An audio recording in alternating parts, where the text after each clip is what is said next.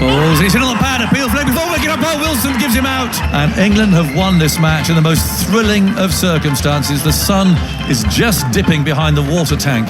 In goes Robinson then, looking for that one wicket to win. And Ali's forward is caught behind. And England have won the series. Wasim runs in, bowls to Duckett, who slashes that for 4 through point. They've achieved something here that nobody has ever done. England have come to Pakistan and they've won 3-0.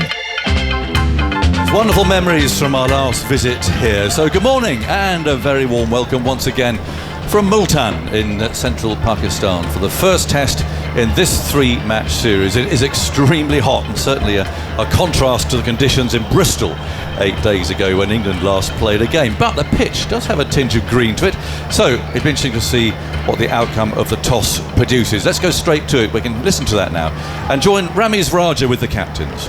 Yes, everything set up very nicely here for this first test match here in Multan, England versus Pakistan. Sir Richie Richardson is the match referee. Then we've got the new England captain, Ollie Pope, and then Shan Masood has got a smile on your face. Keep that smile on, boss. You need it. Let's go. Tails. Tails is the call. Heads it is. We'll have a bat first. Heads it is. Go well, mate. The there you go, mate. Yeah, Shan, what have you decided to do? we're going to have a bat first. Right. I mean, how do you sum up the conditions, though? There's a little bit of green tinge. Yeah, look, we asked for a good cricket wicket. Like you see with both 11s, I think everyone's stacked with the batting department. We've got 2 spinners in the spin department and 3 fast bowlers. So we line up in the same way, and what we want to see is good cricket from all departments. And a good start for you and for the team as well, because the last 10 months have really not been kind to Pakistan. Yeah, look, I mean, we've been in winning positions and we've not won from there, and that has created some hurt within the camp and obviously within the Pakistan cricketing fraternity, but we want to change things. We want to get back on track, and we're looking to do so with this group of players. Best of luck. Thank you. All the best. Go on. Right, congrats. I mean, it's not easy without your regular captain, but here's an opportunity for you as well to lead and lead them well. Yeah, absolutely. Came prepared, obviously did the series against Sri Lanka just now, and came prepared to captain just in case Stokes wasn't quite ready, but now looking forward to the challenge. Yeah, I mean, massive change in conditions from -3 to +35. I mean, how do you intend to cope with the conditions, and what about the pitch? Yeah, I think the conditions is obviously hot, probably the hottest I've played in, but now looking forward to it. I think we've trained really well to prep us for this game, so ready for that challenge of the heat too. Look, we would have had a bat first. I think there's a little bit of moisture in the pitch, so hopefully we can make the most of that early. I think the other real challenge will be how you nurse this young fast bowling attack. Braden Carse is making his debut. What do you make of him? He's supposed to be kind of a combative character. Yeah. I'm excited to see him going in Test cricket. He's obviously played a bit of white ball stuff for England now. He's got that extra bit of pace, so he's an exciting guy to watch. All right, best of luck. Cheers, thank you. Right, the news from the centre out here is that Pakistan have won the toss and elected to bat. Thank you, Ramiz. And if you're ever intrigued a little about the ups and downs, the topsy-turvy nature of Pakistan cricket, let's not forget our old friend Ramiz was chairman of the board 2 years ago, and he's back to what I think he's doing best, actually, back commentating, and he's part of our team, of course. So Pakistan have won the toss. They've chosen to bat first. There was quite a lot of grass on there first thing this morning. Then the mower came out. It's quite funny actually watching Brendan McCullum trying to stop the groundsman from mowing it off, but he did so anyway. But it is still tinged with a little bit of green. Both teams were announced prior to the game, but let's run through them anyway before we get Alex Hartley's thoughts on proceedings. Saim Ayub, Abdullah Shafiq will open. Shan Masood, of course, is captain these days, taking over from Babar Azam. Saud Shakil, Mohammad Rizwan, nice mix of left and right hand in that batting lineup, by the way. Salman Ali Agha, Amar Jamal, Shaheen Shah Afridi. Well, he's been on the naughty chair a bit, in and out of the team. Terrific left-arm quick bowler when he's fit and firing. Naseem Shah played, I think it's the first test here last time 2 years ago. Still that young quick bowler. And Abrar Ahmed, who made a real name for himself, of course, in the series here 2 years ago with his wrist spin. So that's the Pakistan lineup. England, Zach Crawley hasn't played for a while, has he, since breaking his finger. Ben Duckett, they're reunited again. And it was on this tour 2 years ago, really, that they really kicked off as a partnership. Ollie Pope captain in Stokes' absence. Joe Root 70 away now from beating Alistair Cook's record as the all-time England run scorer. Harry Brook, Jamie Smith, fresh with his new pads. You'll hear about those shortly as well, I'm sure. And then this pace attack that we've talked a lot about. None of these have played overseas in the McCullum-Stokes era. Woke's obviously experienced. Then Gus Atkinson, Bryden Cast, and then Jack Leach and Sherb Basher. That'll be interesting as well to see those two reunited and bowling their spin together. So we're underway here in 10 minutes. The umpires will be appearing. We had the anthems before that. But Alex Hartley reunited as well, back to 2 years ago. What a tour that was. It's fantastic. We're listening back to those little clips there at the end. From an England perspective, extraordinary, really. Oh, I mean, how Pakistan cricket has changed since that trip. Yes. I mean, we know that it changes so much anyway. They haven't won many games since then either. But to go and win, England to win 3-0, it was unheard of. And now Pakistan at home, it's actually quite common that they lose at home. But back then it was so uncommon for them to lose at home. So I'm really interested in how, I guess, Pakistan regroup and how they get back together for this test series. But yeah, it was great memories when we were listening back there. Yeah, it was. I suppose, we'll look at England's bowling lineup. I mean, you look at the pitch from here, and you've been out and had a look. I mean, it was grassy before the mower went on it, and it's still green, but it's kind of a bit deceptively green. I think Stephen Finn and I both said no, regardless of the fact that you don't come to Pakistan and expect to see a pitch like that. So it's interesting to see what this first hour might do, actually. Yeah, look, I think it could do a little bit in the first hour. There might be a little bit in the surface, but out there it's baking hot. So actually the colour of the green on the surface, give it 2 or 3 hours and it won't be green anymore. It'll be dry, won't it? And what we know is how dry it is out there. Over the next few days it'll get drier, the cracks will come out, the spin will come into play. So I actually think this first hour is going to be so important. Having said that, the pitch has been obviously not under cover for a long time, and even since we got here this morning it started to change colour. Yeah, and I mean this weather, it's sort of, I know people get a bit cross about going on about heat and so on, but it is a factor here, and this is going to be 40 degrees today. You don't often experience that, but to go out all day and field in it when you've been here less than a week. For these bowlers, I did mention to Paul Collingwood actually, and I mentioned it seriously because there have been times in the past where they've actually ruled there's going to be an extra drinks break taken, and he rather scoffed at me actually, as if England are deliberately playing down the fact that it's hot. They want to get sort of negative thoughts in their mind about it being so hot. The fact they're only playing in Bristol eight days ago. But it's going to be a real challenge. It's scorching out there, isn't it? It is really warm. You but feel everything's burning off you. Well, when we walked out this morning and went to have a look at the pitch, we walked out with Finney and we both looked at each other and went, it's warm, isn't it? But it's a lovely heat, but it was 9:10 in the morning. Yes. It's not 12 o'clock, it's not 2 o'clock, it's not that midday sun. It is going to be hot out there. But I also understand why Collingwood has said, no, it's not that hot, because actually you want your players to be comfortable, you want them to have those positive thoughts. If they start thinking, it is a little bit warm out here, isn't it, we could do with an extra break, you get those negative thoughts in your head. Well, we've got some excitable spectators here, not many, but we've got some. It's a Monday, of course, and often get test matches starting on a Monday. Very much a working day here in Multan. We drove through the rush hour today at a breakneck pace, which is exciting as usual. But so we've got a smallish crowd. There are some English spectators here, but let's be honest, so many of them lost patience, and I'm not surprised, frankly, with all the dithering and messing about that was going on before this itinerary was finally settled. That a number of them, I think, just gave up, to be honest. So about 70 spectators, is that right? I've got a little note in front of me here. Khalid, who's organising everybody, our old friend, our fixer, he's back again. He's looking after everybody. All right, national anthems time. Players lined up, arms wrapped around each other.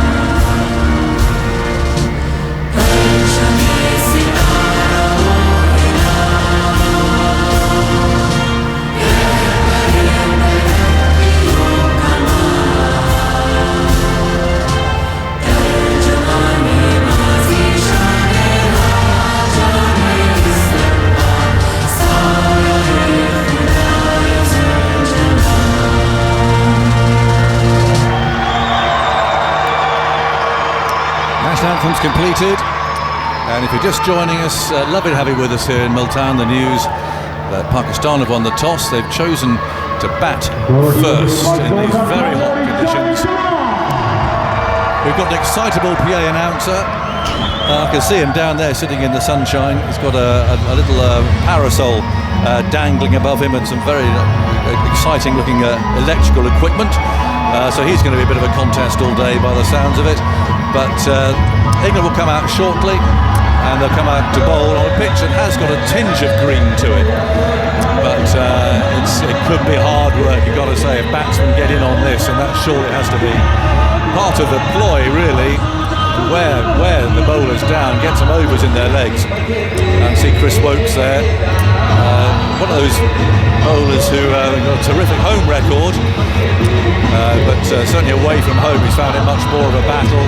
And he's got Bryden Cast and Gus Atkinson with him, who've never played a test match overseas before. So that's the lack of experience in the England lineup. And fascinating to see how they get on. Cast in particular, one that goes against the grain of recent selections, is 29. It's not one of those plucked out of obscurity, as it were, but he's been on the one-day scene on various tours in the past. So we've got England taking the field.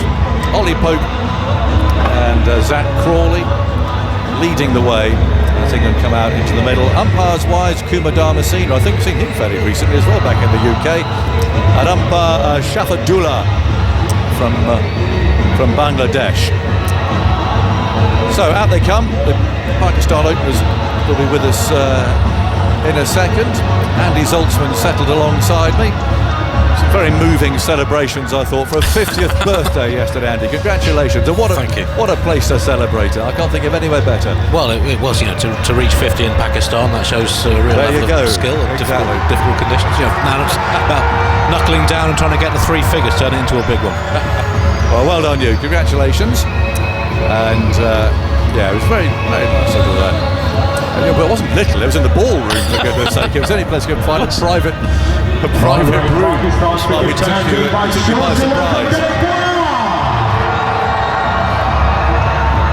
I'm not even going to try and compete with our friends.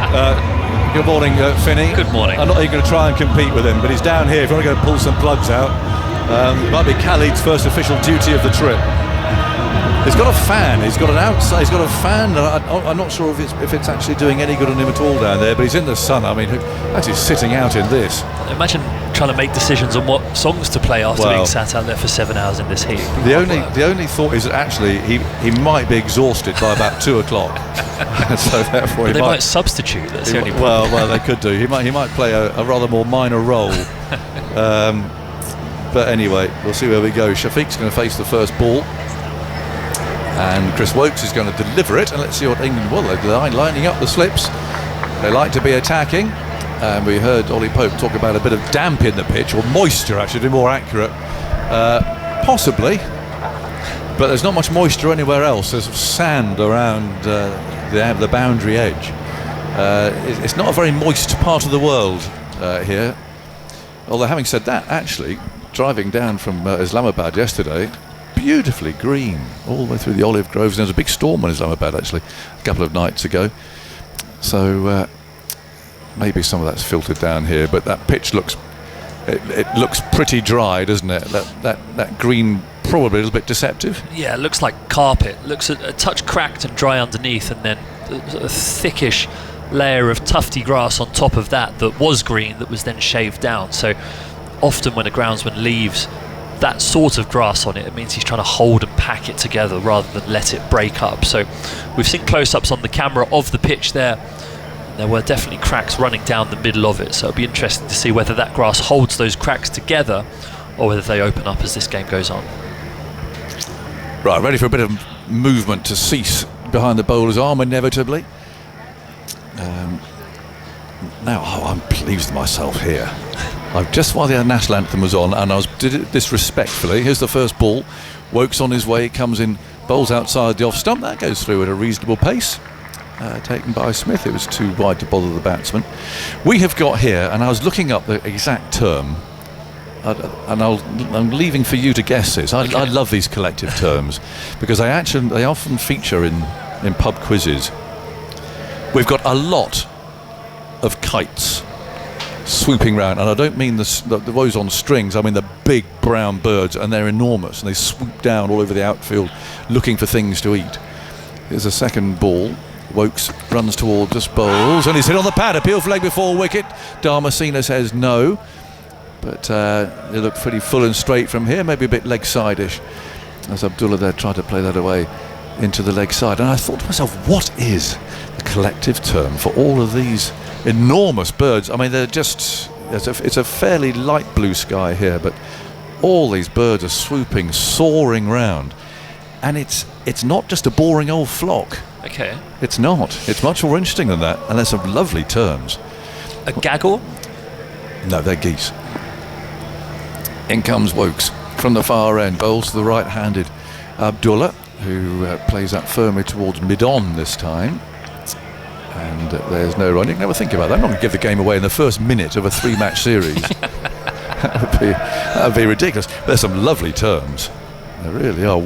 They can be so descriptive, some of these terms, can't they? A mob of kangaroos. That's one that did come up in a pub quiz the other day. Got it, nailed it, because you see those blown up ones, don't you, at test matches sometimes. What a great name for a... Yeah, people say herd. In comes Woakes, skipping in, bowls. Oh, it's a good ball. A little bit of movement again, beating the right-handed Abdullah, and he's hit a lovely length. And that's one of the hardest things, I reckon, when you switch from playing at home to going away, the different pitches and so on. It is finding that length. I always thought. Yeah, especially here in Pakistan, where the ball does skip on. You don't want to float it up there and be driven. You have to have that energy on the ball by hitting the surface, and that going around bail height through past the batter was a lovely length. Woakes again, past umpire Damasceno, shorter this time, pushed into the offside, going for a quick single, and there's an underarm throw there, coming in from mid-off. That was a sort of a loopy one. I think probably the fielder, who was Crawley, I thought it was, he's normally at slip, but they're obviously looking off that finger. He probably realised that Smith wasn't quite there to take the throw, so it was a little lobby throw, and they got through for a single. So that's one sign that they're just looking after Crawley. Normally second slip, of course, next to Root. But, they've got Harry Brook in there now, who's pretty safe, and Duckett is at third slip. And Crawley always gives himself away by the fact he's the only one that wears a sun hat. One for no wicket. Left-handed Saeem on strike, and he covers up. Plays out to mid-off, and there's no runs. A very tidy first over there from Woakes. I reckon if that's your first over in new territory and so on, you'd be pretty happy with that. Yeah, LB shout that was just drifting down the leg side of playing a miss. Good lengths and lines all the way through that over, so he'll be happy. He was a bit grumpy this morning actually when I spoke to him, because Chris Woakes? the put one fake grumpy, I think, but okay. He was looking for paint to mark his run up out as I hugged him hello this morning, and he was a bit miffed that the paint that they gave him was the same colour as the grass. He said, how am I meant to see that? This hugging, I've seen you fast bowl. I mean, imagine Fred Truman going up and giving Brian Statham a big hug. You know, or Frank Tyson. Imagine how many more wickets they'd have got if they had that camaraderie. Well, obviously. No, it's very nice to see. Now, Gus Atkinson, then, what a summer he had. And he's going to bowl from our end. I think he might be rather skiddy on here and nippy and could be quite awkward.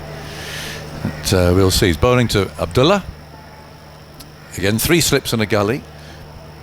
Atkinson runs in, bowls outside the off stump, and having said he's going to be skiddy and nippy, that one actually failed to go into the keeper.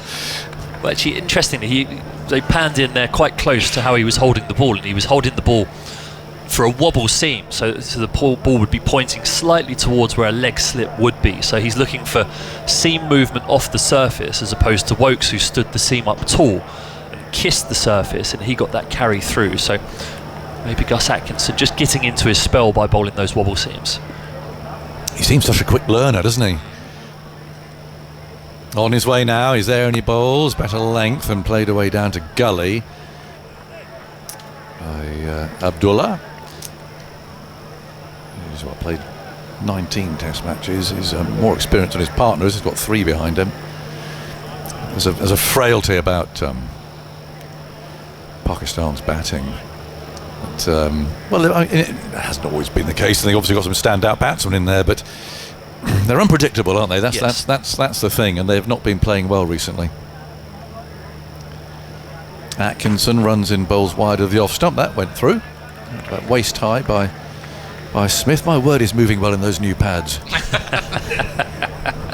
Little skip to the right there. Well, I treated them well on the journey over here. Handed them over yesterday. We'll hear more of that later when more people are with us. But yes, the things that you get asked to do as a Test match special statistician, I don't think it's ever involved in the past bringing out wicketkeepers' pads. Yeah, well, it's a great privilege. I Onerous burden. You took your duties very seriously.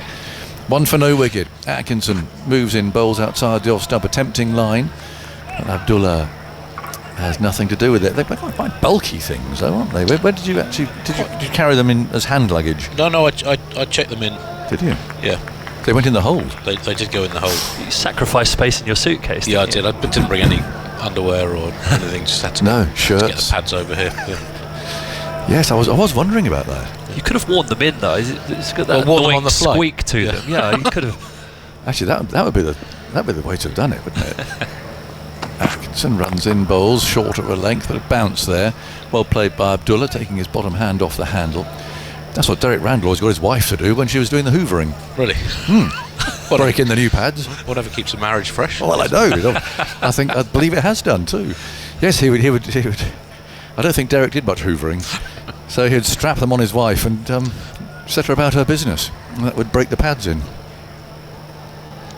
Completely mad. There you go. One for no wicket here. Pakistan winning the toss, batting first. Atkinson bowls. Again, a lovely nagging line there on the off stump. And Abdullah patiently pats it away. Castfields. That's the end of the second over. You mentioned the fragility at the top of Pakistan's order. Abdullah Shafiq had a tremendous start to his Test career, really up to the first Test of the England series 2 years ago when he made a fine century in Rawalpindi. Was less productive through the rest of the series, and since that series is averaging just 24. His overall average is 40, and he's had a horror run of late since in Pakistan's last 5 Tests, only 5 Tests they've played since the start of, since this time last year. 7 single-figure scores, all of them under 5. In fact, 6 of his last 7 innings he's been out for under 5, including 3 ducks. So it's been a very tough run for him. Wokes comes in, bowls the left-handed Saeem. Lets that go through, quite low through to the keeper. And this is the 7th time this pair have opened for Pakistan, Abdullah Shafiq and Saeem Ayub, and they've yet to post a 10-run partnership in those 6 innings. And if they fail to do so today, it will set a new all-time Test record for an opening pair of consecutive partnerships in single figures. Right. It must have been a long flight, was it? One for no wicket.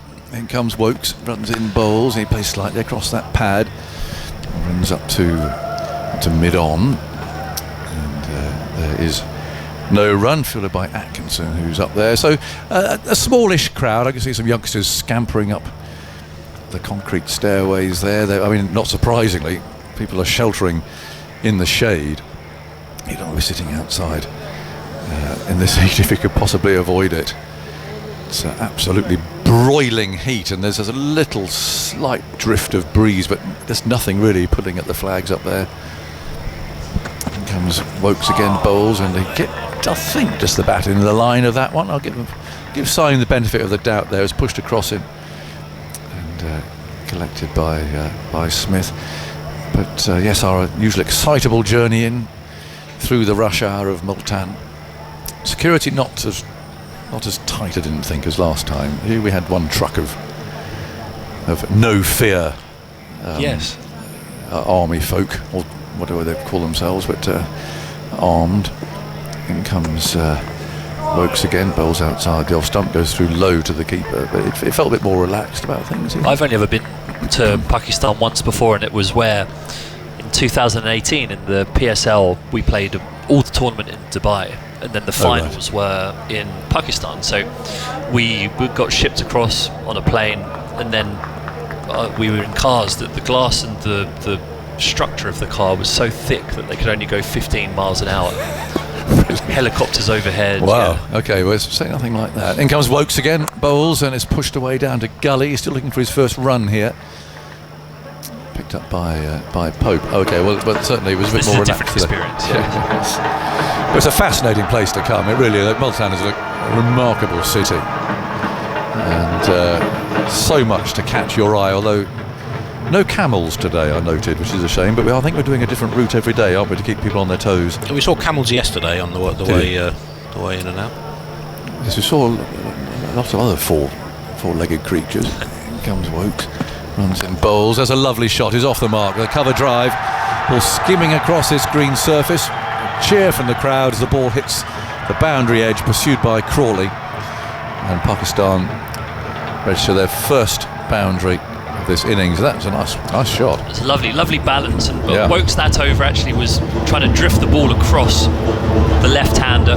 The seam just scrambled slightly, and it dangled a couple of carrots full outside the off stump, but this one was a touch straighter. Batter just leant into it. It's a big gap at extra cover because of those slips and the gully in place, and it races away rather quicker than I thought it might do for 4. So Yeah. good signs for this opening partnership getting past 10. So Well, they're halfway. They're halfway, sort of willing them on, really. 5 for Salts no isn't, wicket. I don't think. No, he loves a record.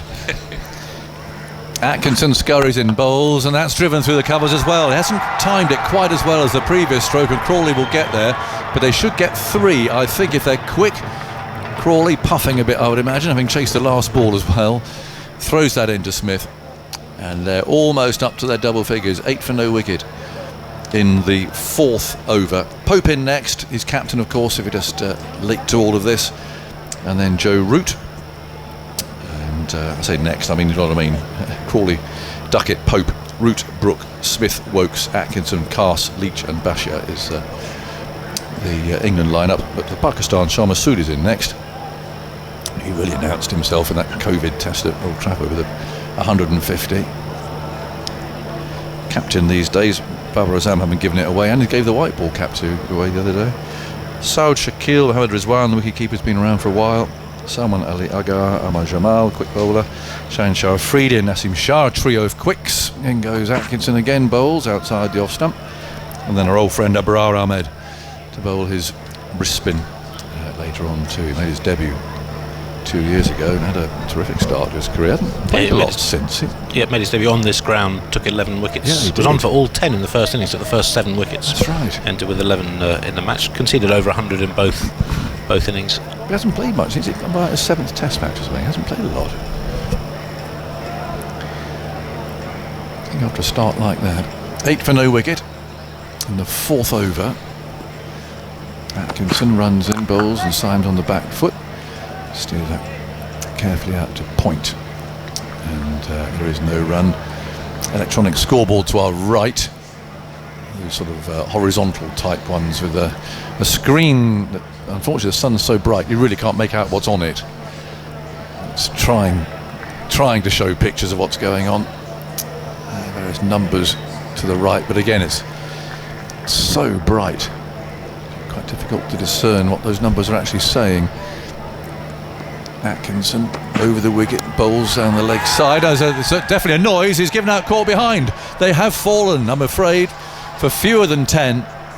They're 8 for 1. Zoltz has a record a day after his 50th birthday, and Pakistan are 8 for 1, and a disappointing way to get out. It really is. Caught down the leg side on what looks to be a pretty flat pitch, and a bit of a bonus there for Atkinson. Not much of a ball down the leg side. Flicked either the glove or the handle, and Smith was there to take the catch. So 8 for 1. Yeah, it's just that extra bounce from Gus Atkinson. It bowls from such a tall release height that even those balls down the leg side, they can just climb slightly. This fresh pitch on the first morning of a test match, where Ollie Pope spoke of some moisture in the surface. It looks as though Gus Atkinson, with that touch of kick, has found it, and it just brushes the glove on the way down the leg side. Jamie Smith takes a nice but simple catch down the leg side there, skipping away to his right, and England have their first wicket unconventionally. But when England won here last time, all 60 of their wickets were unconventional, weren't they? And they've got another one here. So the early breakthrough, the Pakistanis lose their first one for 8, and Zoltz is doing cartwheels around the box. Yes, 7th consecutive single-figure opening partnership for Abdullah Shafiq and Saim Ayub, which is an all-time Test record. Also looking at pairs of batters who've had 7 or more consecutive single-figure stands. All the previous instances have involved at least one tail ender. So they're the first pair of specialist batters in Test history to have 7 consecutive single-figure stands for any wicket. That's not a great record to be part of, is it? No, I think I'll be breaking to him gently as he's taking his pads off in there. He's only a young lad, but disappointing. And well, he'll look at that. I mean, yes, you can get out like that, can't you? But as a bowler, you know you've rather slightly mugged one there. So Masood's first ball, and he's on the front foot, and an elegant stroke again, very much a feature of his batting. And he'll pick up a couple. He's a tall man, likes to get on that front foot. And he's got 2 there just to the left of Crawley, fielding at mid-off. So now into double figures, 10 for 1. So twiddles his bat. He seems like a natural captain, but he's had a tricky start, mildly. Atkinson bowling outside the off stump, and he lets it go. Not least that declaration against Bangladesh that went not quite entirely as planned. It's the sort of thing that gets you sacked as Pakistan Test captain. Well, it does. But, if he didn't follow that game, they declared their first innings closed and they'd lost by 10 wickets, which was a bit disappointing. But I'm not sure how you explain that one away, really. No, an understatement. But anyway, he'll be hoping for better things. 10 for 1, and Woakes is going to bowl the 5th over of the innings. Pakistan have won the toss. They've chosen to bat first. The teams were announced 2 days ago in England's case and yesterday in Pakistan's, but I'm sure we'll go through them again as the day develops. There's Woakes bowling the first ball of the 5th over. Abdullah, the right-handed opener, plays out to Crawley. Has been kept busy there at cover, normally at second slip, but he's looking after that finger. Lots of people think this is an easy job, you know, but can I just pay credit to a man who I saw on television yesterday in Dubai and commentating on the India-Pakistan women's match. Blow me, he popped up in our bus this morning on the way to the ground. Nasser Hussain, I do salute you. In comes Woakes, bowls, that's tucked away past mid-wicket. They're going to get a couple here. That's a deep backward square leg. Shoaib Bashir gets there first. They take 2 to go to 12 for 1. He was on something like, did you say you'd gone in at 2 this morning? I think it was 2 o'clock this morning. And he admittedly felt a bit rough, but fair play, isn't it? Let's be honest. Alex was quizzing him earlier as we walked out onto the pitch. How on earth did you get here? I thought you were in Dubai. Yes. Unless he's got a body double, maybe. Well, he has, but I'm not going to mention his name. He's not very popular at the moment. 12 for 1. And in comes Woakes. And bowls a hit on the pad. Appeal for leg before wicket. They like that. But Umpire Masina doesn't. He remains absolutely unmoved. Well, I suppose his lips moved. He said not out, but that was all that moved. Nothing else moved at all. And they're not going to bother reviewing that. Yeah, so well done, Nasser. That's a good effort. It's just looking at just quite clearly drifting down the leg side. It just nipped off the seam, actually. Woakes standing his seam up proud and tall. Just nips off the inside half of it into the right-handed batter, Abdullah. Woakes again, bowls wide of the off stump this time, and Abdullah allows that to go through. PA announcer's sitting there, he's wilting now a bit in the sun. It's already starting to hit, I think, after 20 minutes. He's got his fan going. There is an assistant there. That umbrella's a bit limp, isn't it? Very limp. That is the limpest parasol. It's not really doing its job at all, is it? Slightest flutter. But I think the assistant is trying to sort it out. In comes Woakes, bowls, and that's turned away out to mid-wicket. I mean, the poor man is standing, has got all this electrical equipment, which is setting off quite a bit of heat in itself. It's approaching 40. He's got a small fan, one of those that's positioned on the ground, blowing towards him. He's got a cap on, he's got headphones on. sat next to an extension lead that's got about 15 plugs coming out of it. Yeah, as well. I noticed that. Looks perilous. In I that don't heat. think I was going to send Khalid down there, but I don't think I will. Looking at that, 12 for 1, 2 balls to go in the 5th over. Abdullah's on 6. He's waiting for Wokes, skipping in from that far end, bowls, and that's a nice shot off the back foot. It's a little bit short from Wokes with that bit of width, and the ball pursued by Crawley once again. He'll be looking forward to getting back into the slips. Well, he might just be saying, my fingers made a startling recovery. I'm heading back to second slip. Anyway, that's an interesting first 20 minutes, which have been completed. 5 overs, 12 for 1. That wicket going to Atkinson. More from Steve Finn, and then we have Atif Nawaz coming in here. Yeah, it's been a good start from England here. Relatively disciplined with the lines and the lengths that they've bowled. Both bowlers offering something slightly different.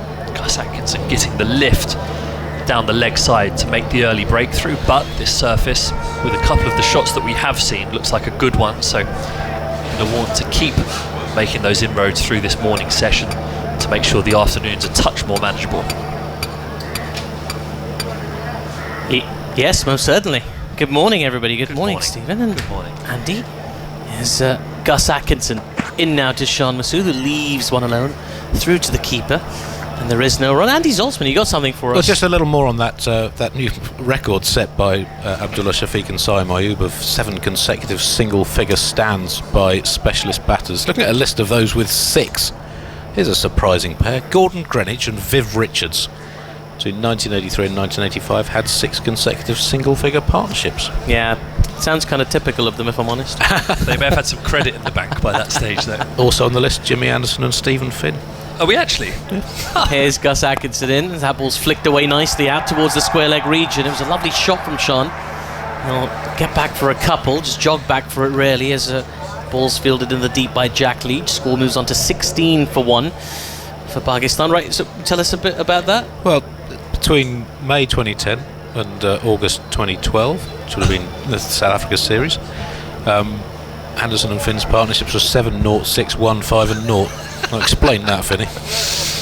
What happened? I think we're both pretty hopeless batters, to be honest. Goodness That's gracious. easily explained. An aberration, I'm sure. I'm sure it was Jimmy who just kept leaving me stranded. Atkinson in again to Sean. This is short and down the leg side, and not interested in that at all is Sean as it goes through to the keeper. No run. Pakistan have already lost a wicket this morning.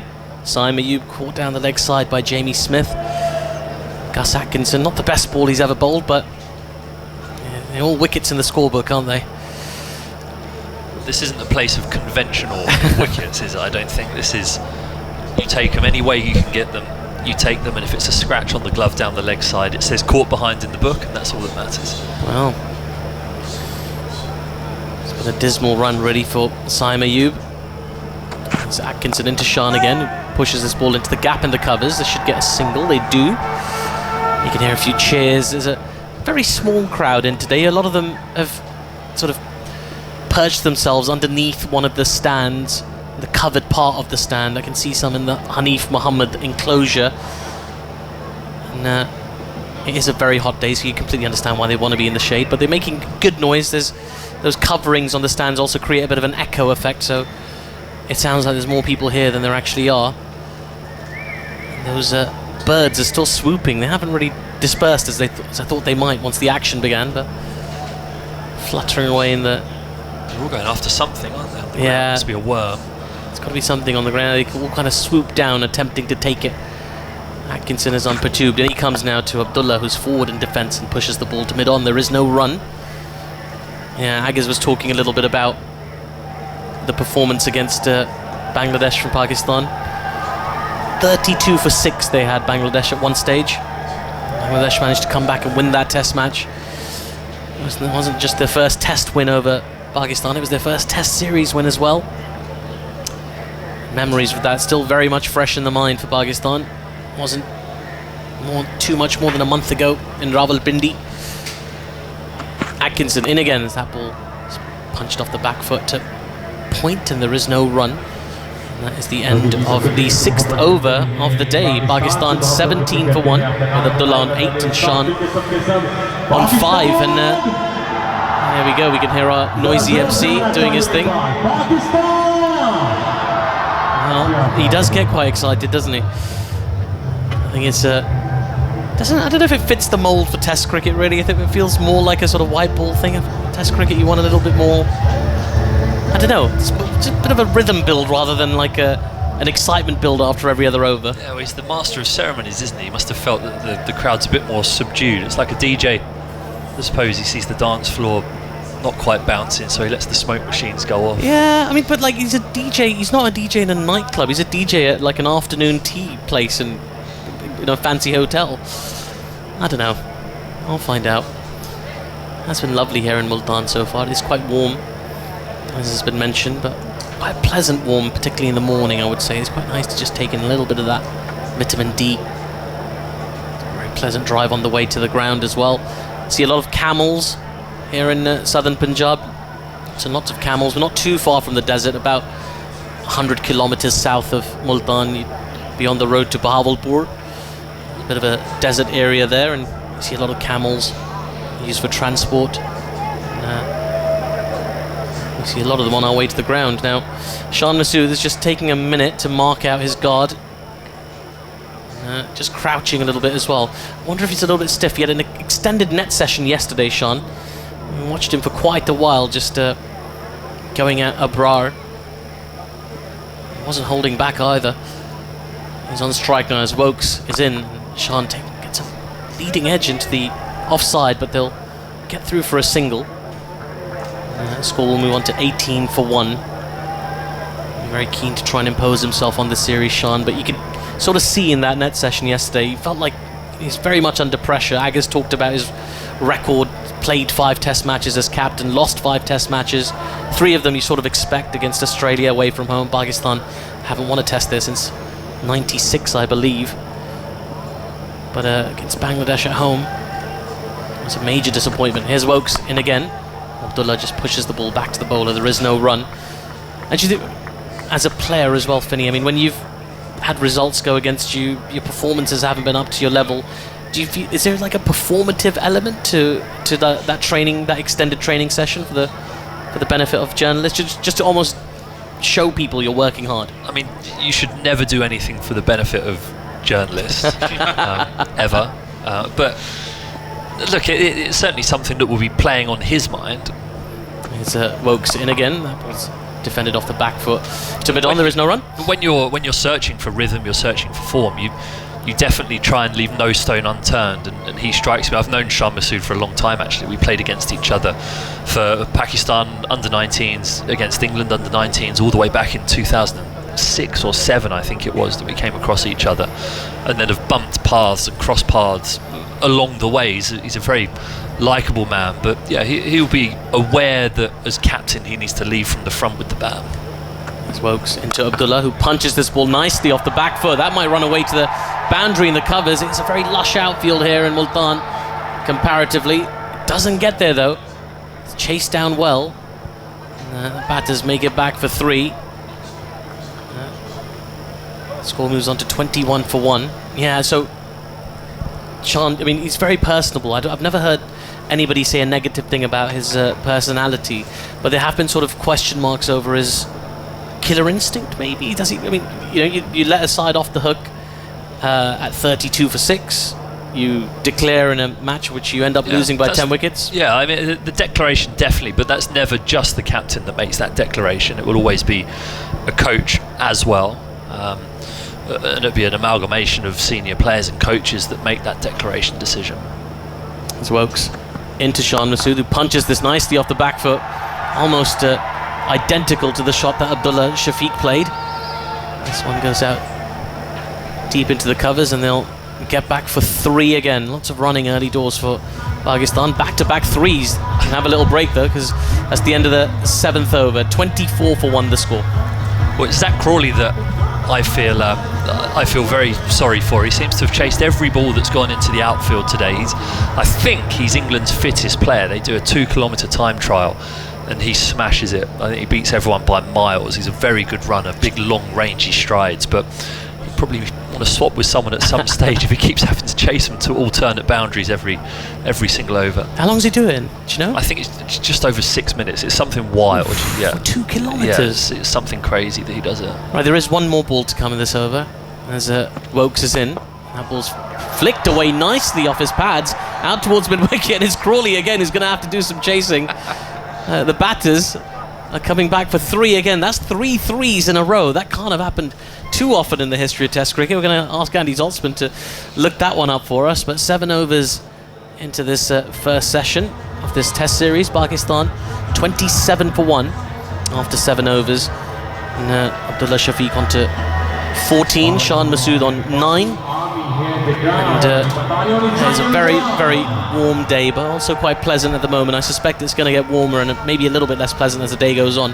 But 3 threes, I mean, that's hard work, isn't it, Vinny? Yes, I mean, I clearly, after hearing my batting exploits with Jimmy Anderson, we're longing for threes in our 6 under 10 run stand. So there were a few times in my career where I'd have gratefully taken a 3, but not here and not in this heat, I don't think. Do you know, I once had a conversation with Heather Knight, England's captain. England, of course, were victorious yesterday in the T20 World Cup over in Dubai. Also available on 5 Sports Extra.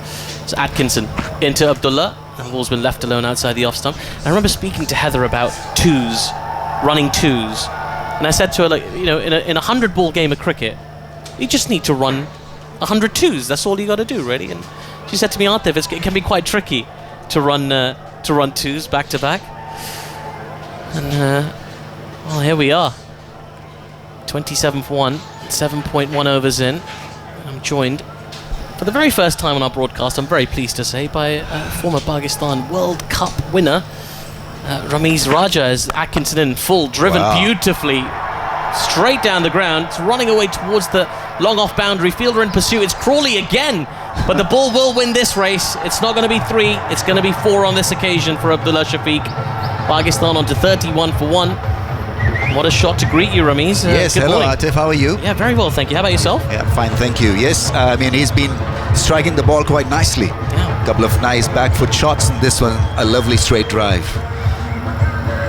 You've had a close look at the surface as well out there. What did you sort of make of it? Is there much there for the bowlers? Both captains wanted to bat first, so it's a batting strip, number 1. Number 2, I think there's a little bit of moisture as well, so I was expecting England to maybe now, or early in the piece, use a bit of spin.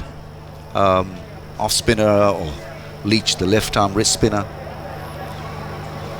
Because we haven't seen a lot of lateral movement. I mean, it's a nice batting strip. It will become increasingly difficult for these bowlers to survive. Atkinson into Abdullah, who punches the ball into the onside where it's fielded, and there is no run. I mean, despite that, Pakistan's scoring at a good rate already, so 31 for 1 halfway through the 8th over, but they have lost Saim Ayub, and it does strike me as the kind of wicket, Ramiz, where you've got to it's all about sort of concentration almost as a batter, like as a fielding side. You're trying to induce mistakes, but you're going to struggle to bowl that magic ball maybe. Sure. Also, I think there'll be pressure on captains from both sides, because you've got to change script, strategy after every 5 or 7 overs. Here's Atkinson once more, like good length, punched nicely by Abdullah Shafiq wide of the point fielder. They get through for a quick single. 32 for 1 now. Yeah, I mean, you've got to base your strategy on discipline, but then lines could change, vary, the shorter length could come into play as well. This pitch will not have a lot of bounce, but we'll have some variation come day 3, day 4. I think it took some of the visiting journalists perhaps by surprise when the pitch got a little shave just before the action started. Yeah. And that usually happens. Yeah, it does, doesn't it? It does. It happened in Rawalpindi as well. Yeah. Here's Atkinson in once more to Shan Masood. This is a short ball. It just takes off from a length a little bit, and it's been signalled a wide by the umpire. Just the first one we've seen take off a little bit. It was quite short, and not really one that's going to challenge the batter too much. Shan Masood quite comfortable leaving that alone, but it was a long way over his head. And yeah, that's the other thing. On a slow pitch, how do you aim those bounces perfectly? Because you want to dig in and hit the deck hard, and so you can never tell whether the ball is going to bounce more or less. Here's Atkinson in once more to Sean. This ball takes a sort of not quite a leading edge, but not off the middle of the bat. It goes out towards the deep extra cover boundary, almost reaches the boundary sponge, but the batters will make it back for a comfortable 3. There have been a lot of 3s about this morning. Lots of 3s. I'm going to chase Andy Zaltzman for that stat at the end of this over, because in the previous over, Ramiz, we saw 3 3s in a row. Yes. You will have run quite a few 3s in your career. Ever 3 in a row? 3 3s? I can't remember. I mean, you're talking about dark ages. You know, this is about 1875. But you know, I just, I just feel that this fence is long, pretty long. Yeah. Or maybe we've gotten used to T20 fence. Yeah, bring him in a bit. Bring the boundary in about 10 yards, please. Here's Atkinson into Abdullah with 3 slips in place. Abdullah just pushes with soft hands into the covers, and there is no run. So 8 overs have been completed in this Pakistan innings. 36 for 1. Saim Ayub, the only batter to go. Now, I feel like Andy Zaltzman's got some information for me. 3 3s in a row. Andy, tell me more. Well, I need a little bit more time to get 3 3s in a row. But what I can tell you is 3 3s in an over is pretty rare. That's only the 61st time in Test history in over 2,500 games where ball by ball has been recorded, which I think over 2,000 of those games in which we've seen 3 3s in an over. The first time Pakistan have hit 3 3s in an over since the year 2000. And in terms of the earliest in a match, there's only once been 3 3s in an over sooner than the 7th over of a Test match. That was Australia against West Indies at Adelaide in 1976. They got 3 3s in the 6th over. We saw it in the 7th over today. Goodness Wow, me. that's brilliant. It's fun, isn't it? Having Andy Zaltzman. You can just ask him Well stuff like done. that. He's absolutely switched on. It's only 10 a.m. There we go. And we're pushing him already. Stats never sleep, Ramiz. Right, we're getting a change in bowling now. It's the debutant, Bryden Carse. A lot of weight on his young shoulders. Impressive first-class career, averaging a little bit over 30, but he's taken a lot of wickets in his 49 matches, 127 of them. And there'll be high hopes. He was given his cap a little bit earlier today. I watched the England team huddle round, give him a big round of applause. As here he comes now with 3 slips and a gully in play. Starts with a short ball. It's been cut nicely by Sean, but straight to the fielder at point, and there is no run. 36 for 1, the score remains, and it's a big moment, isn't it, for the young man picking up his England cap and being given a big responsibility on this tour. Yes, I mean, difficult conditions from weather point of view, from surface point of view, so you've got to adjust as a young kid. You've got to get it right straight away, because the margins will squeeze on this surface. The middle session will be tougher for bowlers, especially medium paces. Here's Carse into Sean again. He tries to get forward and drive, but just finds the fielder at mid-off, and there is no run. He's looking to find that hard length, and they're going to have a heavy workload here. All 3 of these Test matches quite close together, so you kind of need to manage your workload and also just bowl within yourself. I mean, is it hard to do? I mean, I imagine it's hard. It's your debut Test match, and you want to give it your all, really, but also you got to last. You got to have some longevity. As Carse turns at the top of his run from the North Pavilion end here at the Multan Cricket Stadium. He bowls over, pitching slightly. It's flicked by Sean, but straight to the fielder at mid-wicket, and there is no run. I think best time to bowl is right now in the first session, because then you can obviously conserve and look to find other options if you're a skipper. But right now, I think for a medium pacer, this is it. Now or never kind of situation, because once the moisture goes off, it'll become a placid track. Those cracks are not going to really cause a lot of concern to the batters. Yeah, looked at the surface. Doesn't look a huge amount in it earlier, but surfaces can be deceiving.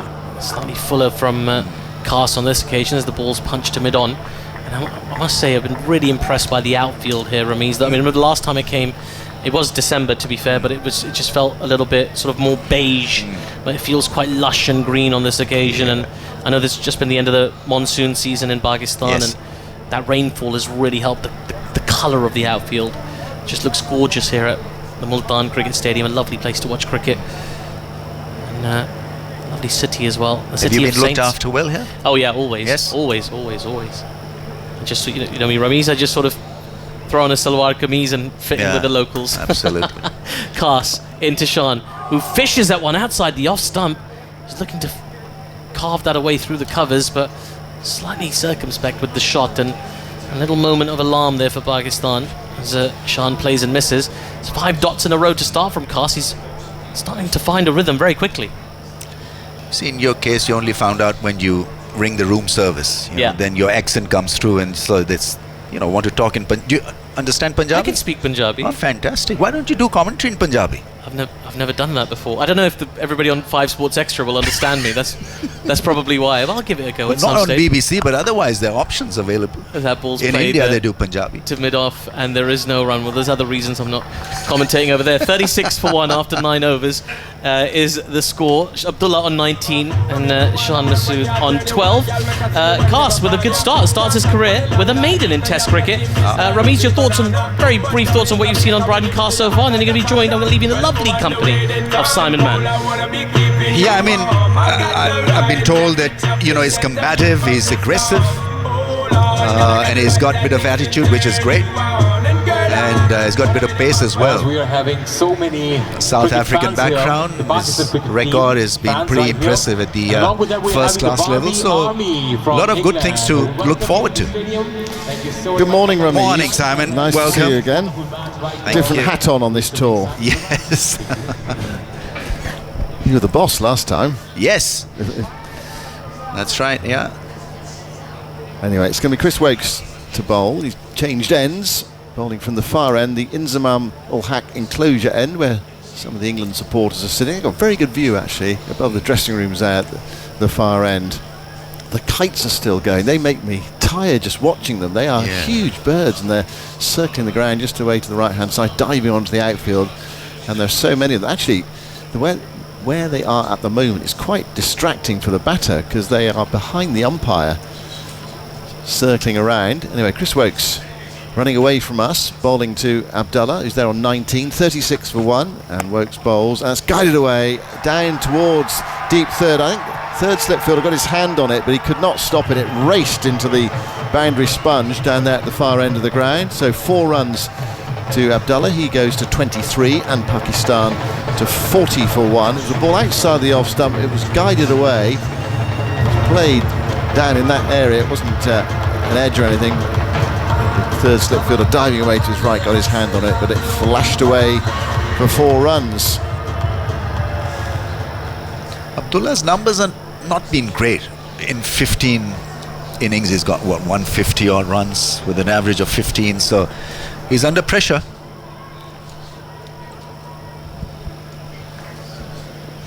Wokes spins round and goes in and past the umpire now, up to the stumps to bowl to him, and short of a length, guided away. This time it stopped at backward point, diving save, and there is no run. Let's have a look at his overall figures. 19 matches, test batting average of 43. He's got 400s and 550s, but it's of late, isn't it? The last 15 innings, yes. Pakistan batters. I was looking at Barbara Zambi. I think he's got 50 in his last 8 test matches. That's right, for a player that quality. Sure. I think his highest score is 39. But before that, he had a good little run. I mean, he made runs in that last series that England played here. Here is Wokes bowling to Abdullah, and Abdullah plays into the offside, short of cover, can't get a run. So there are 2 men around that mid-wicket range next to each other, 3 slips in place, and so he's had issues with the in-slanted delivery, Abdullah Shafiq. So they're sort of making him think about that in-slant and then holding the line on that off-stump channel as well. So this is good strategy, good ploy from England. There's nowhere to hide these days. There's so much video analysis, and they came up against him on the last tour as well. Wokes moving away from us, goes in and bowls to Abdullah. There's a shout from behind, nothing from Wokes there as it strikes him high up on the pad, possibly even the thigh pad. England have had 3 shouts this morning, but they've all been a bit too high or just nipping. There's a little bit in this pitch, not very much. I mean, it feels like one of those days. It's kind of like an old-fashioned day. You'd think a sort of 300 for 3 day, kind of like that, really, on a surface like that. So if you can do better than that as a bowling side, you feel you've done pretty well. England got that early wicket. It was a bonus one with Saim Ayub caught down the leg side by Smith. Wokes bowls, so on leg stump, turned away, past that cordon on the onside, close in, and they come back for 2 runs. Rami's mentioning there's 2 close fielders. It was just past them out towards a deep mid-wicket. So 2 to the total. Pakistan go to 42 for 1, coming to the end of the 10th over. So they've scored briskly. not quite as briskly as England managed on that first day in Rawalpindi. Well, that was memorable. That was embarrassing for us. It's just, I mean, we had the president of Pakistan come in to watch, and so I was sitting with him, and he said, "Look, I'm going to provide you a bit of relief. You know, good luck charm." And Works so bowling outside the offside, big drive from Abdullah, misses it. He was looking to crash that through the offside. Quite a wide delivery from Wokes, past the outside edge and through to Smith. It's the end of Wokes' over, so he's bowled 5 overs for 25 now, and Pakistan up 10 are 42 for 1. Abdullah 25 and Shah Masood on 12. So, I mean, so England were 400 on day one, and so in half an hour from 400 it went to 500 while he was sitting there. And so I said, please leave. In a polite way, I said, so, I mean, it's not happening. He didn't blame you, did he? Because you're the sort of overall man in control. I know. So he's looking at me and says, what kind of team you've played? Yeah. I mean, I think it took everybody by surprise. I was talking to Atif in the back of the box, I think, after about an hour's played. He said, if England go on scoring like this, they'll make 480 in the day. And I said, that would be ridiculous, Atif. They won't make 480 in a day's test cricket. Well, it's a great series, actually. You know, Pakistan lost the test match here by just 20-odd runs. Cast goes in and bowls a ballooning bouncer. Is that going to be called wide? I think it is, yes. 2 umpires conferring. It was called by the square leg umpire and confirmed by the standing umpire, who is umpire Damascena. So 43 for 1. He ducked that in short there. Brydon Cast always took his own toenail off bowling that delivery. It was that short. Way over Shan Masood's head. Yeah, the game here, I think that's about as wide a short ball bounce I think I've ever seen. It was so far over the batter's head, and Shan Masood's quite a tall man. Cast bowls, and that one squares him up. He gets a thick edge. It goes down towards deep third for 4. Well, he wasn't looking to play it there. They went along the ground. One of those that you sometimes call a moral victory for the bowler, but in the scorebook it says 4 more to the batter. I mean, he's bowled a few heavy deliveries, heavy balls, and then follow them up with a full pitch delivery or a length delivery, and every time it has almost worked. So he's got Shan Masood thinking about the bouncer. 47 for 1. The music's still going. They were ready to play then, but it hasn't been faded out. They need a bit nimbler DJ. He's still running in and the music's still going. Here is Cast bowling, struck on the pad, very full delivery. Appeal for Abu Dhabi, out. He thought about it for a very long time. Umpire Damascena then raised the finger. It has been reviewed by the batter, but is this Brydon Cast's first test wicket? It was a very full delivery, almost Yorker length. Has he got an edge on it? Was it going down the leg side? Is it straight enough? The technology will tell us. Yeah, excellent tactics from Cast, because this was nice and full and at pace. And I think it probably will be out because it looked very, very close. Did think for a long time, so long in fact I thought he was going to say not out, or perhaps he had said not out. He's a long way from us. Right, we're seeing it now from face on. Where's it pitched actually? Where is it pitched? Has it pitched in line? I think it's hitting the stumps. Oh, this might have pitched outside leg stump. Chris Gaffney is the TV umpire.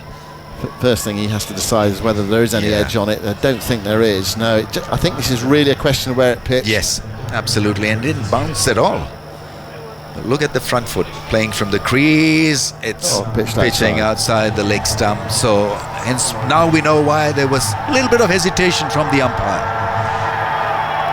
So it is not Brydon Cast's first test wicket. A bit of the ball pitched in line, but about 3/4 of it pitched It's a tricky outside. one, this, you know, how much seam is hitting that leg stump line, and you know whether it's full or whether it's half the ball that decides the fate. But anyway, so Brydon Cast denied. That's what the technology can do to you, but fair enough. We saw it on the technology, the ball outside the leg stump. 3 slips in the gully go down. Brydon Cast, tall man, bouncy run up, bowls on the pads there. It's clipped away nicely by Shan Masood, but straight to square leg, and Jack Leach stops it. Good to see him back in England colours. He's had a difficult time of it, but bowled superbly for Somerset. Bags of wickets in it's clearly September. pitched outside the legs. Sorry, I was looking at the replay. Yeah, Ben Stokes, he was I think ready to celebrate, but he was up off his chair and frustrated, just the camera focusing on him up in that England dressing room at the far end of the ground. On this cloudless, hot day, Carse bowls to Shan. Shan covers up to ball outside the off stump, dabs it away towards mid-off, and there's no run. Yeah, the game here, you were talking about the game here, it was a really tight match. About the first two games in the series were they're fascinating games. Pindi as well, I mean, England pulled it off in the last 15-20 minutes. Well, I mean, we don't know how long was left, possibly even 5 minutes, 2 minutes, whatever it was, we weren't sure because the light was fading. It was a real race against time when Jack Leach took that wicket. The game here, 281, played 202, so England batted first, so their first innings did of 79, and then they made 275, so Pakistan were left with about 350 to win. Here's Carse bowling, outside the off stump, cracked away, it's a nice looking shot from Pakistan's captain. Just didn't time it quite as well as he would have liked. He picks up a couple, goes out towards deep cover. Pakistan go to 49 for 1, so they wanted about 350 to win, and they were winning the game. Yes. It looked as if it was their game, about 290 for 5, and then there was that catch down the leg side. Ollie Pope took Saad Shakil, of Mark Wood's bowling. It was a question of did it carry? Yeah. There was some conjecture that it might not have done, but the third umpire ruled it did. That was a big moment, obviously. England winning by, 26 runs in the end. Carse bowls, and Shah Masood, when he played that, you thought he might well play on there. There's a bit of an optical illusion, got a thickish inside edge on it in the defensive shot. It did actually roll back up the onside of the pitch, but from where we're watching, for a moment, you could just see possibly shaving the edge and going onto the stumps. Anyway, Carse has been lively so far, 2 overs for 7. Pakistan are 49 for 1. Yeah, where are we? 26 runs, England winning that match. One memory of that game, that Harry Brook 100 where he hit the ball out of the rough, stepping to the leg side, but also England just frittering their wickets away and kind of bringing Pakistan back into the game. Sure. When they had them, felt as if they had the game nailed down. It was an excellent game of cricket. Yeah. It really was. If you get something like that over the next 5 days, we'll be in for a treat. And of course, then we'll do it all again here. 3-day gap, and then they'll start another game on this ground. Chris Woakes mops his brow and sets off to bowl to Abdullah Shafiq at 49 for 1. The right-hander outside the off stump. Abdullah leans forward and allows it to go through to Jamie Smith. Pakistan winning the toss. England would have batted first as well, despite this talk of green pitches. I mean, there's just a tinge, but it's also, I don't know, you've been out there, Rami, it looks like there's a few cracks there as well. Yeah, cracks, bit of roughness as well. A little reverse swing coming into it. Yep. Woakes moves in and bowls to Abdullah, and Abdullah's to turn into the onside, hit high up on the thigh pad again there, and there's a yelp from the bowlers. You think of that ball that kept a bit low earlier on, actually the balls that have nipped and gone into the pad have been too high so far. Yeah, the length ball's been a little too high. But there was a cross-seam delivery from Carse as well to Shan Masood. So probably you need such sort of change of grips and different kind of deliveries really to make the batsman a little bit uneasy. Yeah. Here is Woakes bowling. Forward goes Abdullah, plays it towards mid-off, and there's no run. It's a day for thinking, isn't it? And trying to and changing and experimenting a bit and doing different things in the field. England would get a spinner in right now. I think we've had 54 minutes so far. Because of the moistness, I mean, there's still be some moisture for the spinner to extract. So they've got Pakistan 3 right-handers and 3 left-handers in their top 6. I think they've got an off-spinner and a left-arm spinner. Woakes bowls, turned away towards mid-wicket. There's 2 fielders there at mid-wicket. And there is no run picked up by Bryden Carse. You feel we might go to that as the day goes on, these kind of umbrella fields. Yes. There's a remarkable field that Jimmy Anderson bowled with in the UAE on that incredibly flat pitch, where there were 2 double hundreds in the match. 7 on the leg side or something like that. It was a hot umbrella. Yeah, that's right. Everyone was just about was in front, either on the leg side or the offside. took a photograph of it. I think I've still got it somewhere. Extraordinary field for an extraordinary pitch. Wokes bowls to Shafiq, turned away down towards deep backwards square leg, and England have that fielder behind square, very square. You think of a fine leg, no, he's more deep backwards square leg. It's Jack Leach, and there's Pakistan's 50 on the board in good time inside 12 overs. 1 wicket to go down. Saeem Ayub. It's the lot of an opener, and you'll know this, Ramiz. You win a toss, flat pitch, you get caught down the leg side, and you watch everyone else bat for the rest of the day or into the next day as well. It's cruel, yeah. But the ball bounced just a little bit more, that strangled him down the leg side. Maybe too much focus leaving the ball outside the off stump, so just wanting to around that off stump line, and certainly got hoodwinked in a way. Played down the wrong line. His head was still pointing towards extra cover when he played that shot, or attempted to play that flick. Yeah, flick the glove. I mean, you always think of it as unfortunate for a batter, don't they, when they're caught down the leg side. But I mean, for some pace bowlers who do sort of bang it in, perhaps into the rib area, it's quite a legitimate delivery. I'm not sure Atkinson was necessary bowling for that, but Wokes goes in and bowls to Shan Masood, who fidgets at that one, plays it towards backward point, where it's picked up by Shoaib Bashir. It is the end of Wokes' over, so 6 overs for 26 from Chris Wokes, who hasn't got this great record away from home. He's got a fabulous record in England. He probably, if you'd said to him, I don't know, a year or two ago, you'll play another test match, you'll play in Pakistan, he'd probably barely believe it, to be honest. Must needs for England. 50 for 1. Seems to me these days, I know what it's like with Pakistan, but with all the three forms, but you need so many pace bowlers. You need a whole phalanx of them. Army of them. 10, 12. Yeah. Keep them going. So much cricket. I mean, it's incredible, isn't it, really, that England have come straight out of a white ball series 8 days ago in Bristol, and here we go, test match. And we're underway, and the contrast in the weather, what about 12 degrees to 36 degrees? I think top temperature 36 degrees today. Now, this is Kars. Moving into Abdullah, it's full and driven into the offside, runs from here out towards long off, the chase is on, and Zach Crawley again, and it goes up towards the long off boundary, and Crawley arrives almost at the same time as the ball hits the rope, so a run in vain for Crawley. He's done a lot of it so far. I saw him actually just now, someone rolled a water bottle onto the ground for him to have a drink, and he rolled it back out again, a bit like when you're at the 10-pin bowling. 4 to the total. Score goes to 54 for 1. Yeah, so far Abdullah Shafiq has not really tried to hit the ball hard. It's all about timing and, nice movement of the feet. He's on to 30. Cast bowls to him, short ball, and that one doesn't really get up.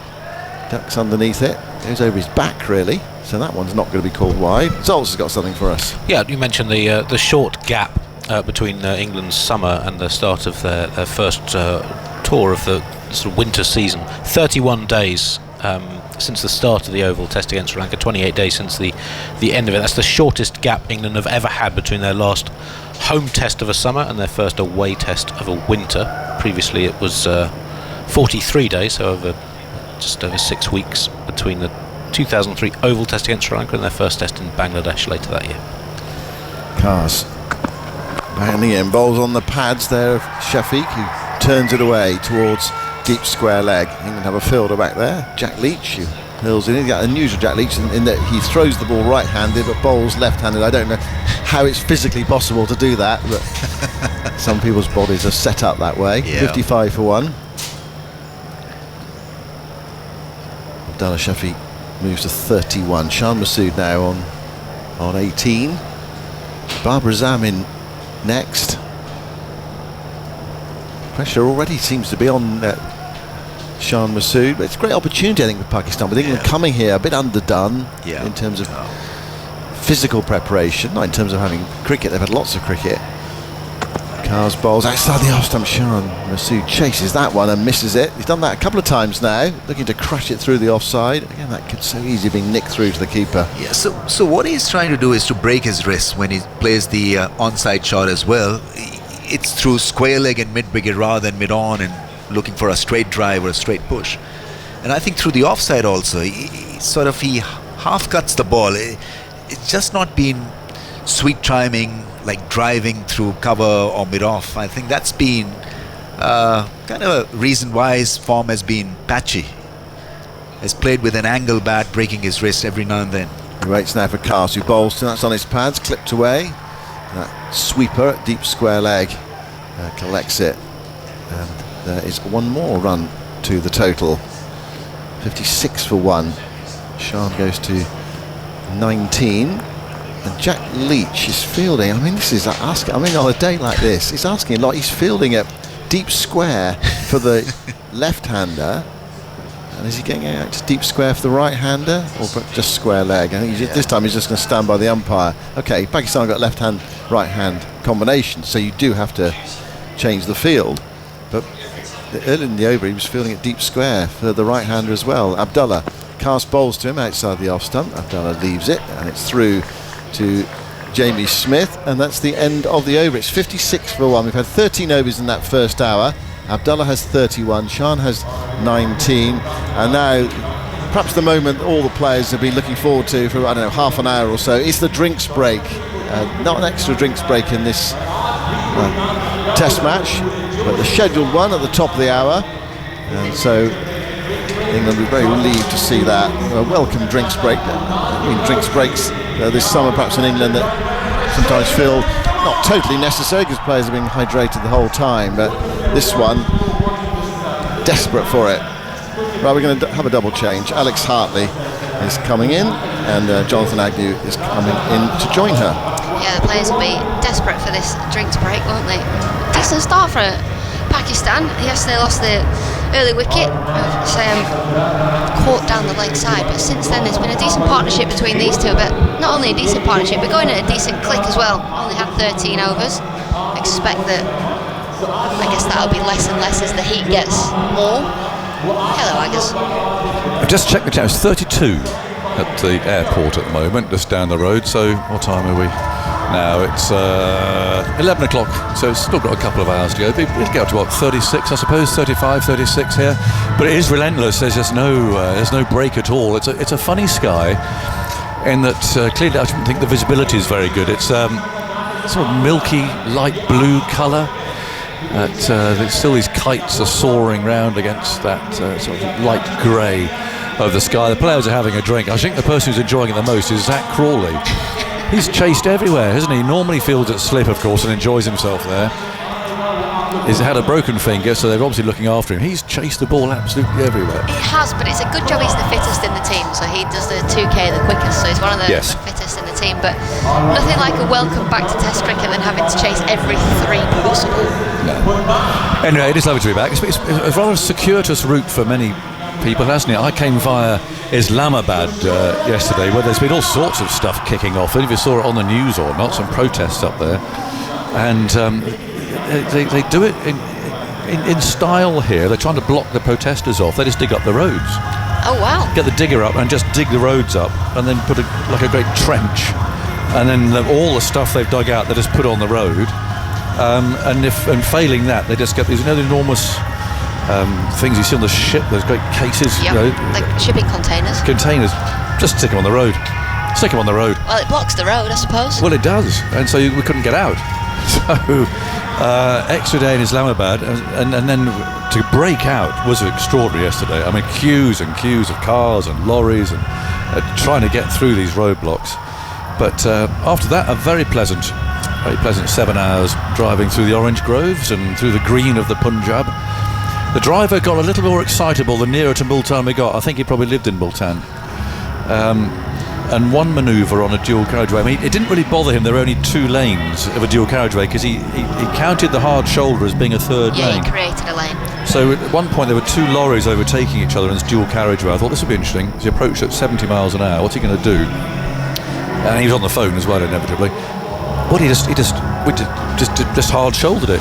Perfect. 70 miles an hour on the inside, and on we went. So it was that sort of a journey. I did tap him on the shoulder, so I think it's time for a break at that point. But he came up with a fantastic line. We got into Multan again. Now he really was ticking a bit. He's getting home. He's been driving for 7 hours, and one of those sort of things happens, where a motorbike came shooting out from nowhere, and your instinct, isn't it, to go, oh, crikey, like that.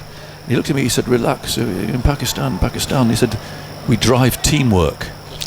And what a great expression, because at home we don't drive in teamwork, do we? You drive for yourself. Here, it's teamwork. So you look after the person coming in on what looks to be a crazy manoeuvre. You just look after them. You just drive your own way, they look after that person. A fantastic way to describe driving in this part of the world. Anyway, it's a nice journey. And we've got Shoaib Bashir bowling now. 56 for 1. And let's see how he goes. So he's the one that Pope has gone to first. Of course, Leach also in the side. He's going to bowl to the left-hander.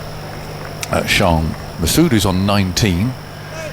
There's a slip, a leg slip. Not really expecting anything, are we? I don't think, in the way of spin at this early stage, but you never know. He's going round the wicket, and his first ball doesn't land on the pitch at all. It's tucked away, a low full toss down towards fine leg. Not the greatest of starts. Pursued most of the way down to the boundary, and they'll come back for 3. Poor old Crawley again. I mean, there he is in a sort of nondescript position at backward square leg, and the ball even seeks him out there. And that brought up the 50 partnership in 9.5 overs. Well, after the loss of that first wicket, they're rattling along. 59 for 1. Shan goes to 22. Still these kites soaring overhead. It's the size of them for me. They're massive. Huge, aren't they? I don't remember them last time being so big. I looked up the collective term in my first stint. I wasn't going to give away because there's some lovely ones. The collective terms can be so descriptive. I'll let you have one now to describe what I'm kind of talking about. A descriptive term for kites is a soar. S-O-A-R. Isn't that a great term? A soar of kites. It's Bashir driven out towards mid-off, and he's just going to get there, rolling over and over. And they take a single. That's Wokes there. It's so much better than just a flock or something. You know what I mean? I quite like a gaggle. That's geese. I know, but you can change it. Well, a gaggle of geese is fine, but a soar of kites. Gaggle of kites. Gaggle of kites. What's a collective down for sports commentators? I'm not sure actually. I can think of a few possibilities. Here's Bashir. That's turned out to square leg. Crawley inevitably fields, and there's no run. 60 for 1. Shan Masood 22. Bashir looks at the ball. Amazing, really, the progress that he's made in such a short time as well. Scuttles in, bowls, and Masood's down the pitch, drives out towards Brook, fielding at mid-off, quite deep. So they can take a single. 61 for 1. And more people arriving too, which is nice to see, whether the school's out or something. I can see young men over there in some sort of uniform. Dark trousers, white shirts, all hanging out, which suggests they're schoolboys. Heading up towards the shadows. Bashir bowls. Tries to hit firmly into his right hand. He does well to field that, a tall man. It's a better delivery from Bashir. His first 4 too full. Yeah. The first one, obviously, the 3 down to fine leg, didn't pitch. He's just been slightly too full. This time, finally gets it right. Slip and a short leg. Bashir moves in, bowls a quicker, flatter ball, which is pushed away towards mid-off. It doesn't get there. Bashir fields himself, and he'll feel better as well for getting that first over out of the way. It's always a new feeling. You can have the nets and you can bowl to the mitt and so on the edge of the square, but to actually get playing in a game away from what you're used to, a completely foreign climate like this, bright, hot, slowish pitch, just to get that first over out of the way feels good. 61 for 1. 14 overs gone. Pakistan choosing to bat first. Green tinge to the pitch, but a bit deceptive really. The ball's done nothing really to speak of. It looks a good pitch, doesn't it? Yeah. Especially if you can, I think it's almost easier to play off the back foot, punch the ball. It's had no demons so far. No, none at all. We don't want that anyway, day 1 of a test match. 3 slips, Cast on his way, bowls, and that's a lovely drive. Beautiful shot from Shan Masood, and Crawley dives, misses it, but he's got to go trotting off and go and get the ball now from the boundary. It's been a relentless morning so far for poor old Zach Crawley, but that was a lovely stroke. There's something about a left-hander playing a cover drive, it just looks that little bit more graceful than a right-hander playing it. That's a beautiful shot for a tall man. No real effort, they just timed the ball perfectly. Poor old Crawley. It's almost getting funny every time he has to field the ball now, but yeah, Sean Masood there just leaning on the ball outside the off stump, the ball angling across him. We're going to have a change in the field as well. Well, look at this, it's like the old days of Douglas Jardine clapping his hands and saying bodyline, because suddenly there's been a complete switch here, and there's now 3 out on the leg side. So square leg, long leg and fine leg, and we've got a very fine third man down here on the line of kind of second slip really. So we're going short, in comes Cast, bowls, and that thumps into the pad, runs away into the leg side. Not quite as short as it might have been expected to have been, but it's short of a length. 65 for 1. Well, they're going to this very early. I mean, they're barely an hour's play, and you do try and protect the ball a bit. I was just thinking that as well, Yeah. and for me, you want Bryden Cast. The first ball wasn't great, it was punched through the offside before, but it wasn't the worst delivery. No. It was just a good shot, and now it's like, right, okay, defensive. Well, it's just challenging him to take this short ball on, isn't it? Cast moves in, bowls and hits him. It didn't get up very high, and he rather ducked into that. He was expecting the ball to go over his head. That'll be a bit of a bruise. And I do prefer to see if they're going to do it. Okay, but I'd like to see a short leg as well, because then all options are covered and you can sort of fend it off. That's hit him up on the bicep looking at the replay. But yeah, so 3 out on the boundary, and that's attracted a bit of a crowd down there. There's a lot of supporters now pinned to the wire fence. It's got razor wire going around the top of it, and they're down there having a conversation with Joe Root, who's swinging his arms down there at long leg as Cast comes in, bowls short, he takes it on, pulls it hard, and it's Root who fields, throws the ball into Jamie Smith, and they'll take 1 run. Now, are they going to do this for the right-hander as well, or is it simply a tactic at the tall left-handed Sean Masood, the captain? Let's have a look. I think they're going the same because Harry Brook has got himself into a catching position down here. Yeah, they are, look. Leg. Root's going from long leg to long leg. Crawley's going out to that boundary. We've got Brook down here just in front of us. Well, it's a very early switch to do this to both batsmen in the 15th over. Must be some sort of record, I think. Cast comes in, bowls short, and Abdullah ducks underneath it. It's a lot of effort and a lot of energy to run up and bowl like this at the start of what is going to be a very hot day. They did something similar at the start of the second innings in Rawalpindi 2 years ago. Pakistan chasing 343 to win, and they began with Robinson and Ben Stokes opening the bowling bouncers, and they got Abdullah Shafiq caught hooking off Ollie Robinson in the 5th over, and then Ben Stokes got Babar Azam out with a bouncer in the 6th over. So that was right from the start of the innings, but the second innings of the match, but it was successful. Yes, with a target in mind. Yeah. So yeah, this is sort of a different case really. In comes Cast, bowls short, tucked away off the back foot. They'll take a single. It's going to be Jack Leach coming up and throwing in there from third man. Haven't seen much of him so far. He hasn't bowled. Back in the side again, and that ends the over. But it'll be a hard work if England are wanting their fast bowlers to run in, and Cast has got his hands on his hips. He's sucking in air to run in and bowl bouncers, and especially with a spinner bowling at the other end. That's going to be a tough one. Yeah, it'd be interesting to see how many overs Cast will bowl doing that. Will it be 4? Will it be, however many? Will it 2, 3?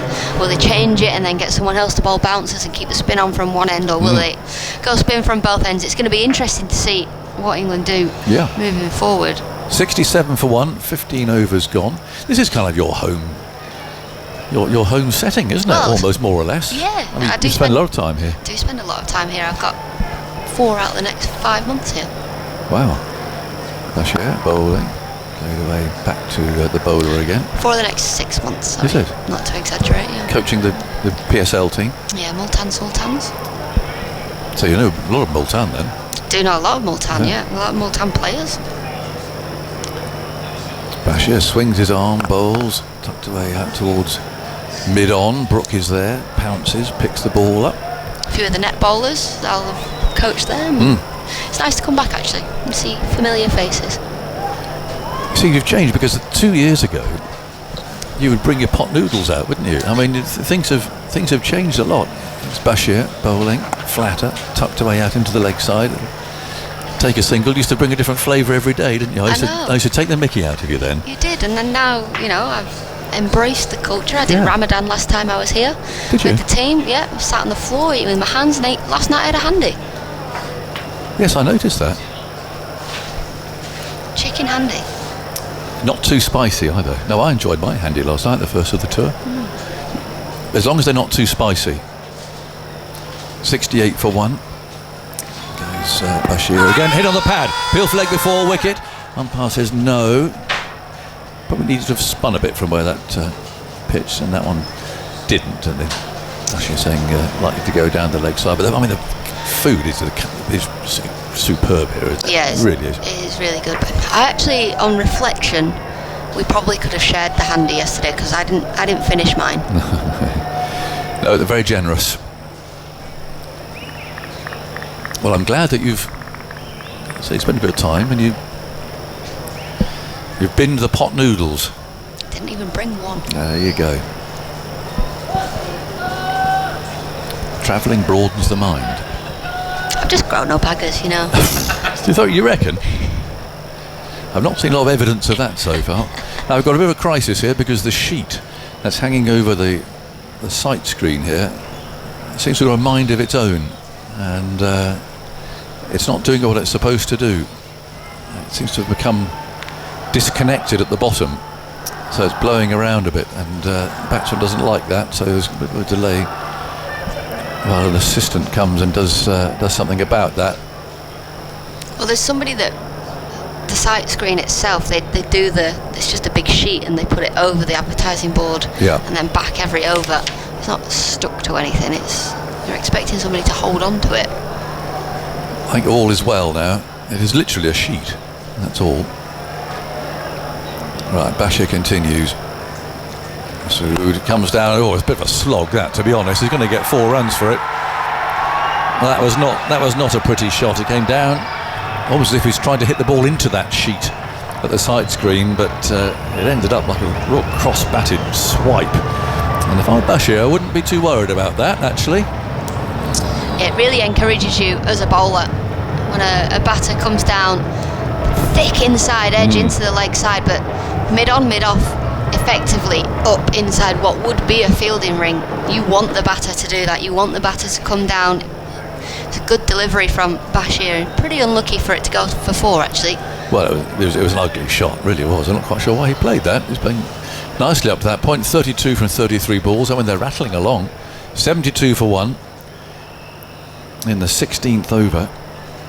Bashir once more. Tall bowls. Oh, he hit that hard, mind you. Crikey. He's hammered that past the bowler. It was in the air, but really hit very hard indeed. And well, whether Sean's been a bit livened up by the short stuff that was coming the other end, and he's thinking, right, I'm going to get after this a bit.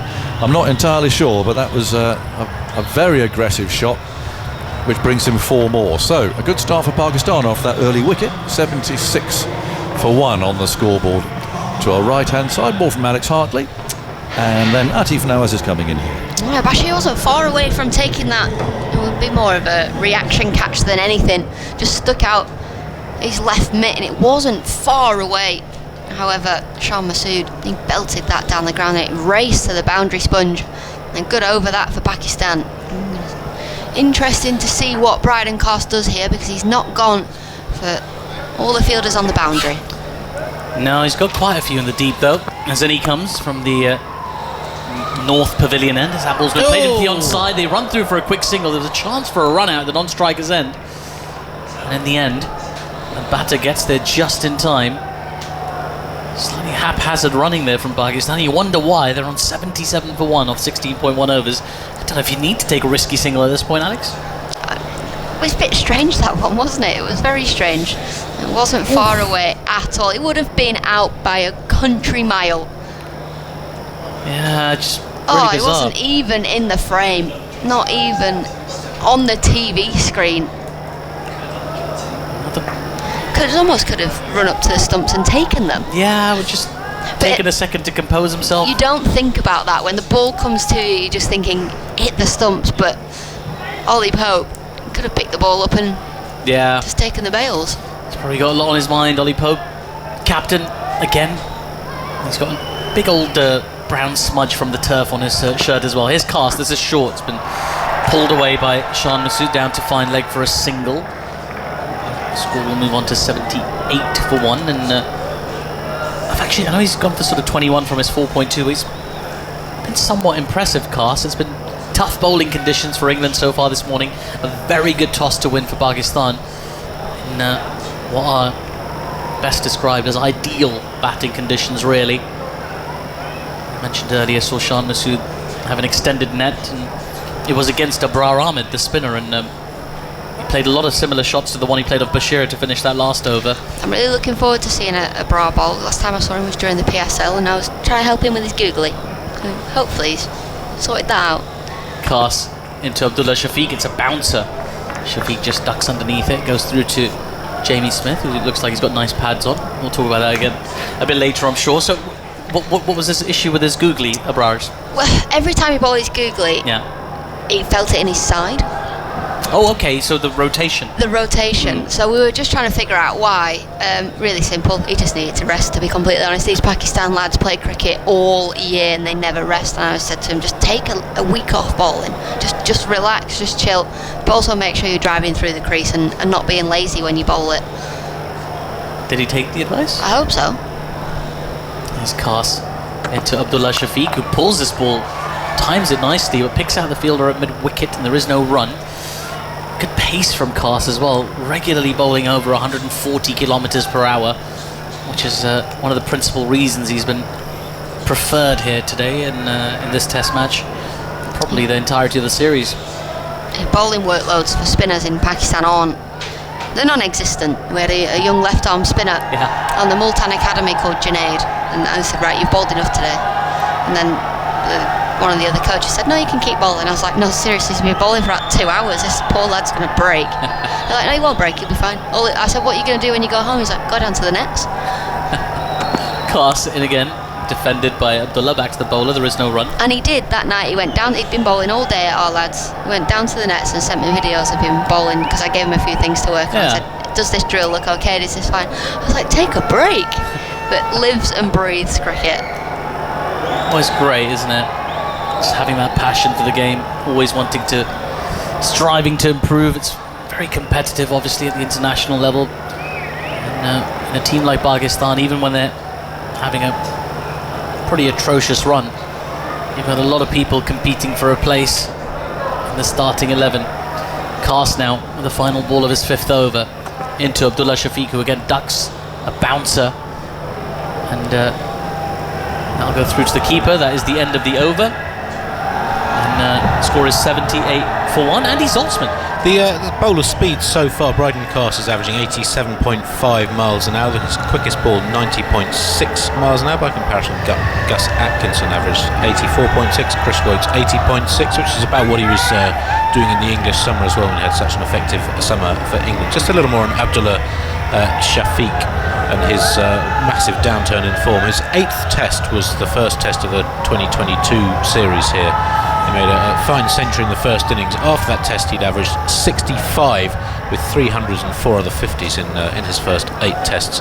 Since then, before this match, averaging just 24 with only one other 100. That was a double 100 against Sri Lanka and one more 50. And that horror run I mentioned recently made a reasonable start to the series in Australia. 42 and 2 at Perth, 62 in the first innings at the MCG. Since when 4-0-0 against Australia, 2-37-0 and 3 against Bangladesh. Yeah. Lean run, to say the least, particularly those matches against Bangladesh. Here's Shoaib Bashir into Shan Masood, back of a length, and Shan just cuts it to cover. There is no run. And the reason we're getting a lot of these wonderful insights from Alex Hartley about spin bowlers in Pakistan, she of course served as the spin bowling coach for the Multan Sultans. And it's just fascinating to hear stories of Multan. Alex, this is short, and this has been pummeled by Shan Masood. 1 bounce, 2 bounce into the mid-wicket boundary for 4. It was enjoyed very much by the crowd, who have accumulated towards our right-hand side. Score moves to 82 for 1. Just dropping short and being punished. That's an easy one as a coach, isn't it? It is, yeah. That would be going down as a cross on my on my note taking for the delivery. Was it good ball, bad ball? Are you executing your plans? Nope. We're going to talk about that one later. But Sean Massoudi is taking a liking here to Bashir, hasn't he? I think Bashir you've got to try and get him on the front foot. You've got a leg slip and a short leg. You want Sean Massoud on the front foot. Here's Bashir in again, a little bit fuller, a little bit quicker, and Sean happy to just defend that into the onside. There is no run. Because anything back of length, only slightly, you know full well he's going to play it off the back foot. He loves to go back. Even with that fuller delivery there, he doesn't get a big front stride in. He wants to go back and hit off the back foot. Yeah. Very comfortable square of the wicket, Pakistani batters generally, as another full ball's been defended just down the strip back to Bashir, who just walks and casually picks up the ball, and there is no run. 82 for 1 Pakistan halfway through the 18th over. And you get the feeling it could be a very long day for England. It already feels like it could be. Having said that, I've seen Pakistani batters play plenty of false shots recently. As the next ball's played into the onside for no run. Both these batters, though, Abdullah Shafiq and Sean Massoud, they'll be really keen to take advantage of this opportunity to just spend time in the middle and impose themselves a little bit.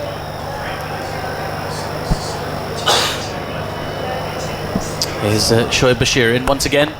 Another beautiful drive wide of the fielder at mid-off. That's going to run away to the boundary for 4. Sean Massoud is batting with some serious intent at the moment. He's on to 45 of 41 deliveries. Pakistan after 18 overs, 86 for 1. You've got to be frustrated with yourself as a bowler there. Bashir happy for the first 4, but you just accept that it was a bad delivery. Bashir then just slightly predictable, to be completely honest. 2 or 3 balls in the same place, this one slightly wider. After Sean Massoud used his feet in the previous over and hit him down the ground, you know that's coming. You've got to try and mix things up, take the pace off, bowl back of a length, change your field. Yeah, Sean just really graceful, even when he's playing sort of these attacking shots through the covers. Keeps a very still head. He's all the grace of all the great left-handed batters that you can think of. Brian Lara, Andy Zaltzman. I think that's the first time I've been in the same sentence as Brian Lara. Well, it was your birthday yesterday. I feel like I owe you one. Sean Massoud against Shoaib Bashir, so far 12 balls, 20 runs, including 4 fours. Yeah, he's, as we say, Zoltan and I, we watched him bat against the spinner. He spent a good hour in that net as well. It was an elective net session as well. He didn't need to take it. It was one that he wanted.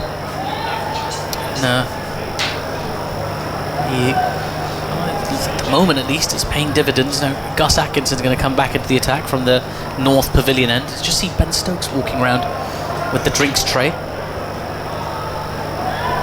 With his England training gear on, looks quite an imposing figure, does Ben Stokes, from a distance. He looks fit at the minute, doesn't he? Yeah. Looks like he's got himself in good shape. Yeah, he's putting the time in the gym. He's walking with purpose. The way he's not even feeding his bowlers, he's just dropped that water on the floor and gonna have that. Yeah. Could be walking through Oxford Street dodging tourists. He's taken a pew for a moment. He's gonna stand near, just beyond the fine leg boundary, and watch Gus Atkinson run in and bowl to Abdullah Shafiq. It's slightly overpitched, but Abdullah finds mid-wicket with his drive. There is no run. He practices a different kind of shot there, Abdullah Shafiq. Very talented batter. Andy Zaltzman was saying he's poised to become the next big thing of Pakistani Test cricket. Just fell away, as did the current big thing of Pakistani Test cricket, Babar Azam, who's due to come in next. There's a big crowd that's gathered here in Multan to see him, in anticipation of seeing him, I imagine. Well, right now they're being entertained by this combination. Atkinson in and Abdullah forward in defence. Picturesque, really. Bat under head, shoulders nice and straight. Straight to extra cover. There is no run. And yeah, the crowd understandably in the shade in Multan. Lovely enclosures here at the Multan Cricket Stadium. They've got the sort of old-fashioned coverings. It does feel like a bit of a throwback stadium at times, but all the sort of modern trappings you expect, particularly in the media centre. Great place to watch cricket. Here's Atkinson in. Abdullah just defends that into the onside again. There is no run. This is going to be a big test here for Ollie Pope. It's not the kind of surface that's going to give you anything at all, really. You're going to have to think the batters out.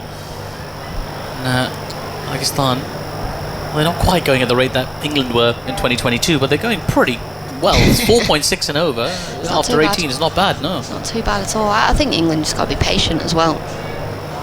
Yeah. If recent records are anything to go by, Pakistan will make mistakes. Here's Atkinson in. That ball beats Abdullah as it just jags into him ever so slightly. There's a few yelps of excitement from the England fielders. It was comfortably going over the top, so no real alarm. Just looking at replay of some of the shots that Shan has played against Bashir. I think disdain is a fair word to use. He really went after him. There's some, a couple of shots where as a bowler you feel encouraged by. But there's a few more where he's used his feet nicely, Shan Masood. There's Atkinson in. This is short. It's been pulled but not timed by Abdullah as it trickles to Zach Crawley at mid-wicket, and there is no run. Decent over this from Gus Atkinson, 5 dots in a row. I get the feeling that's how England are going to build some pressure, just quieten down these batters, tie them down a little bit, force the false shot. We've seen plenty of them recently in the Bangladesh series, and Pakistan's preparation for this series was also quite unusual, opting to play a 50-over competition of the Champions Cup. Atkinson in. It's a short ball to finish what is a maiden over. 86 for 1 after 19 overs, as Alex Hartley's going to make way for Stephen Finn. And yeah, the Champions Cup was the domestic competition that Pakistan played just before this series, and some have questioned whether or not a 50-over competition is the best way to prepare for a test series. You could say that. I suppose England did the same thing. They played a white ball series against Australia, but then again, how many teams whitewashed England this summer? So time will tell if that was an astute choice or not. That tournament in its entirety was played in Faisalabad and drew huge crowds to see all the stars of Pakistani cricket. All of the current test team were involved in that series, and it was very much enjoyed by the public, as is this partnership between Abdullah and Shan. Stephen Finn back in alongside me. Can't begrudge that crowd hanging out under the shade, really, can you? Here's Shoaib Bashir in again to Shan Masood, slightly short. Shan just flicks the ball this time into the vacant mid-wicket area. Be at least a couple. Might come back for a third, actually. They do. Comfortable third. Throw comes in from the deep. Chris Wokes, the fielding, and Pakistan accumulating relatively easily at the moment, Finney. Yeah, there's no demons in this pitch whatsoever. Both captains opting to bat first, or one opting to bat first, the other wanting to bat first, and you can see exactly why. That grass on the surface just seems to be holding it together, helping it skip on. There's no assistance for the bowlers. It's a battle of attrition, and Pakistan are winning at the moment. There's Bashir into Abdullah, who gets forward in defence. Been the more patient of the two batters. Abdullah is on 35 of 64 deliveries. Shan Masood's been looking to be more attacking. He's on 48 of 42. There's Bashir into Abdullah again. Good length once more defended back to the bowler. And there is no run. There's a bit of pressure on both these batters, a different kind of pressure, really. Expect Abdullah to remind people of his class and his abilities as a test batter. There's Bashir once again. Abdullah just works the ball past fine leg to mid-wicket. There is no run. And for Shan, really, it's the pressure of captaincy. It's got to be an incredibly difficult thing to have a record of 0-5. If you're a boxer or an MMA fighter, that would be your career done right there. But test captain. Here's Bashir in once again, and Abdullah just defends the ball into the onside for no run. It's a very, very difficult thing, and there were discussions, we understand, about potentially changing the captain ahead of this series. The Saud Shakil, the current vice captain, being discussed, but Shan was given the nod, a chance to rectify his record. It's Bashir into Abdullah again, who once more defends back to the bowler. There is no run. Of course, you could look at the other side of that, which is a chance to could go 8-0 really at the end of this series. Yeah, I mean, there are better signs today, aren't they? 89 for 1. They've settled into their work here nicely. He's lived life on the edge a couple of times, coming down trying to impose himself on the game and on the scenario here, but he's got away with it, and he's got himself a start, 48 from 42. He's got a very modest Test career record, actually, averages 28.5, which for a player who is then promoted to be captain, you wouldn't find many players averaging 28.5 on the edge of being in and out of the team to then be promoted to Test captain. He's been very prolific in domestic cricket, very prolific when he's played in the UK for both Derby and Yorkshire, and is an impressive man when you speak to him. So you hope that he does find his rhythm with the bat and then he grows into that role as captain, but it doesn't strike me as the sort of place, Pakistan, that you get given that luxury of growing into the role before you're removed from it. And certainly. I've got to just come back there, Finney, and say we must say Derbyshire, they get very upset. Oh, do they? Yeah. Apologies. Hope you're enjoying the coverage, Fletch. You're waking up on your farm in Derbyshire, yeah. Been told off for that myself a couple of times, so I make a point of getting it right. Leicestershire is the other one. Must get it right. Atkinson into Sean, works the ball off his pads out towards mid-wicket again. And he might get a couple here. He does get a couple, and that 2 runs takes him to his half-century. I don't think the crowd is quite clocked onto it yet. They will applaud when they do. His teammates have clocked onto it. They're applauding him. Hearty applause. There we go. I think they've just picked up on it, the crowd. Half-century for Pakistan's captain. The first half-century of the series. Yeah, from just 43 balls. It's his 15th 50-plus score in Test. 4 centuries. The last of those was at Old Trafford in that COVID series, since when he'd averaged just over 20 coming into this game in 14 Tests. Since then, he's so far hit 6 fours. He's going well, is Sean. It's the way you want to start a series as a captain as well. Try and get on top of the opposition. Make yourself daunting to bowl at.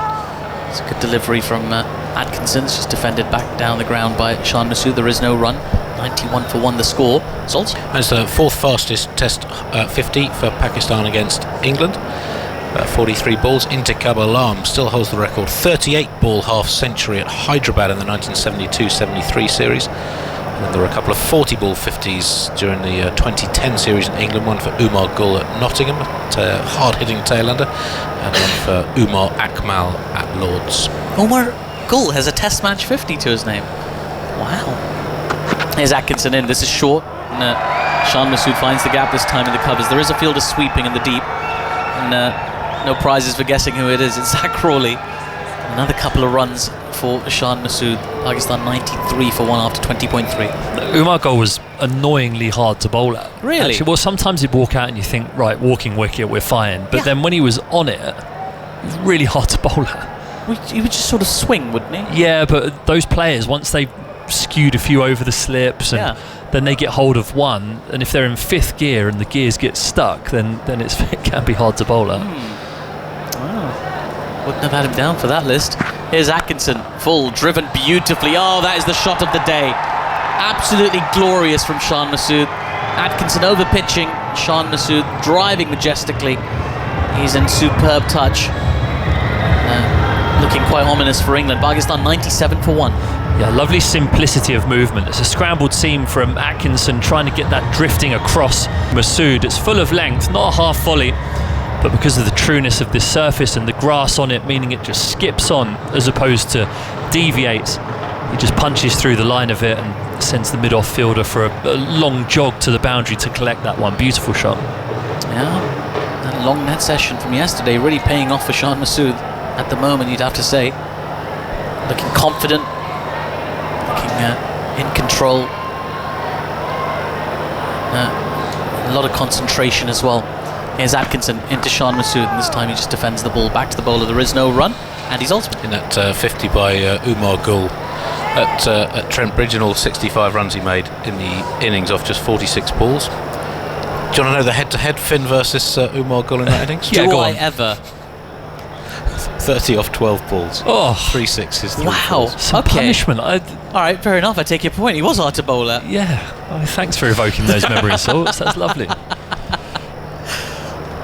Superb bowler. Did we win the test, though? I think we did. Yeah, I think from memory he did.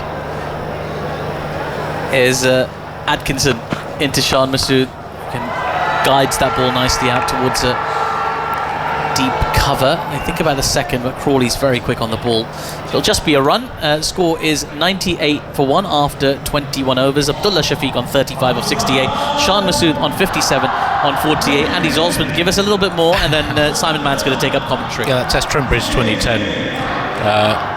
England won by 354 runs. Anderson and Swan with the wickets. I reckon I might have got 5 or 6 in the game. Yeah, 3 for 50 in the first innings, despite the Umar Gul salvo. Hey, ruined my figures. Also a 50 ball 9 not out. That was to get prior to his 100. To take prior to his century, and then second innings Pakistan all out for 80. Anderson 6 for 17. Broad 2 for 23. Finn 2 for 28. Did you enjoy that match, Finney? I went to Hooters after it. Yeah, it was great. Oh, right, okay. To celebrate. Would you enjoy bowling out there today? No, it makes me very glad to be in our air-conditioned box here. It's it looks like carpet. My worry when I looked at the pitch this morning quite closely, albeit we're not allowed on it, we could stand back from it. It just looked like carpet that had just been laid in a living room. And when you see that as a bowler, there's no deviation. It just skips onto the bat, and that's exactly what we've seen. Shoaib Bashir, new over from him, round the wicket, bowls to Shan, who plays it towards backwards square leg, and there is no run. He's really taken to Bashir. He's played him well. Bashir's got his length quite right. He's been a bit short at times, but Shan Masood's taken him on. He smacked one right back past the umpire and heaved one out towards wide long on as well. Bashir bowls to Shan Masood, who comes forward and drives. Didn't really time that. Bashir to his right picks up, and there's no run. Pakistan 98 for 1. Last 20 minutes to go until lunch, midday lunch here in Multan, in the 22nd over of the morning. There's a little breeze, but it is a very hot day as Bashir goes in and bowls, and forward goes Shan Masood, playing that defensively towards mid-wicket, and there's no runs. Been better over so far, this one from Bashir. Okay, we're only 3 balls into it, and actually just got some applause there from the spin bowling coach, Jeetan Patel, for that set of 3. Slip and a short leg go down. Bashir bowls, Shan Masood clips it away towards mid-wicket, to the left of mid-wicket, so he's able to run with the stroke. Leach goes to his left to pick up, gets it onto his right hand to throw it in, and they're through for a single. 99 for 1. Shan Masood to 58. Abdullah's there on 35. He hasn't scored for 15 balls, Abdullah Shafiq, since that single that almost cost him his wicket run out. He was close in, wasn't he, Ollie Pope? Feels like he could have done the Jonty Rhodes and just wiped all 3 stumps out with a dive. It happens so quickly. You do have to make that decision in a split second. Okay, you slow it down, he's out by a long distance, but of course in normal speed it all happens very quickly. Absolutely. Bashir to Abdullah. Abdullah gives him the dead bat and the full face of the bat back down the pitch. And Bashir bends down to pick up. You feel he's got a bit of bowling to do today. Shoaib Bashir and Jack Leach as well. Rotate the quicker bowlers this afternoon and in the final session. Bashir to Abdullah, who plays it towards mid-wicket, straight to the fielder, and there is no run. It's the end of Bashir's over, so he's gone 5 overs for 26. Problem so far is England haven't been able to find a combination just gives them any control. Pakistan scoring freely, 99 for 1, 22 overs gone. Yeah, it has been tough going for England, certainly this morning, and what their success was born from was strangling Pakistan in that series in 2022. You look at the economy rates, all well underneath 3. Anderson going at just over 2s. I think Robinson 2.5, Wood 2.7, and it's, you do have these periods and passages of play in this part of the world where not much happens. You just have to try and stay in control of the scoreboard. That's what England haven't managed to do this morning. Maybe with that new ball, just wanting to make the most of that movement and trying to eke anything that was out of the pitch. We might see some less attacking fields in the afternoon session in an attempt to try and slow that scoreboard down. But I also think that Pakistan, especially Shan Masood, should be given some credit because of the way that they've attempted to impose themselves on the game. They noticed a young off spinner who's not played in Pakistan before in Shoaib Bashir, and the captain Masood immediately down the pitch, using his feet, not letting him settle. Those sorts of things early on in a series can make a difference. Yeah, we had a delay there. Shah Masood, some sort of treatment, towel, drink, whatever. I mean, it's not just tough for the fast bowlers, it's also tough for the batters under the helmets all day as well. And for someone like Jamie Smith, the wicketkeeper, he's got his helmet off now. Atkinson is going to bowl from the far end. Inzamam ul Haq enclosure behind him. One of the menial jobs today, one of the difficult jobs, in one way, is Atkinson bowls and it's dabbed away by Masood towards cover and there's no run. Is that every over, I say difficult in the sense that it's monotonous and you're out in the sun all day. You have to, there's a advertising board behind the umpire, one of those low advertising boards, not the one on the sight screen, and someone has to walk all the way along and just make sure, drape the white sheet over it. I wonder if they rotate. I wonder if they get a rest, whether it's the same two chaps doing it all day. I hope they get a bit of a rest. You'd think so, yeah, because they're sat in the baking sun. They're going to be tired of the fast bowlers at the end. I don't know, ask Carson Atkinson. Atkinson bowls, that's down the leg side, tries to flick it away, misses it. There is a leg slip in. Smith takes it to his right hand side. Ben Duckett's gone there into leg slip. So England fiddling around with the field, trying to make something work for them. They've got a slip and a leg slip, and then two fielders either side quite close in, so a shortish mid wicket and a short cover. Two men back, one on either side, so deep point, deep square leg, and a mid on and mid off. It's a day to be creative as far as the captain's concerned. I mean, some days you just know what you want to do as a bowling side. Atkinson round the wicket, bowls to Masood, who turns that away towards fine leg, gets the single. Bashir is there. I think sometimes in England, when there's something in the pitch, 3 slips of gully, bowl off stump. You look like a genius because you put the 4th slip in instead of it's something that challenges your captaincy. Is that a no ball there from Atkinson? It looked like it, yeah. Second ball, retrospective no ball. Yeah, 101 for 1 is Pakistan's score. But yeah, this and what was so impressive last time here in 2022 was Ben Stokes' captaincy, wasn't it? The umbrella fields that he set, sensing the right time to use the short ball, and everything that he touched at that stage turned to gold. And Ollie Pope will be challenged in a very similar way here. They've gone quite conventional for the first hour and a half of this session. You can just see now with the seam bowlers, the fielders, and Ollie Pope, the captain, getting a touch more inventive with how they're going to try and prize these Pakistani wickets out. Ben Duckett's just trying to work out where to go in that leg slip area. He's actually more leg gully for Abdullah Shafiq, who's 35 not out, 101 for 1. Atkinson bowls, Abdullah flicks that away through backwards square leg and goes for 1. They'll come back for a second. Bashir lobs the ball in on the half volley to wicketkeeper Smith, and that's Abdullah's first run for... So he'd had 17 dot balls before that too. He's on 37. He's doing his job. 71 balls, chance to profit this afternoon, get in the morning, profit in the afternoon. 103 for 1. Babar Azam in next, and he'll benefit as well. He's been under pressure, he's not scored well in recent test matches. He'll benefit from coming in a less challenging situation, match situation. The bowler's tired, the ball a bit older as well, you'd feel. Anyway, that's his opportunity later on. Atkinson to Abdullah, and Abdullah turns that away. Square leg umpire walks out of the way of it, goes to deep mid wicket, through for another single. It's not quite a Rawalpindi first day, but Pakistan already over the 100 mark inside the first session. You think test match, that's perhaps in old money possibly, but 100 runs a session was good scoring. Our goal was always to keep the opposition team to 270 when this is Andy Flower era. Quite early days, you felt as though whether you took 1, 2 or 8 wickets, if you kept that score underneath 3 and over, you felt as though you had some control on proceedings. Clearly, but cricket has moved on in the 14 years that have passed since that time.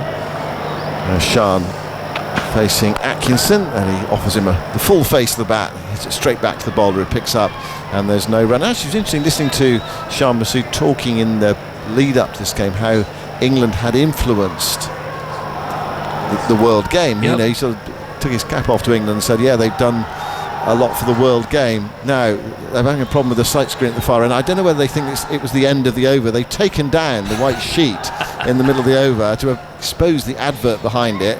Sometimes I wonder whether someone slips a couple of rupees so that the advert gets on TV. A bit more, come on. It came down, it's gone back up again, although you can see a bit of the black sight screen behind it peeping over the top. Atkinson bowls a short ballooning bouncer through, and so short in fact that it's signalled wide. This doesn't help actually when you're bowling longer overs than you'd want to. This is going to be a minimum 8-ball over from Atkinson with the no ball and the wide. Pakistan 105 for 1. And just on England's captain there, Ben Stokes, is he going to play in this next test match? Is he going to play in the series? He's coming back from this hamstring injury, and one of the problems of him coming back is how do you balance the team if he's not going to bowl or not going to bowl very much? Whether they'll just play him as a batter. Atkinson to Shan. Shan defends, back to the bowl. The over finally comes to an end. Atkinson went to stop it and then thought, no, I'll leave it for the mid-off fielder to pick up, save me energy. 105 for 1 at the end of the over. The partnership with 97, because if Stokes does come back into the side and can't bowl or can't bowl very much, you either have to leave out a batter or leave out a bowler. It's not easy to see who the batter is, and then if you leave out a bowler, then you're a bit short, aren't you? Yeah, there were positive signs this morning though from Stokes. He did a really rigorous warm-up. He bowled at quite a decent intensity before the team warm-up. He then did some throwing at a decent intensity and then did some sprints, and it's that sprinting that is going to be the problem for a hamstring injury. You see footballers, we were discussing this about Bristol City and some of their players that have missed games for hamstring injuries. Just about all of them for the last 5 years. And you shouting at your computer screen. But that's the thing that takes the longest, is returning to top level sprinting. Bashir to Abdullah's down the pitch and wiping this into the leg side. It's going out towards the wide long on boundary. It's gone away for 4. Well, real intent there from Abdullah. Brings up the 100 partnership in 19.3 overs. Well, it was the ball just outside the off stump, and it was a bit of a wipe, but with the spin, a mighty effective shot. 109 for 1, Pakistan. Sorry, Simon. I think what they've probably discussed is how consistent Bashir can be with his length. There's Bashir into bowl to Abdullah's 4. They're clipping that up towards mid-on. Picked up by Brook. For a finger spinner, a young finger spinner, he doesn't bowl very many bad balls, and they'd say his consistency of line and length is pretty good. We don't want to let him settle on that line and length, so they're using their feet. Bashir bowls outside the off stump, dabbed away by Abdullah to the left of Leach. We haven't seen bowled yet. Goes after it and sends in the return. And another run to the total for Pakistan. 110 for 1 in the 24th over. Was it 7 minutes to 12? So we might have time for 1 or 2 more overs after this. But the point about Stokes coming back and say only playing as a batter or a limited all-rounder is, of course, he does bring back that inventiveness as a captain, and he does feel a bit like a talismanic figure as well.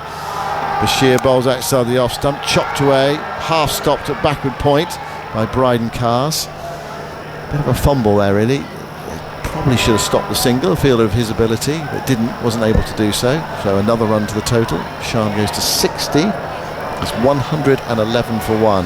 Yeah, I certainly don't think it would be a case of whether Ben Stokes comes back into the team or not, if he's fit enough to fulfil that sprinting that he will do when he's chasing balls to the boundary.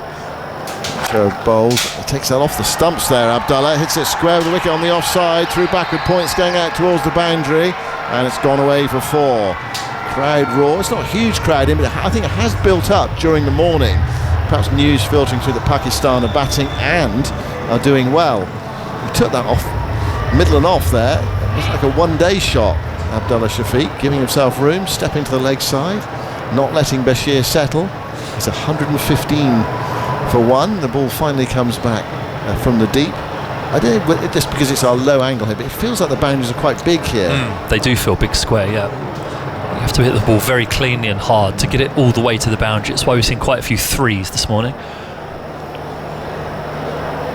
Back with Bashir bowling to Abdullah down the pitch and hitting this one away as well. This is going for 6 over long on. Fine stroke, well over the long on boundary, and Bashir just struggling to control the scoring rate. 6 overs for 42, and that is Abdullah's 50 as well. He's been patient, and in that over he took Bashir on and won the battle. Pakistan 121 for 1 just before lunch. He had a quiet period after nearly being run out there, Abdullah, but decided with the right arm off spin of Bashir, who bowls that consistent line and length, that he was going to take a chance and advances down the pitch twice in that over, hitting him over the top, and then rocks back into his crease and cuts for 4 behind backward point. A bit of a bowler's nightmare when someone can use their feet, as he has done throughout that over. He's played very well. 53 runs from 77 balls. He's played second fiddle to Shah Masood for a lot of this partnership, but they've built and complemented each other nicely. Yeah, 1 6 and 5 4s in that 77 ball half century. His 10th 50-plus score in his 20th test, but only his 3rd in his last 12 after that outstanding start that I mentioned earlier on. And the partnership is now 113 from 20.2 overs. You mentioned Shafiq's slowdown since that 17 ball scoreless sequence. He has hit 18 in 7 balls. Jack Leach is into the attack for the first time in this test match. He's playing his 37th test for England today. 126 test wickets, an average of just over 34, but he's in good form, coming off the back of a very good September in the county championship. And he's about to bowl, but for some reason we're not quite ready.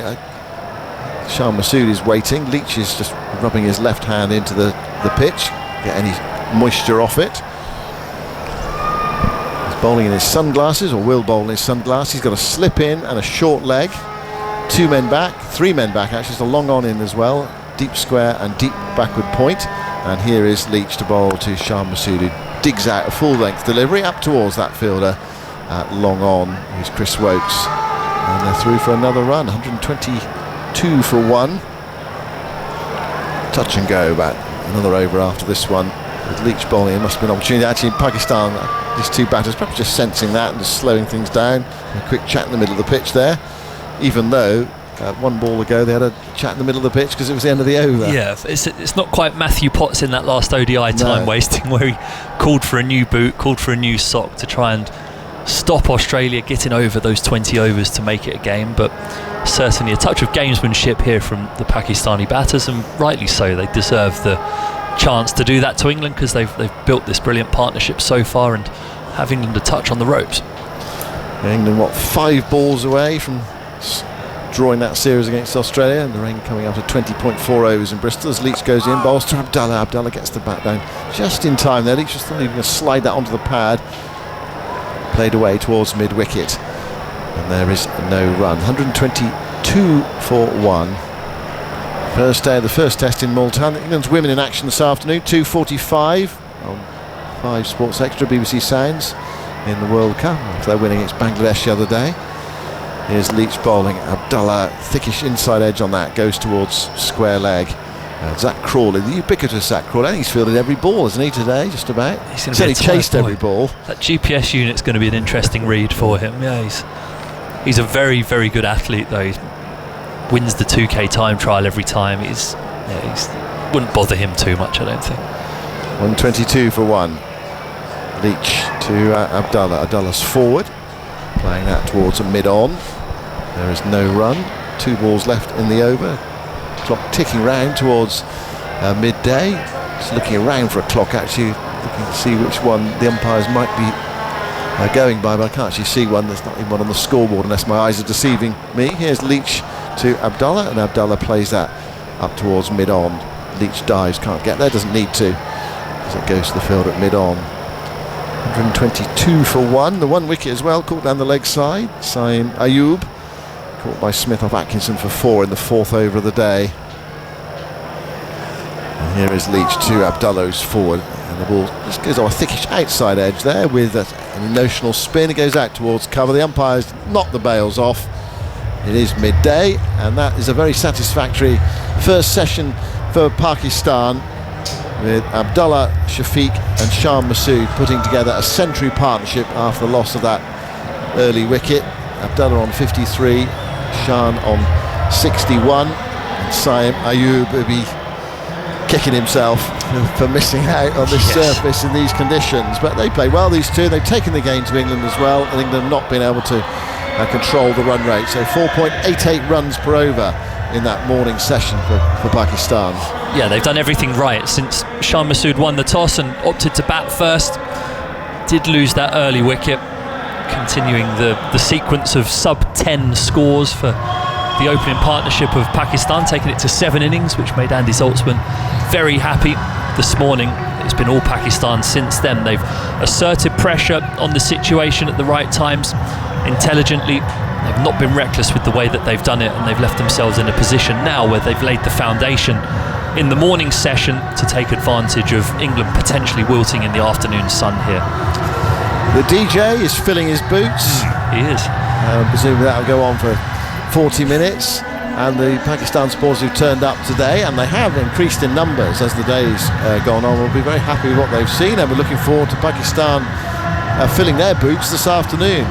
122 for 1. The bowling figures: Woakes 6 overs, no maidens, 0 for 26. Atkinson 7 overs, 2 maidens, 1 for 32. Cars 5 overs, 1 maiden, no wicket for 21. He did win the decision against Shan Masood for an LBW shout early on, but it was overturned, the ball pitching just outside leg stump. Shoaib Bashir has been knocked around, 6 overs, no maidens, 0 for 42, and then Jack Leach, who bowled that 1 over before lunch, 1 over for 1. So Ayub out for 4, Abdullah Shafiq and Shan Masood both with half centuries. Shan Masood has been the more adventurous and played pretty well. There was that one run-out opportunity for England. If Pope's throw from square of the wicket close in hit the stumps, and Shan Masood would have been well out. The other way around, Shafiq, sorry. Yes. Shafiq would have been well out.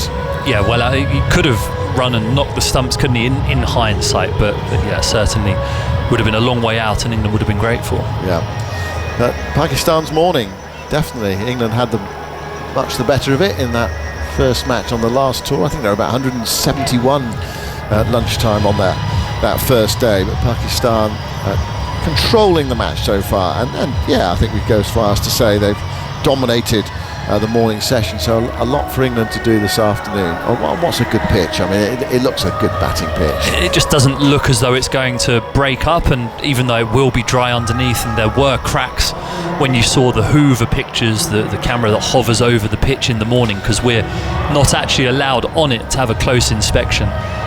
So yeah, when you saw that, there were cracks there, but it's just that the amount of grass that's on the pitch, and when we're from England, it feels as though you hear grass on the pitch and you think it's going to nip around. In the subcontinent, that's not what happens. You hear grass on the pitch and it just feels as though it packs everything together and keeps it held together for longer. So worrying signs if you're a bowler and you turn up and you see that. Yeah, indeed. So 122 for 1 at lunch, Pakistan. And there we go.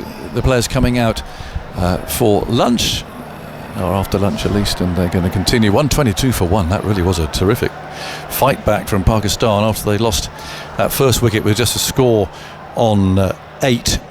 Flat pitch, hard work, and certainly not an easy one for the bowlers. There's some quite expensive figures there. Shoaib Bashir, 6 overs for 42. They've only bowled 3 maidens all day. Woakes 6 overs for 26. Atkinson bowled 2 of those maidens, 1 for 32. He took the wicket to fall early on.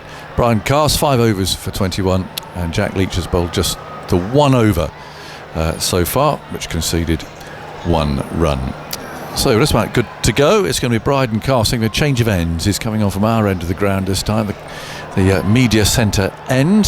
The players, as usual these days, it tends to be the way, have their dressing rooms and so on at the other end of the ground. We tend to be split up like this, and Carse is going to bowl to Shan Masood, who's played a lovely innings so far. He was given out LBW early on, but then he overturned that with a review, and it looks as if they're going to go for this short pitch technique again, and it's well, It's a hot day, well, that's all I'll say, and for a fellow playing his first test match overseas, he'll be puffing a bit, and they went actually in the 15th over with this field as well, with the 3 out in the deep. I can just make them out there. There's also a very fine third man.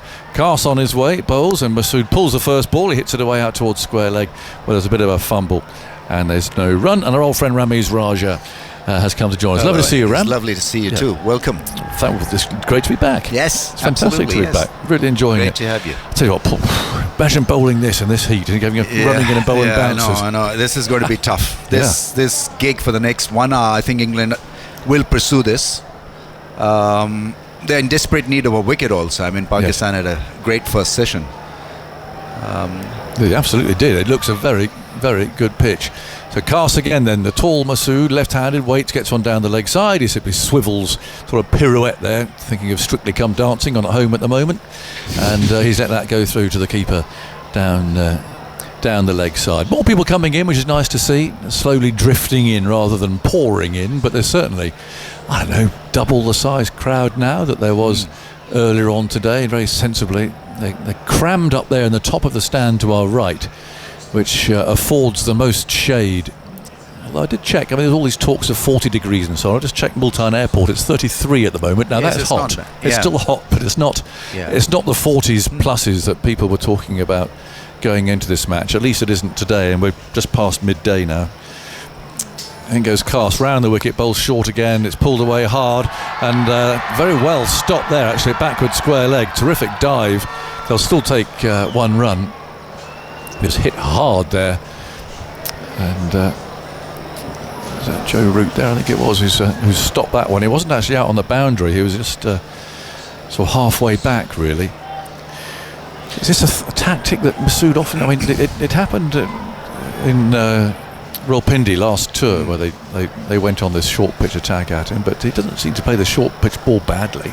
Yeah, and I think the surface is still pretty good to play that pull shot, because in that series there were pitches where the ball wasn't really coming onto the bat, and so it was double paced and all that. 123 for 1 is the score, and Cast runs in bowls, and it's pushed away off the back foot by Abdullah, and picked up by the bowler. The other thing that it allows a batter is to have a good look at the ball. You know, at times when you're batting and when you're not really been fed with short pitch stuff, you tend to lose the sight of the ball at times, especially when you're out of form. But in this situation, you've got to look hard at the ball, even when you're playing the pull shot or leaving it. In both scenarios, cases, you've got to look at the ball, which can't be a bad thing for any batter. No, sure. There's Cast again, bowls another bouncer, and Abdullah simply ducks underneath it. And this, well, if I were a Pakistan batsman, that would be exactly my tactic, Ram. I'd say, yep, another bounce, I'll duck underneath it, you go back and bowl another one, and you just keep going until you're absolutely worn out, because he'll be puffing a bit. Cast is one of those who played in Bristol 8 days ago, and he's going to find it a bit of a wake-up coming and bowling in this and bowling bouncers all day. Tough indeed. In fact, he's mopping his brow with his shirt there. So he's certainly sweating a bit. But it's relentless heat. It's all that sapping heat. It drains you. 123 for 1. The ball to go in the over. Runs in now. Bowls short again. It's paddled away around the corner. Now he almost tossed up a catch there. And that's where he's got to be careful. Just almost top edge the catch to Root. At backward square leg. 123 for 1. Abdullah 53.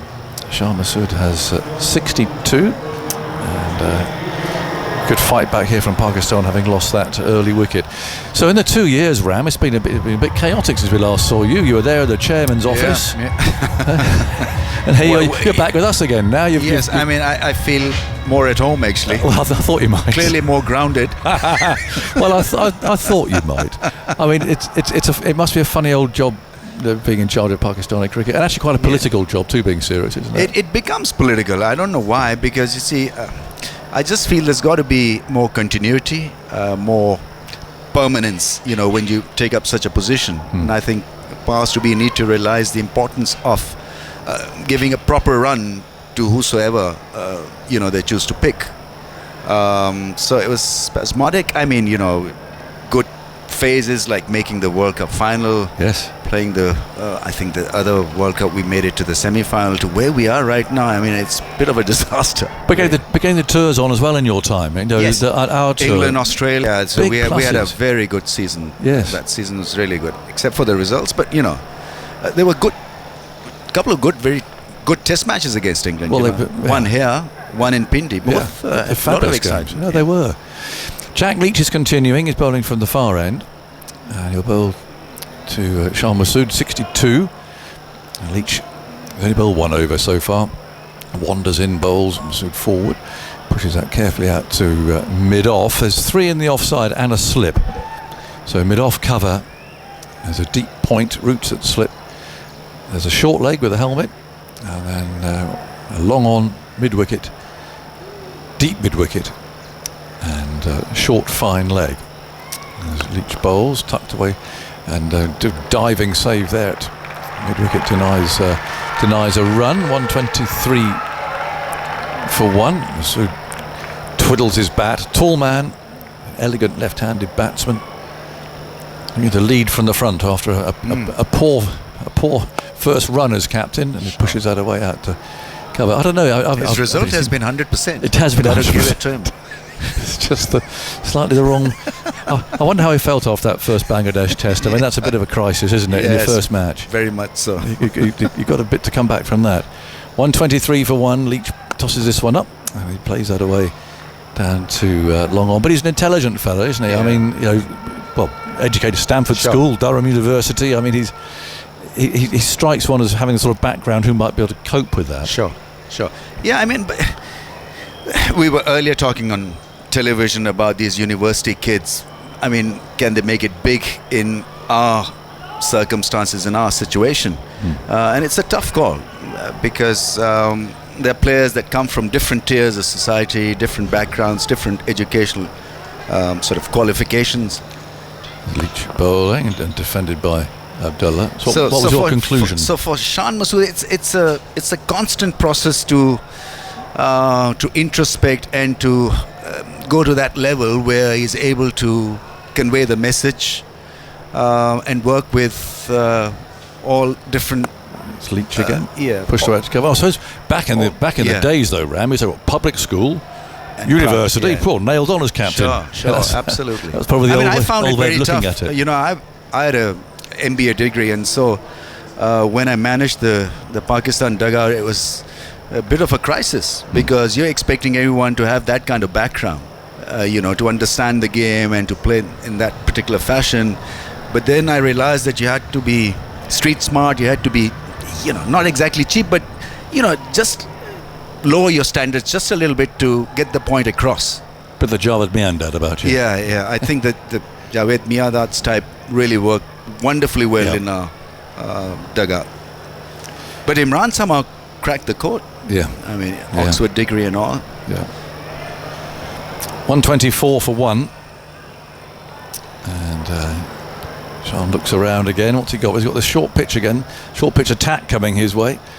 Cast, bowls, bouncer down the leg side. Wasted ball. All that energy, that effort for nothing. Yeah, I mean, so my question really would be, so fine, you bowl 2-3 bounces. What about the 5th ball or the 6th ball? Do you have a feel for that? Because you want to pitch the ball up after bowling 4 bounces, don't you? I mean, work that angle. To a left-hander. To a left-hander. If he bowls over the wicket, 4 bounces and then pitches one up. Yeah. You want the left-hander to flow a bit, don't you? There's no mid-off, but there's no slip. So how are you going to get him out anyway? Unless he nicks it to the keeper. Cast again, bowls, fended away off his hip this time. And picked up at mid-wicket. I just know as a bowler, if he got someone out like this, he felt it was a bit of a bonus. Do you know what I mean? It was sort of a last resort. It was about plan P in Baldrick code in terms of cunning plans. And it really was a last resort. And if someone flogged it out to deep square leg, you think, well, he's silly so-and-so. But it does work, and I think batsmen are more inclined to want to score more quickly these days. So perhaps they do feel like they don't just bore the bowler to change the tactic. Cast again, bowls short, pulled away hard for 4. Well, that's the way to deal with it. And if you know it's coming, then you can get yourself in a position pretty early, which is what Masood did there. He almost had a head start because he knew what was on offer. Yeah. It had to be another short ball, and so he was pretty ready for it. Played it extremely well. He's a tall player, and he plays the short ball exceedingly well compared to the offside drives. I mean, that's his go-to shot, the pull shot. Well, they're moving another man out a bit deeper by the look of it. Bashir's now going. Well, it's quite a nondescript position. That is at sort of wide-ish, deepish mid-on. 128 for 1. Cast over the wicket this time. Bowls short, pulled into the ground, and runs away out towards the field on the deep square leg boundary. They're coming back for 2. That's good running. I'm sure Cast will be very pleased about that. Who's that? There's Wokes out there in the deep. I think they might have just thought they'd get 1 for that. 130 for 1. They've been very positive though, Ram. Yes, absolutely. I think if that's your go-to shot or your favourite shot, then you've got to back yourself and play that pull shot. 130 for 1. Shah 69. From 70 balls, he's played really well. Came in a bit of a crisis at 8 for 1. Cast again, bowls short, pulled away out towards deep backward square. Another fielder tumbles, dives despairingly. They're putting themselves on the line there. It's hit pretty hard. That was Root again. 130 for 1. Cast, he looks like he's puffing a bit as he walks back here. This is hard work. Running up, bowling bouncers, every ball in this sort of heat and on a totally unresponsive pitch. Test his resolve, definitely. He's bowling at 135, that one. That's sort of mid-80s, isn't it? And he goes again, past the umpire. We know what it's going to be. There you go, short down the leg side.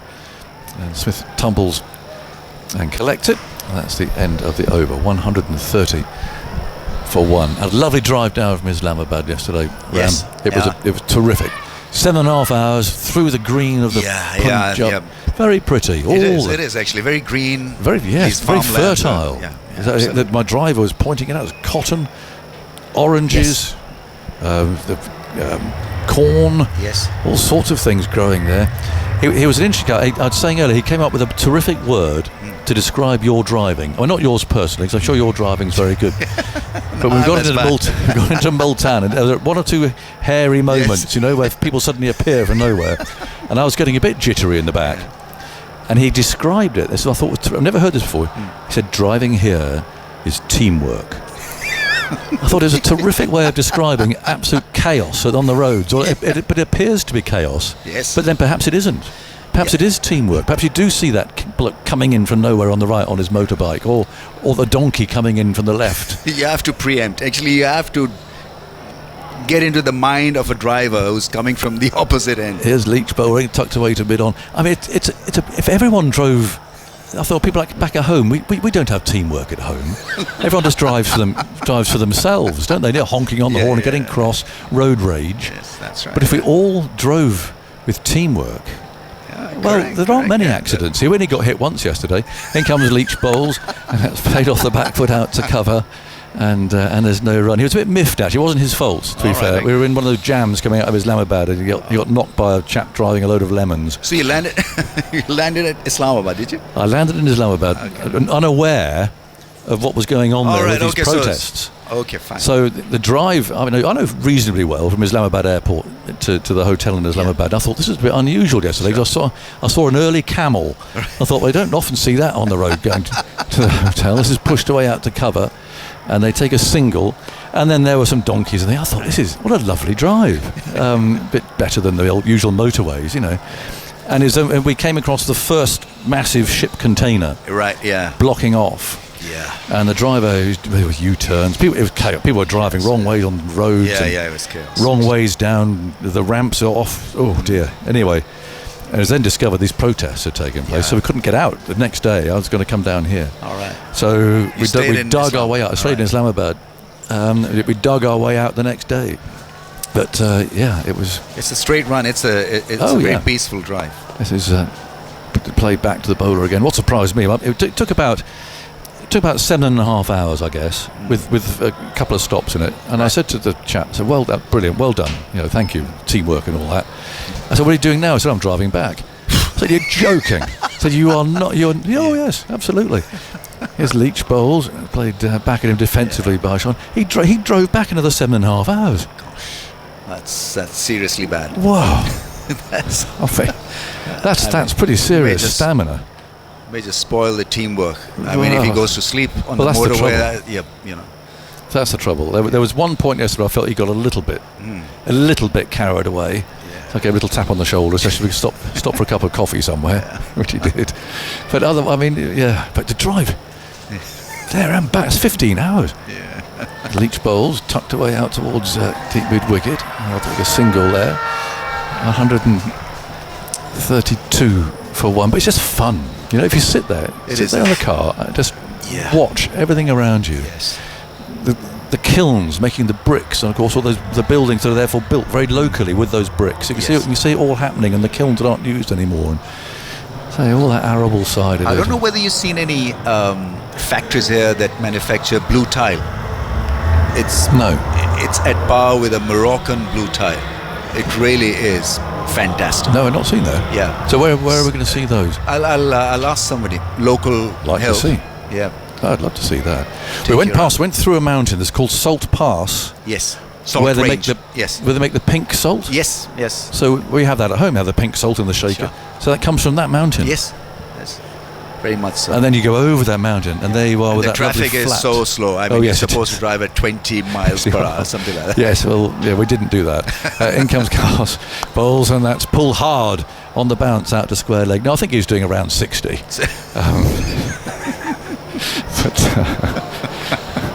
we got on very well, me and Shawaz. Yeah, inshallah is the word. Well, yes, and I can kind of I understand now why you use it so regularly, Ram. Leap of faith. More or less everything is a leap of faith. But it's great fun. Good fun to be here. It really is. It's just so different. A place like Multan, we don't often come to places like this anymore, you know. In goes Cars, bowls, and that's pushed away out into the offside, single by Hasham Masood, playing very nicely, goes to 71. Abdullah has 54, 133 for one. Hasham Masood's highest score since that century he made at Old Trafford in the first test of the 2020 series. He'd played 14 tests since then, 4 half centuries, 2 of them in the one match against Australia at the MCG last winter, but just averaged 20 in his last 14 tests, so a welcome return to form. Mentioned starting his captaincy career with 5 defeats, first Pakistan captain to do that, and most consecutive defeats at the start of a captaincy career previously for Pakistan was 3. Cars again, still with short pitch field in mind, he's hit for 4 more, pulled away more or less off the front foot. An imperious stroke there from Abdullah, but again he knows what's coming. Yeah, that's the problem actually. So you don't want to become too predictable. Got to have a second line of defense or attack. Yeah. It's just not. It just hasn't got the pace in this pitch to trouble you. I mean, you as a batsman, Ram, you're not too bothered by this. The ball is not stopping as well, I guess. So I mean, it becomes an easy shot to execute. Well, England persevering with it. Still with that very fine third man. I'm not sure how much he's going to be used because there isn't really that pace. Cast bowls down the leg side, and it was again on the dip through to the wicketkeeper. But for that fine third man, you've really got to have the ball going through to play the ramp shot. Yeah. Cast in his first Test match walks back more gingerly this time. There are 2 spinners in the side, so you can take your time, but he's got one bowling at the other end, so he's not having much opportunity here to suck in some air between overs. There's one of these kites again, looking for something on the ground. There's been a lot of them around today. Big, enormous brown birds swooping down. And goes Cast over the wicket, bowls about hip high. That one tucked away out to mid wicket, and there is no run. Lovely to catch up with you, Ramiz. I'm looking forward to seeing plenty of you over the next couple of weeks. 1:37 for one, time for me to go. Cast no wicket for 33 from his 8 overs, and we've got Atif coming in here. This partnership looking exceedingly well now for Pakistan, and not only the amount of runs that they've scored, but also how they've scored those runs. It's been a confident partnership. It certainly has, yes. I know, Ramiz, yeah, they've been batting really well. I know there's been a lot of discussion about the surface, but you got to put the balls away. You got to score the runs, and Pakistan have done that outstandingly well so far. 137 for 1. If you're just joining us here we're here in Multan, a very good morning to you back home in England, and lots of cricket to enjoy today. We're going to be here for the entire day's play in Multan. There's also England's women in action a little bit later on against South Africa in the T20 World Cup. Coverage of that will begin at 3 o'clock on 5 Sports Extra, so lots of cricket to get you through your Monday. Right now it's a very long Monday for England's men. It's hot and not a lot of assistance from the surface. Pakistan scoring runs with relative ease, I think it's fair to say, Ramiz. Yes, I mean, they've tried their hand at bowling that shorter length. It hasn't really worked so far. And the spinners have been a little flat as well, so there's no remedy in the side. This has to be a good session for England, and it'll test their resolve because, they talked about the heat, they talked about, the conditions and how it'll test a young, fast bowling attack, young in experience terms. Yeah. Now then, Kaas to finish off the 30th over. 1 ball left in the over, and it's down the leg side, goes through to the keeper. There is no run. The score remains at 137 for 1. Andy Zaltzman. Yeah, well, I think they called the over a ball early. Yeah. Then there was a sort of unofficial drinks break as 2 sort of 12th men fielders came on with drinks for the Pakistan 12th and 13th man. 12th and a half 12th each. and a half, yeah. So that's why we had a commentary change after the 5th ball of the over, and they took them quite a while to bowl that 6th ball. That's right, I'll take the extra ball. No. Just to finish what I was saying earlier on, the only Pakistan captains to start with 3 defeats were Azhar Ali quite recently and Javed Burki back in the early 1960s. Wow. And very few captains from anywhere have begun their captaincy career in Tests with 5 consecutive defeats, just 7 before Shan Masood, 4 of them from Bangladesh in the early years of Bangladesh Test cricket when they lost a lot of matches. What's the worst, Andy? The worst, so Khalid Mashood of Bangladesh. Here's Jack Leach in. The ball's played into the onside, no run. He lost his first 12 as captain. First 12? Yeah. Wow. That's a tough old run. I mean, I suppose that was in the early days of Bangladesh playing Test cricket. It took them a while to get going, didn't it? Well, look at them now. Just completed a whitewash over Pakistan. Here's Leach into Shan Masood, who sweeps and times the ball beautifully. As you can tell by the roar of the crowd, that's run away to the fine leg boundary for 4. Shan Masood looking exceedingly confident. Pakistan continuing to accumulate runs, 141 for 1. Yeah, this would frustrate England because he's almost going at run a ball, and this is really special sweep shot. There's no one patrolling that part of the fence, so beautifully played in the end. He played the field and played it so well. That shot made a cracking sound. You can see Saima Ayub sitting in the dressing room just tapping his leg, wondering what could have been. Yeah, absolutely. There's Leach into Shan once again as that ball's worked past mid-wicket. He'll jog through for an easy single. Javed Burki, what a name. I was just reading about him recently. There's a book which I think you're reading at the moment as well, Andy, Wounded Tiger by Peter Oborne, which is a sort of a loose history of Pakistani cricket. It's a very good read, and it's a decent chunk about Javed Burki, a fascinating individual in Pakistan's cricket history. And there are many great characters in there. It's a good read. I enjoyed that on the flight over from London. I'm trying to write a book as well. Now that's going to be a good read. Yeah, absolutely. I feel like there'll be a few people quite nervous about that book, I imagine. Very much so. Very much so. Here's Jack Leach in once again. Bit of flight pushed by Abdullah Shafiq just to cover. There is no run. And he hints as to what it might include, other than, your normal stuff, just playing career, upbringing. So I was waiting to be infamous so that the book would sell. There's Leach in again. That's another block, no run. I've reached the average status, so I might now pen down something. Oh, you're certainly far from average, Ramiz. I'm very pleased to have your company. England, a couple of attacking fielders here as well for Leach. He's got a slip and a leg slip, and a fielder right beside the non-striker. As Leach comes in, that ball's driven by Abdullah to the fielder right beside the non-striker. I guess you could sort of call it mid-on, but it doesn't feel right. It's the end of a tidy-ish over from Leach, just that boundary of the sweep shot. Pakistan 142 for 1 after 31 overs, and I'm pleased I've got you, Ramiz. I want you to pick your brain about this phrase doing the rounds, because obviously with England, the phrase was Bazball, that was coined a few years ago, and it's used to describe England's approach, being attacking and aggressive and playing entertaining cricket. Pakistan had their own go at sort of a rebrand of that kind of phrase. It was called the Pakistan Way. Right. What did you think about that? Yeah, I mean, the Pakistan way of late has not... I mean, it's the losing way, is it? I mean, it's just not worked. I like Shan Masood in a way that, he is still trying to be positive and aggressive, but it's just that it hasn't really worked. It's not been a wholesome package.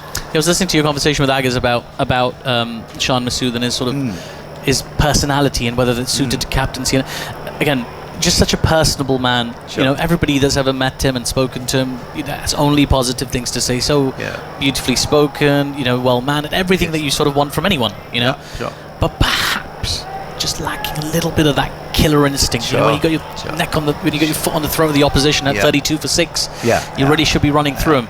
Now then, Gus Atkinson back into the attack, starts with another short ball down the leg side, easily evaded by Shan Masood, and there's no run. All he has to do is to keep things simple. I think he overanalyzes stuff at times, and I told him so many times that, look, I mean, there's got to be a certain process that you've got to follow for a little while. It can't be that you chop and change your strategy, your bowling options, your fielding options, because when you're losing, obviously you can have a sit-in period.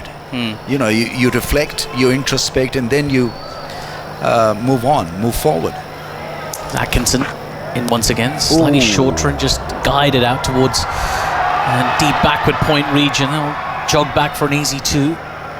Another few for Pakistan's captain. Pakistan onto 144 for 1. I think this strategy, this short pitch strategy, may work for England in the second innings, because that one rose up sharply from that good length and it went over gully fielder. Could have been out.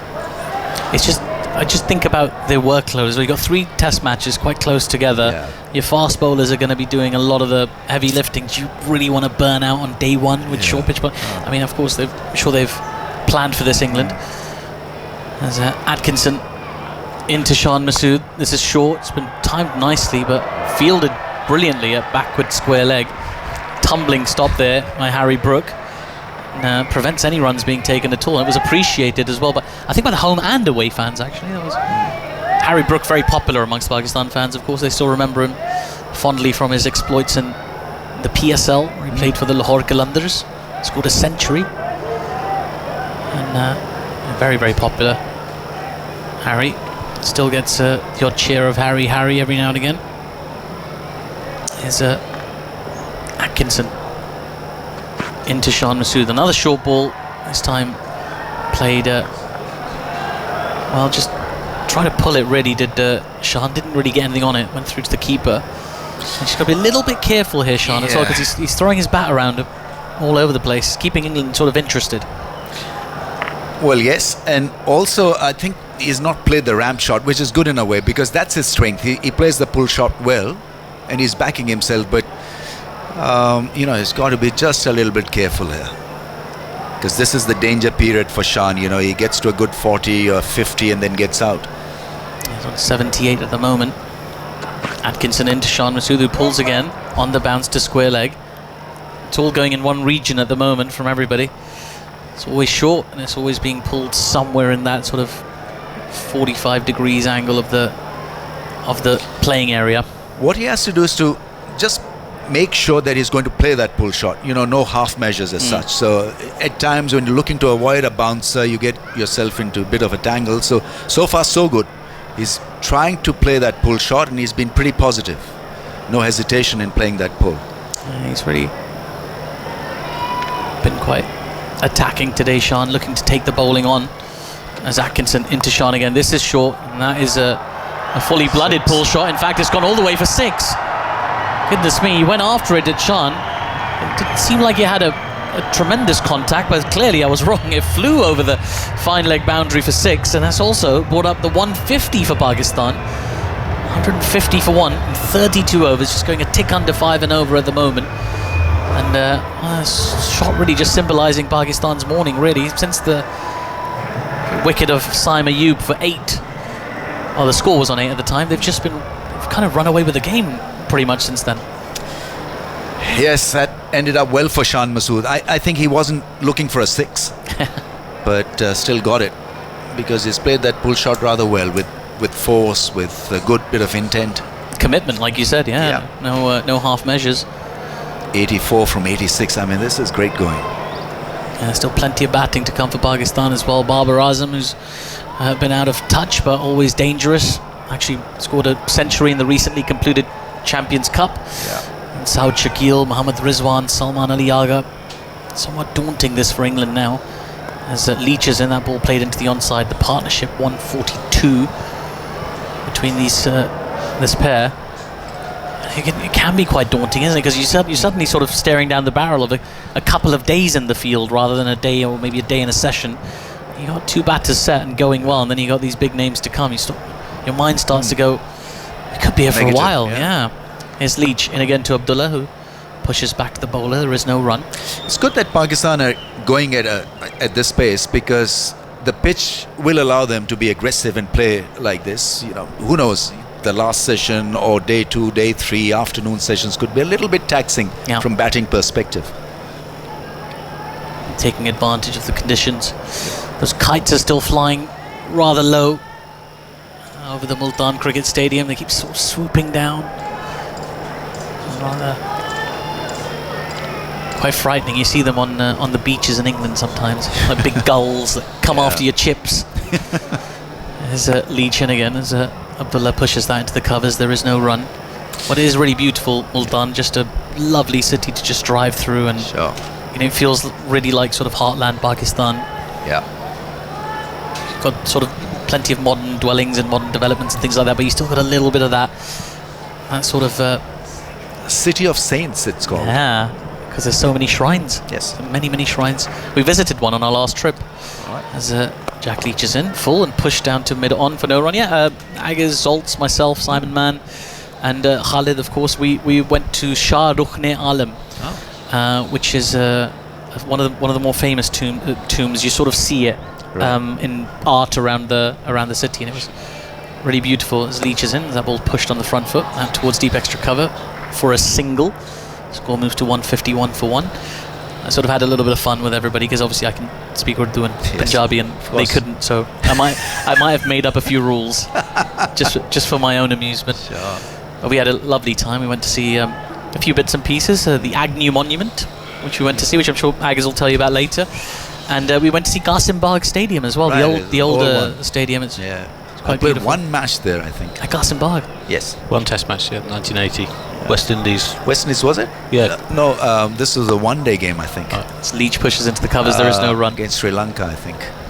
All right, well, we'll get Andy to look that up. 151 for 1 after 33 overs, but it was quite lovely. You get a feel of the history when you're sitting there as well. Thank you so much, Rameez. Looking forward to having your company again a little bit later. We're going to get Alex Hartley back in as well. We'll have to do another trip to Qasim Bagh. We'll have to do another trip to Qasim Bagh so Alex can see it as well. You might have been there when you were with the Sultans, Alex. I don't know. Did you go to Qasim Bagh Cricket Stadium, the old cricket stadium? It's quite nice. As Rameez just left, he called you local talent.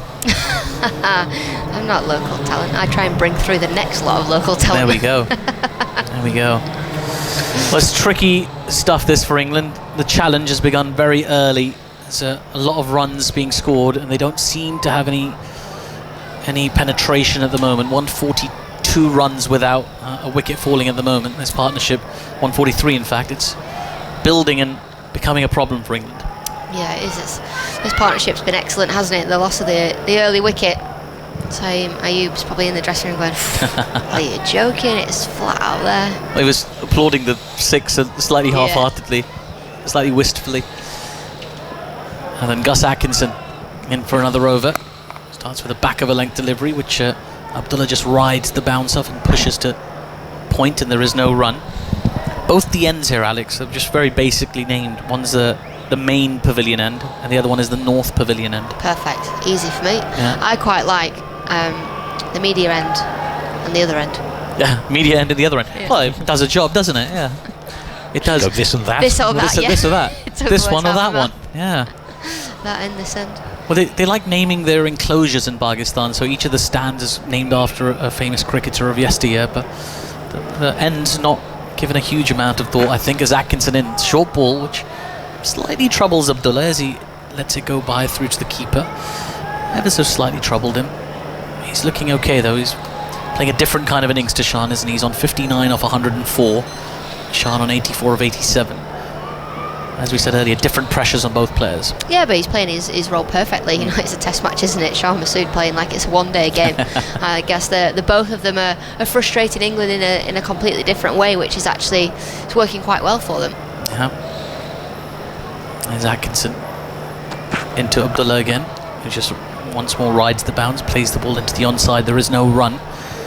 Andy Zaltzman still looking up. Qasim Bagh Stadium, Ramiz's appearance. They played. Oh well, he played in a one-day against Sri Lanka. There was one Test match played there, December to January 1980 to 1981, which was quite a dramatic game that I think involved Sylvester Clarke having a bit of an altercation with the crowd. Oh yes, of course. Piece of masonry. I remember that story. It was a drawn Test, rain affected. There's Atkinson into Abdullah, short, pulled, and I thought he stopped for a second, but he's got through the fielder at square leg, out towards deep backward square leg. They'll get through for a single. Also felt a little bit aerial on that occasion from Abdullah as well. 152 for 1. There were 6 one-day internationals played at the stadium. The match Ramiz was talking about against Sri Lanka, that was January 1992. Ramiz 52, shared an opening stand of 149 with Inzamam ul Haq. Pakistan end up losing 205 for 5 from 40 overs, and Sri Lanka 206 for 6 with 2 balls to spare. 50 for Ramiz though. Yeah. I realise why he remembers it. There's Atkinson into Shan Massoud's short, pulled again on the bounce to the fielder at square leg. So, sort of comically throws the ball up in the air as if trying to conjure, you know when you try and do a physical affirmation, like I'm trying to will something into existence. Yeah, Ollie Pope there, just keeping the energy up, having a bit of a laugh and a joke. You have to, don't you? You've got to make sure that you enjoy it. He's still got a big red splodge on the front of his shirt. It looks a bit like he's dropped a fizzy drink on his top, but it's from diving on the surface a little bit earlier. A bit of that and a bit of ball rubbing, I imagine. 152 for 1. Atkinson into Shan, short, pulled, timed and placed. That's going to run away to the boundary for 4, is it? I think he split the 2 fielders now. Fielder from just in front of square leg. Fields, Chris Woakes out there. He'll get back for 2 though. It's, found his timing beautifully. I mentioned earlier a couple of times, he's just spent so much time out in the middle yesterday. It was really hot, middle of the day, and Shan he spent about an hour just in the net with Abrar, just going after him, very aggressive with every shot, trying to pull him, trying to loft him, trying to play these great lofted drives. It's coming through in his batting at the moment as well. Not sure what it'll have done for Abramov's confidence after sort of his first unsuccessful Test match against Bangladesh recently. Also, England, it's worth remembering at the start of the last series, we talked how outstanding their seamers were in that series, completely out-bowling their Pakistan opponents, and averaging, I think, was 23 over the course of the series. But it started in difficult fashion. They took them 65 overs and 4 balls to take their first wicket of the series. Abdullah Shafiq and Imam ul Haq both starting with hundreds opening the batting. And at one stage in Rawalpindi in Pakistan's first innings, they were 413 for 3. There's Leach into Abdullah, flicks the ball just wide of the fielder at mid-wicket. Little diving stop from Bryden Cast prevents anything more than the single.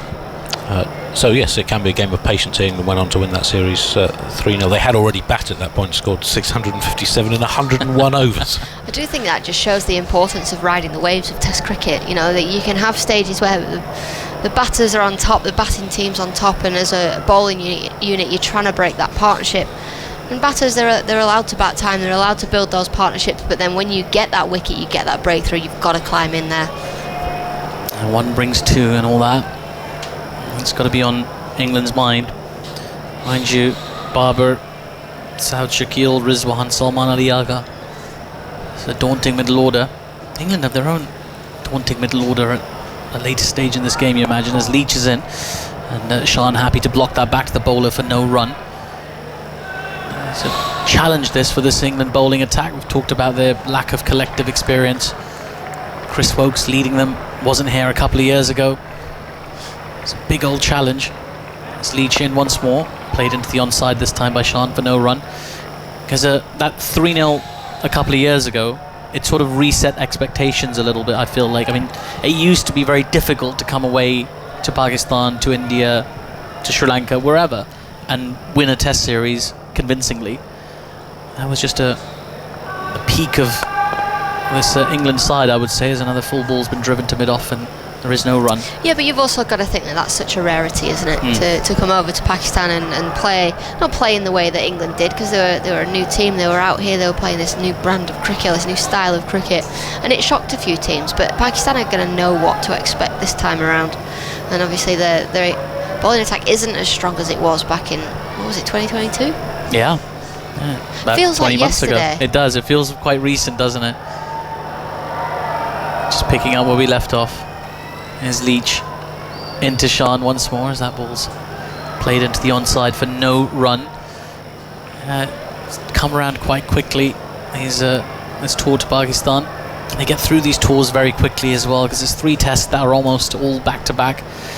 So you're kind of in and out of Pakistan inside a month. Makes it an attractive proposition as an away tour for England. Here's Leach. In down the track comes Shan Masood. He's gone after it and he's nailed it over the long off boundary for 6. Big shot, big intent from Pakistan's captain. He moves into the 90s with that 6. Pakistan 161 for 1 after 35 overs. Alex, how good was that shot? Tell us. And while you do that, Simon Mann's going to come into position.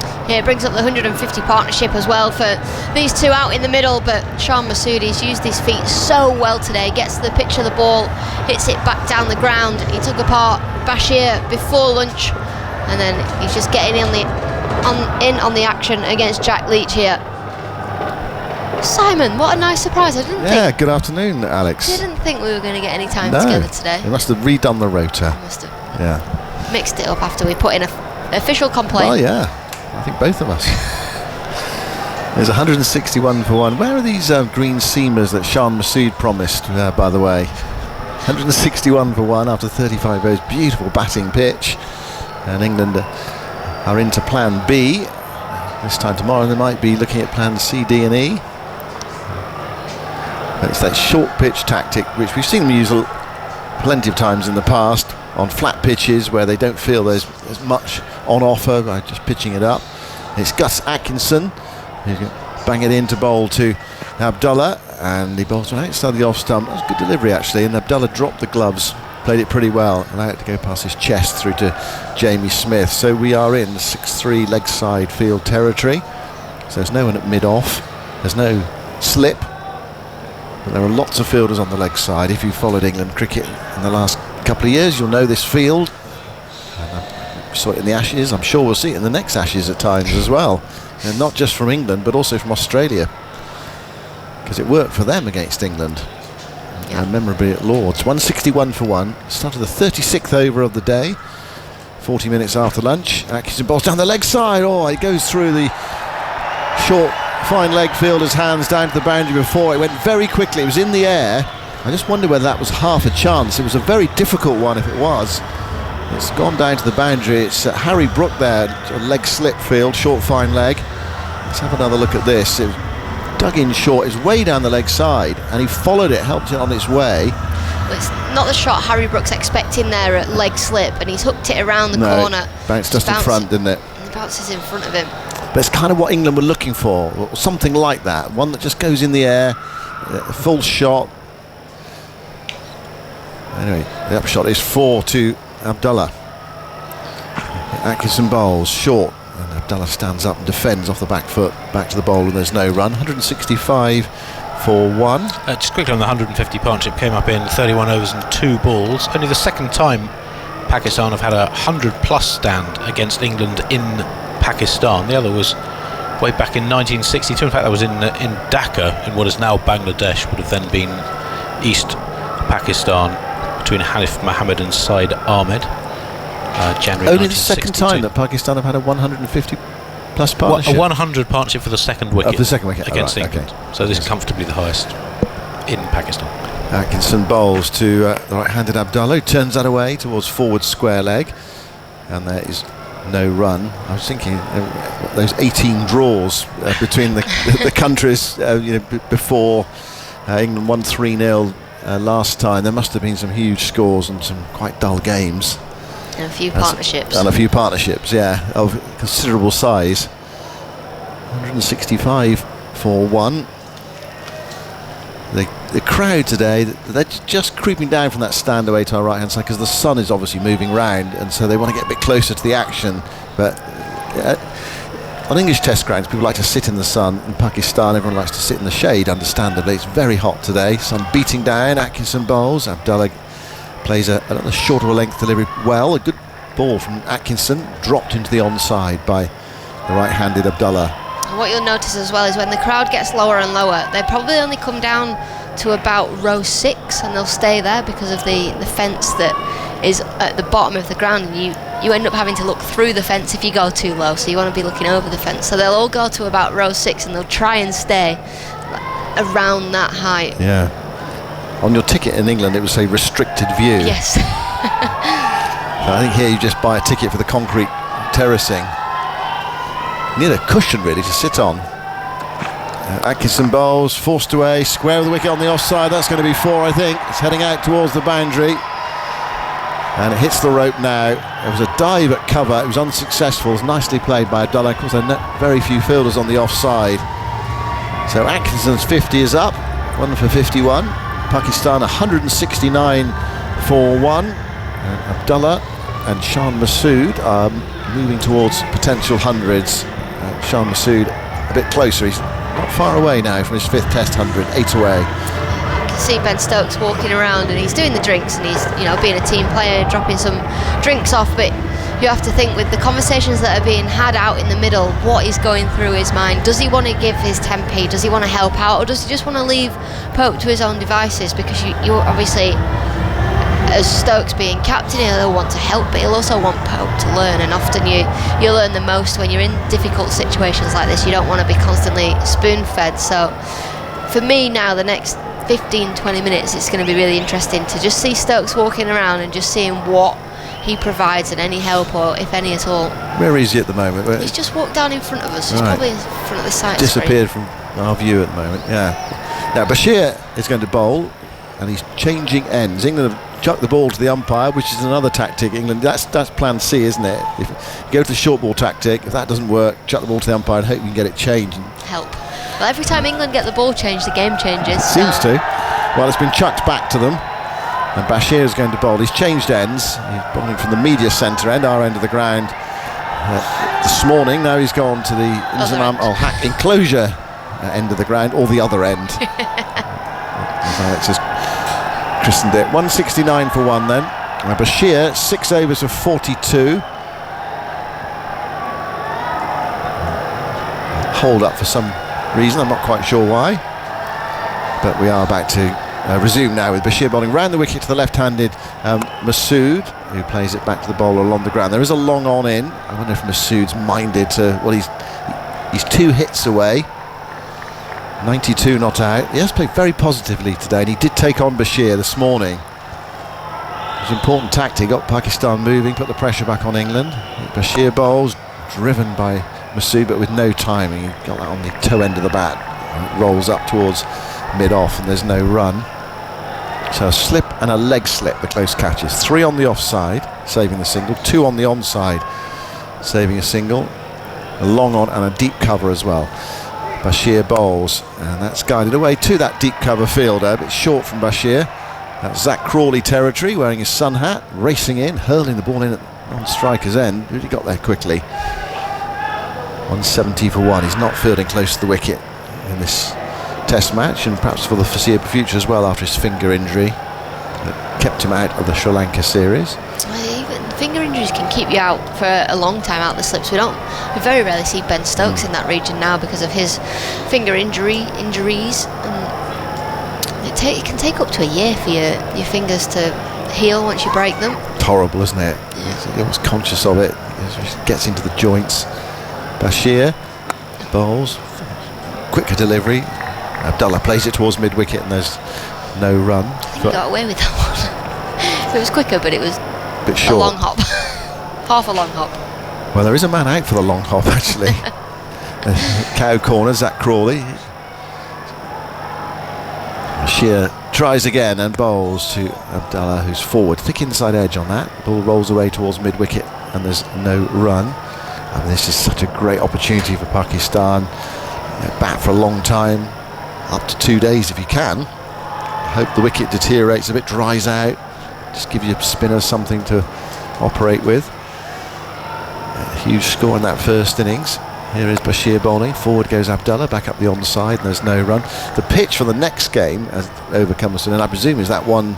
There's two green ones and then a shade one to the right hand side. I presume it is, unless that's the practice pitch, is it? Where's the pitch for the next game? Would it be the one right next to it? Or it could be the one right next to it, yeah. The one that the batters are standing on now, so to the left of what we've got. I'm not actually sure. It is. It's probably more likely to be that, isn't it? Because that must be one of the practice pitches. That's what Ollie Stone was bowling on earlier. I'd be surprised if he'd be allowed to bowl on that. Yeah. Anyway, yes, you probably don't want to take the grass off just yet. You'll leave it on, don't you? But I mean, it's going to bake for 5 days, isn't it? Yeah, it is.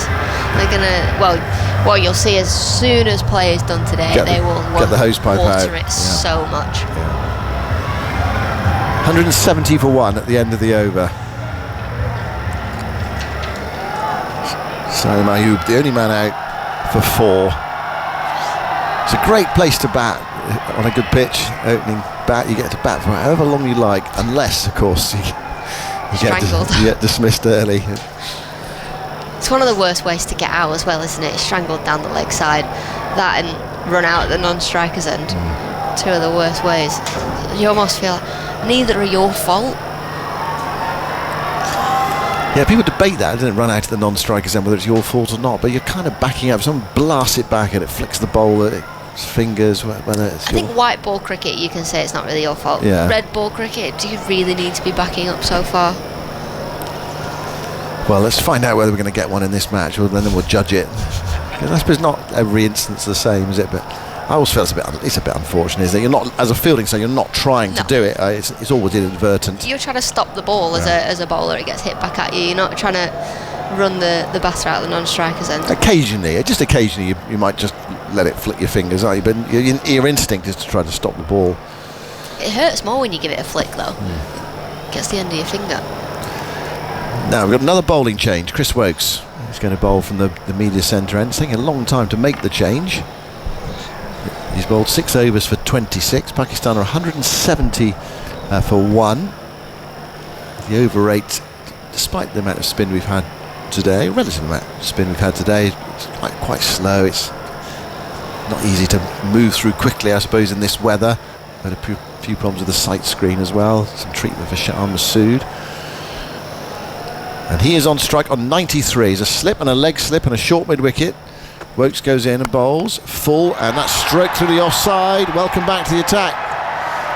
Driven him out towards the extra cover boundary, and it's another one of those that teases the fielders right to the rope. Harry Brooks chasing after it. It's gone away for 4, and Shah Masood is on to 97, and he's got there in 98 balls as well. Yeah, it's a lovely shot. Woakes back into the attack. Slightly too full outside the off stump, but Shah Masood, lovely cover drive. We were talking earlier, left-handers just make that look so easy. They make it look probably one of the best shots that you see when a left-hander plays it. So beautiful. But Chris Woakes is living up to his away reputation at the minute. Yes, he's gone for 30, start of his 7th over. We've gone back to conventional field, though, a relatively conventional field. There's a slip and a leg slip, but the field's up now, so gone away from 6-3 leg side field. Woakes round the wicket, bowls to Shah Masood, who turns that into the onside. He's beaten the field, the inner ring.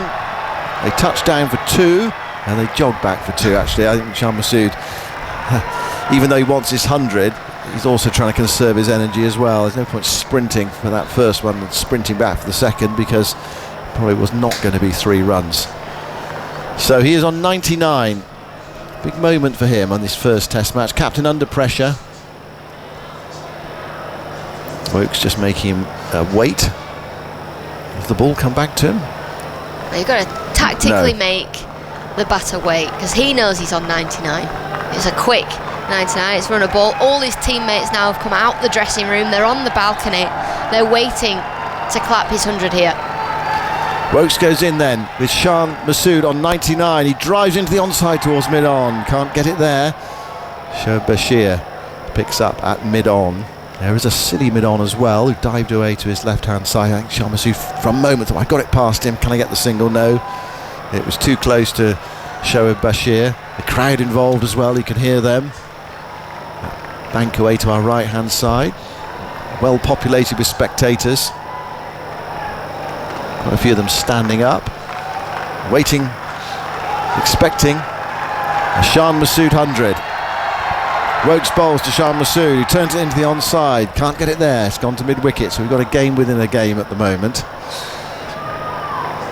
As cricket often produces for those individual milestones. I always like this as well, because you're waiting to get the 100. Bowlers running in trying to get them out, the batter's just waiting, desperate to get off 99. But our producer has to film every single ball to try and get the video to put on social media. I hope it takes 10 minutes. He's just made a gesture there. It looked very friendly. I think he was telling me 1 to come, but it's actually 2 to come. 2 to come. 176 for 1. Shan Masood, 99 not out. Looks up to see Woakes approaching. He's with him now. It's down the leg side, turned away. There it is. Through backwards square leg.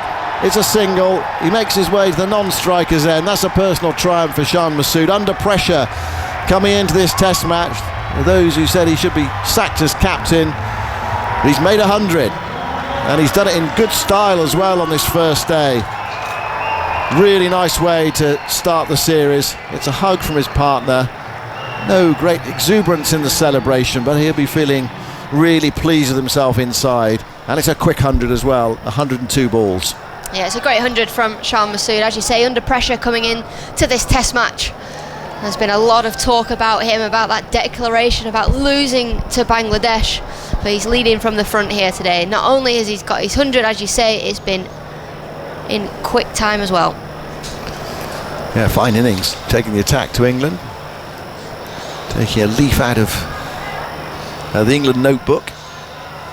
Woakes bowls and goes past the outside edge there of Abdullah's bat. We haven't seen that very often today. Saw a little bit with Shan Masood earlier against Bryden Cast. We had balls outside the off stump which he tried to force away and missed them. It's 177 for 1. Yeah, 102 balls, as you said, 2 sixes, 10 fours in Shan Masood's 5th Test century, his first in 15 Tests since he made 156 at Old Trafford in the 2020 series. That was the 3rd of a run of 300s in successive innings, either side of which his Test career has been one of fairly lean returns. He'd not got more than 60 in an inning since that Old Trafford 100 in 14 Tests spread over 4 years, and it is Pakistan's fastest Test 100 against England. Previously it was Babar Azam's 126 ball century in the first Test of the series in 2 years ago in 2022, and now knocked down into 3rd place. Amir Sohail's very aggressive innings at Manchester in 1992. That was a 127 ball century on the way to a double 100. Here's Bashir bowling to Shan. He goes back and strokes that nicely away towards Crawley on that deep cover boundary for another single. 178 for 1. In stark contrast to Madassan Azar's 100 in the 1980s, which I think you'd have loved this innings, Alex. Was it thrilling? Big fan of slow Test cricket. I think it took him 8 hours, didn't it, to get 100. How many balls would that have been, though? The results will have it in his database somewhere. That was a 419 ball century at Lahore. That was 1977-78. I'd have gone home. So late 70s, not 80s, right. Bashir bowls outside the off stump, crashed away by Abdullah through the offsides. Another one of those teasing ones, the ball heading towards the rope. 2 fielders after it. This time I think the fielders are going to make something of it. There's some relay fielding. It's hurled in by Brook, and they come back for 3 runs. 181 for 1. Abdullah Shafiq moves to 72.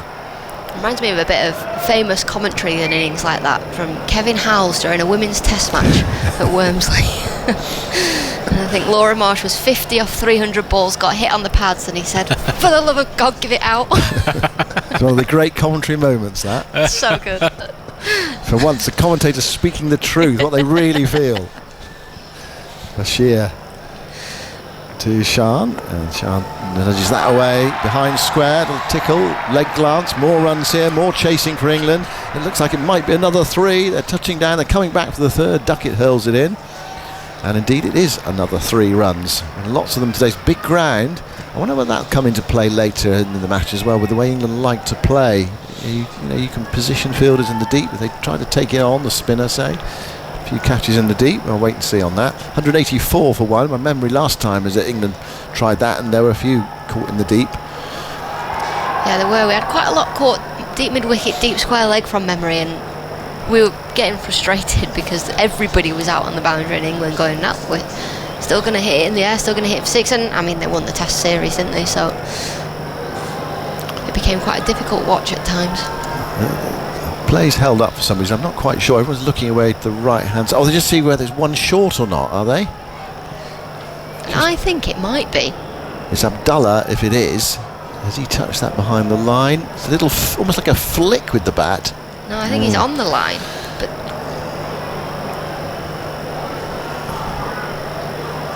what are they going to decide here? Oh. No, they're saying it's okay, I think, aren't they? Oof. Interesting, was that been a stumping, wouldn't it? Anyway, they've decided it's okay. Did touch down. Abdullah's on 72, 184 for 1. And Bashir bowling round the wicket to the right-hander, turned away towards square leg, tumbling save.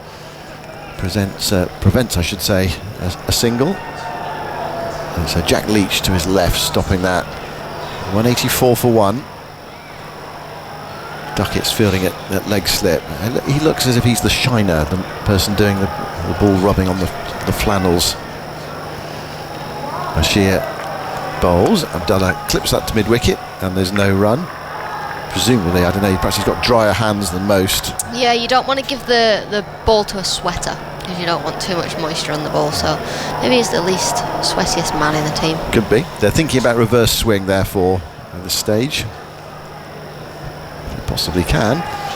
Bashir to Abdullah, who pushes that way into the onside. There is no run as the ball goes to mid-wicket. I think we're going to have a double change here as the drinks come onto the field, and the ground staff making their way out as well to remark the crease as well. It's been a very good afternoon session for Pakistan. It's been a good day for Pakistan so far. We've had 39 overs. They're 184 for 1. Abdullah's 72, and Shan Masood is 104.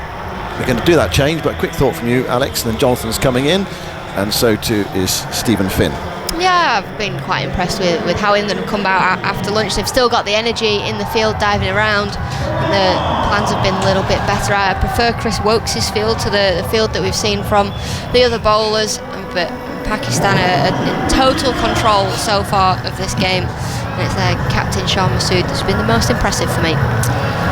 184 for 1, yes, that wicket seemed a very long time ago when the score was 8, but Shan Masood's played beautifully. Amazing to think that he hasn't scored 100 since that very graceful 150 that he scored at Old Trafford. 104 not out, Abdullah 72, Saim was the man out, caught down the leg side off Atkinson for 4. Babar Azam to come, Saud, they've got plenty of batting. Mohammad Rizwan, of course, he's down at number 7, so there's a lot of batting to come. And England, I think, are starting to tire, to be honest. It's interesting, Stephen Finn's with me now. I mean, how do you prepare? We balance this up with what we said in the summer about West Indies and Sri Lanka having no cricket, just arriving and playing, and how difficult that is. We're talking about English conditions there, aren't we? Adapting to English conditions, the ball moving around and swing bowling. I mean, this, to adapt from 10 degrees or whatever to 35 degrees, to arrive on Wednesday, to be playing a test match on Monday. I mean, I'm not sure what time they arrived on Wednesday, but it's a pretty longish flight. You come through Dubai and so on, so there's no question of going into the nets on Wednesday. So Wednesday's a write-off. So you've got Thursday, Friday, Saturday, Sunday. 4 days before you're going out and playing in a test match. And I mean, there's been talk about Jimmy Anderson and so on. I'm not too fussed about that, I must say. It's more a case of how you prepare yourself as a fast bowler particularly to go out and be ready to play in a test match in 4 days in this sort of heat. Yeah, because when you're looking at balancing up your build-up to a test match, you work back from the test match day. So the day before, you want a very relaxed day, especially in these sorts of conditions. That would have been Sunday yesterday. Saturday would be your bigger day, but still you've only got 48 hours to recover before you're playing a 5-day test match. So you want to make yourself relatively fresh then, so that wipes out Saturday. Then you've got Friday and Thursday then as the 2 days that you can practice on. But the flight here, we did it, you have to change, it takes a lot longer. It's not just a direct flight that comes into Multan. It takes you about probably 15, 16, 17 hours travelling to get here in the first place. And if you step straight off the plane and you want to bowl 3 spells in a day to try and acclimatise yourself, or the next day even when you're not slept and you're jet lagged. I pulled my quad whilst jet lagged on day 1 of the tour to India in 2012, and it took me 6 weeks until the 3rd test match of the series to be fully fit to be ready to play again. And that would wipe out the entirety of this series if someone were to get injured when they came off the plane. So I do not envy the players the position that they've been put in. I don't know how what they would have thought of how they would actually have prepared, because you can't go and flog people on those 2 days you were talking about. Friday's the only day that you could do a decent amount of work, but I think you would still be reticent because of the flight being in your legs and the fatigue that comes with that, whilst also looking towards, in 72 hours time, being ready and fresh to potentially be in the position that England find themselves in now, which is bowling 90 overs on day 1 of a test match. Yeah. And in this heat, a very flat pitch, 2 batsmen playing well, 184 for 1. It's a bit of a nightmare scenario, really. They haven't bowled 40 overs yet, so there's a lot of cricket left to go. Looking at the light, it's always interesting this part of the world, but actually 2 years ago we were here a bit later in the year, and it got dark. Well, it was dark by 5:15. That brilliant finish at Rawalpindi, the sun was going down, and there was that sort of chase. It doesn't feel quite that bad now. I think 5:30, which is the close of play plus the half hour, they could play with lights on. In goes Woakes then, starting up after that drinks break, and Sharma Masood just comes forward and plays back up the pitch. 104 for him. Abdullah is on 72. So it's not a question of making excuses. It's just reality, really, that this is what all the teams are now facing. West Indies, Sri Lanka, and now England here. This is not out of ways. choice that England have come here 5 days before a test, or 6 days before a test match. It's the schedule they're presented with. It's something has to give. Woakes round the wicket. Bowls, one keeps perhaps a little bit low there. Masood was looking to run it to third man. There's no one down there. There's a very inviting gap. Woakes coming round the wicket and using the angle to come into him. I do like this angle to Masood, though. I've got him out a couple of years ago playing domestic cricket, angling it in from round the wicket with a straight field, trying to ask him to play with half a bat towards the leg side. So the field is a leg gully, a silly mid-on, a short catching mid-wicket, a wide mid-on, and a fine leg. And there's a huge gap at square leg for him to try and work that ball through. Here's Woakes, bowls slow ball, very full, driven out towards mid-off. Crawley's there to field. And especially the mood that Masood seems to be in, where he wants to keep the scoreboard moving. He's on 104 from 106 balls. He's looking to turn that ball into the onside. He feels as though he's in. If you can just sneak one past his inside edge, whilst those thoughts are on his mind, it's a good plan. So Chris Woakes hopefully persists with this around the wicket. Yeah, they're tightening up that leg side field now as well. Brook is a very short mid-on, just off the pitch. Woakes again. Round the wicket he goes, bowls, and Masood drives him. Wasn't a half volley, he wasn't there to be driven, but that's the way he's played here. Free-flowing drives. He's played really gracefully. Finds Crawley there at mid-off. Talking a graceful left-handers. I spent half an hour with David Gower too. Nice to see him back. I saw him earlier. He was in good spirits. Very good spirits indeed. He's languishing in the commentary box next door. Nice to see David, my old skipper. And he's pleased to be back too, behind the microphone. Now we've got slip coming out. So this is sort of a driving field now. Looking at the way that Masood is playing, hoping that he mistimes on those drives and hits a catch straight to that mid-on and mid-off, who are very close now. Goes Woakes, bowls short, cut, and there's 4. That's the one thing he can't do. With this field, I mentioned the driving field, I'm afraid a long hop outside the off stump is only destined for one thing, and into the boundary it goes. Another of these kites is back. I'm going to give you another one. We had the soar of kites earlier. Yeah, I lost the roulette earlier, didn't I? I said gaggle. Yeah, well, that was terrible. That was gaggle. So a collective term for these massive kites. Are any of them alliterated? This one is. Okay. I'm plucking it out. In goes Woakes. Bowls, and that's pushed away into the offside, the gap there, but they'll take a single because the alliterative ones are better, aren't they? I like that. A gaggle of geese. That's why I thought it just like rolls off the tongue. Yeah. What, like a gaggle of hawks? I give you a kettle of kites. Nice. That's another alliterative collective term for kites. Official. To me, the word doesn't make sense. A kettle. To be a collective. But don't you think it's the sort of the rising the steam off a kettle that makes them soar like they do? Because a soar of kites is also one. Actually, my kettle did a curious thing here last night. It never, usually when the kettle boils, it gets to boiling point and then it switches off. Yeah. It just didn't. And it was on, and I was lying on my bed. I thought, that kettle's been boiling for a while. I got to the kettle, and all the water had evaporated because I'd left it at boiling point for too long. That's not good. No. Bit of science flying around there. Yeah. Do we ever get a suggestion for a collective noun for commentators? Most of them were too rude to broadcast, Andy. But I think we've got one or two. I'm going to give you more on the kites because it's just there's so many of them here, and they're vast. They're enormous birds, and I don't know why they keep coming down and trying to pick stuff up. But I don't think they are. I think they're coming down for a look. 189 for one, and Masood faces Bashir. He's cut there out to backward point, and there's no run. So we've had a soar, S-O-A-R, of kites, which is lovely because they do soar, don't they? We've had a kettle of kites, so a nice alliterative one there. Again, we think that sort of steam and rising up. 189 for one, Bashir. Round the wicket, bowls, turned away out to mid-wicket. I haven't got any more alliterative ones. I've got one. Why would there be a husk?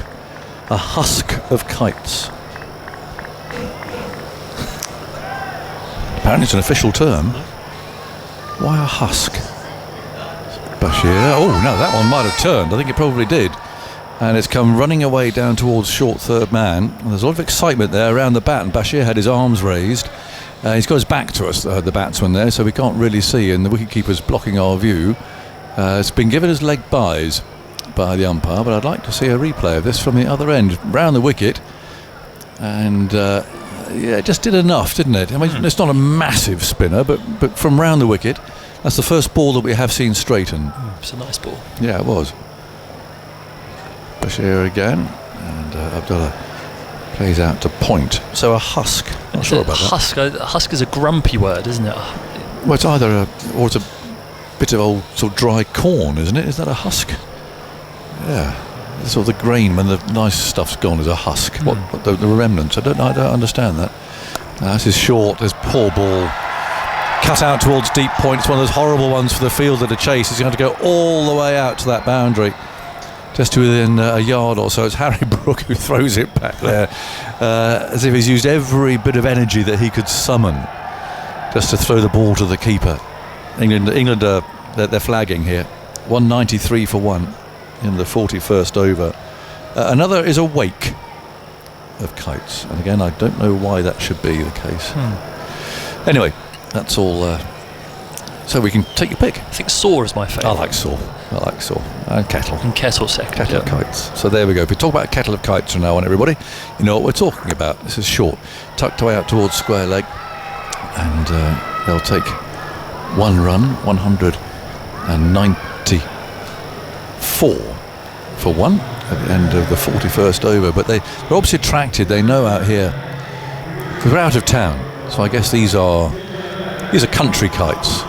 And every now and then they get the excitement of a cricket match here at the stadium, which is Well, it took 45 minutes to drive out here today from town. So they know something's on because they were here bright and early. Do they prefer red ball or white ball cricket, do you know, the guys? That's an interesting question. My feeling was that they were here very early today, well before the toss, weren't they? I guess they know they've got 5 days of potential snacks Yes, at a test match. that would make them definitely red ball. Yeah, red ball preference, wouldn't it? But they were here early. There needn't to be. There was nobody here. But also, if you think about how hot it is, therefore how thin the air is, the energy required for these massive birds to come down to ground level, swoop down, and to get back up again on very thin hot air, it must be immense. Yep. And they're high up there. What's that? That's 100 feet off the ground. They do get excited, don't they? There must have been something on the ground around a short third man region. There's loads of them swooping down to get something that was in the ground. Well, perhaps we give them a challenge tomorrow. I was given a rather sad-looking sandwich from the hotel. It was very generous of them, but maybe if we can scatter that tomorrow in a certain place. Or Zoltz's birthday bread basket. Oh, that can go. Zoltz's cake. We can scatter it in a certain place tomorrow and watch it. Especially the cricket's a bit boring. And do drops at lunch and tea. Yeah, and you could watch them coming in, and that would be quite fun. But anyway, they're soaring round and round up there, getting higher and higher on this very thin, hot air. 194 for 1.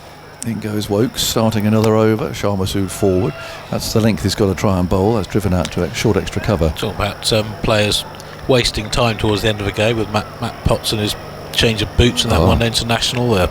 Muhammad Ali taking a long time to get to the crease. That was my favourite last time. Well, no, he was already at the crease. He'd left the crease. If you remember. Could this be a new frontier in time wasting? Is to send out 12th man to drop bits of meat on the field. So you get a huge flock but right behind the bowler's arm. Definitely. The kites just all round the pitch.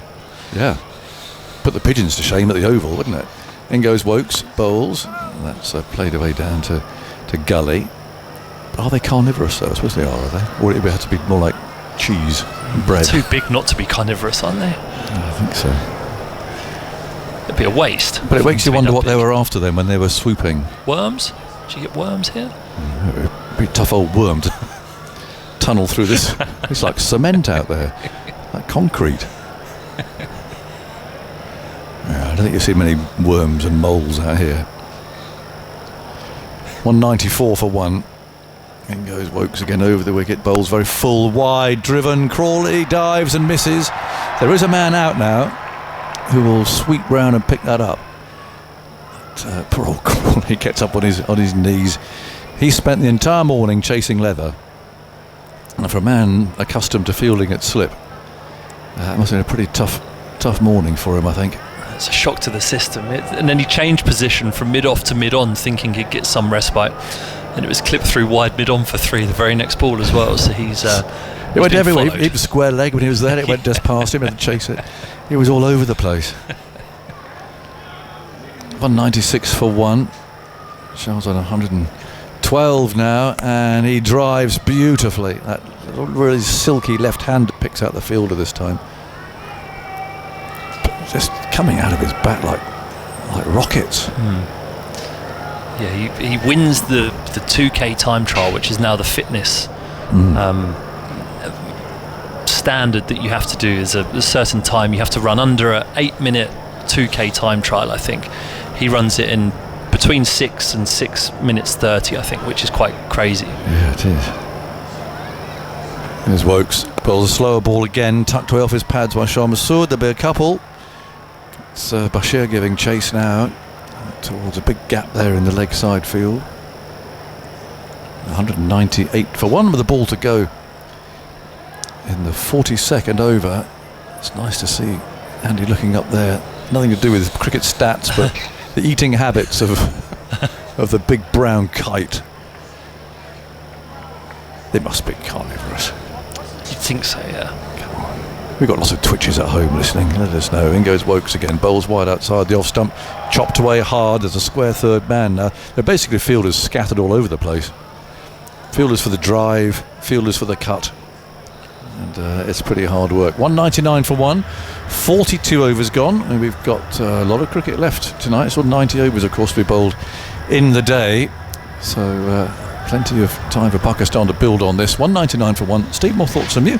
And then Atif is coming in here. Yeah, it's been a very tough morning for England so far here in Multan. There's been no respite whatsoever. Shan Masood has played brilliantly for his 110. Not out so far. Very ably supported by Abdullah Shafiq, who has 75. He'll be a very relieved man, Shan Masood, I think, after the pressure that was on him leading into this test match and the noise around the captaincy, 5 losses in a row. You want to assert yourself on a test series on the first morning, and he's done just that. He won the toss, which was important. He's batted first, and he's making the most of it. He certainly is. You can see that in his body language as well. He looks a lot more relaxed, a lot more positive. Well, there's a sense of concentration on his face, as well as a lot of perspiration. Bashir in short and swept up in the air and caught a leg slip. Shan Masood, well, the catch has been claimed by Duckett. He's got his hand up in the air. It looked like it took a top edge off the bat. Shan Masood has stood his ground. Duckett is having a chat with Pope. Do they want to review this? Because the umpire said not out. Now the time is running down, but they've gone for the review, so we'll find out momentarily. What's your instinct say, Finney? It looked like it took a top edge there. No, I think a top edge would have gone much higher than that. I think it has to be something soft for it to only balloon like that. So I'm saying either a thigh pad or something, and as he was trying to tuck it round the corner, it wasn't a full-length delivery for him to be sweeping. Let's take another look at this. Just angled in, straightened from Bashir, and then I think he gets a little under edge onto his pad flap. We'll need ultra edge to confirm, but I think he might have got a little under edge onto his pad, and then the ball raised off his sort of thigh pad. Here we go, we've got ultra edge now. Does he get any bat on it on its way through to the pad? Ooh, no, straight into the pad, and then after the pad, does it hit anything else? Oh, it's gone up and taken a bit of arm guard. Now he's safe. He's safe. Well done. Eagle-eyed Finney, he spotted that straight away. Yeah, it just everyone's reaction out there. Pope was reluctant to send it upstairs. It was more out of desperation. Ben Duckett initially appealed, but then as soon as the umpire wasn't interested and Masood was walking towards square leg, I think even he realised that was a hopeful review from England, but one lost. I thought you nailed your commentator's curse there for a second. Here's Bashir into Shan Masood, back of a length. Masood punches past mid-wicket down towards long on for a single, and that single, I believe, it does, it brings up Pakistan's 200 halfway through the 43rd over of this innings. 200 for one. They lost Saim Ayub early with a score on 8, but since then they haven't looked back, Pakistan. It's 200 up and still more than half the day's play to go. Somewhat ominous for England. Here's Bashir into Abdullah, who tucks this ball away out towards mid-wicket for a single. You can see the sort of the body language of the England players as well. They're really feeling the conditions. It is very hot, as we've mentioned numerous times, but they're sweating. There's regular drinks breaks. Their shirts just sort of sticking to their bodies. It's got to be quite uncomfortable. Here's Bashir in again, slightly shorter this time, and Shan Masood just guides this ball out towards deep extra cover for a single. Score moves on to 201 for one. Yeah, I'm very impressed, Finney. You clocked it straight away. You've got the vision of a kite. Do they have good vision? I don't know. I assume so. You'd have thought so. You'd thought so, yeah, there you go. You'd be surprised if I just wanted to join the kite chat. It sounded like a lot of fun. I just wanted to be involved. I wanted to chime in with my favourite collective noun as well, by the way. What's that? Which is camels. Could you guess? Could you guess what a collective noun for camels is? It's a fun one. A Humperdinck? It's not as fun as that, sadly. It's something you might do if you were looking for a trip in England. Here's Bashir into Abdullah, back of a length, and work to mid-wicket. There is no run. Disappointing sandwich of camels. I have to take issue with that. I quite enjoy the sandwich from the hotel. What about day trip in England? Oh, right, sorry. Soggy sandwiches, raincoat. Sure. It is a caravan of camels. It's pretty good, I thought. Yep. As that ball's turned into the leg side, there is no run. Who comes up with these? I don't know. Somebody Somebody.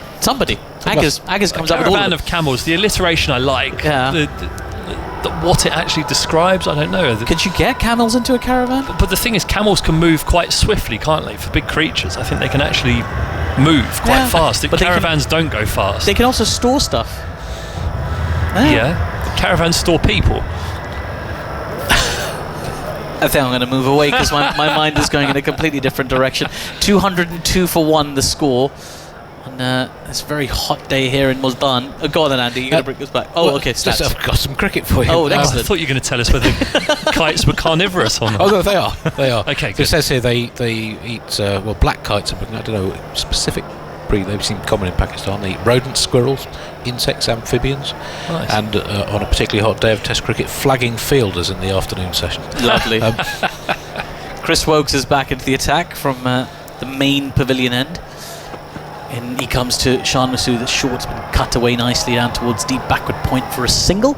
203 for 1. Yeah, the 200 came out from the second ball of the 43rd over, which is the 8th fastest Pakistan have ever reached 200 in Test cricket, and the second fastest when they've batted first in the first innings. The only time they've reached 200 quicker when batting in the opening innings of a match was at Old Trafford in 1992. That match we're talking about, Amar Sahel scored a pyrotechnic double century. Yeah, 205. Yeah, 40 overs and 1 ball, a game that ended in a draw after quite a lot of rain at the start of a dramatic series that ended up with Pakistan winning 2-1, taking the decisive oval test. The last test played by David Gower, who we were talking about earlier on. Do you know that was the first test series that I recorded the highlights on VHS tapes? That was the first one which started that tradition for me.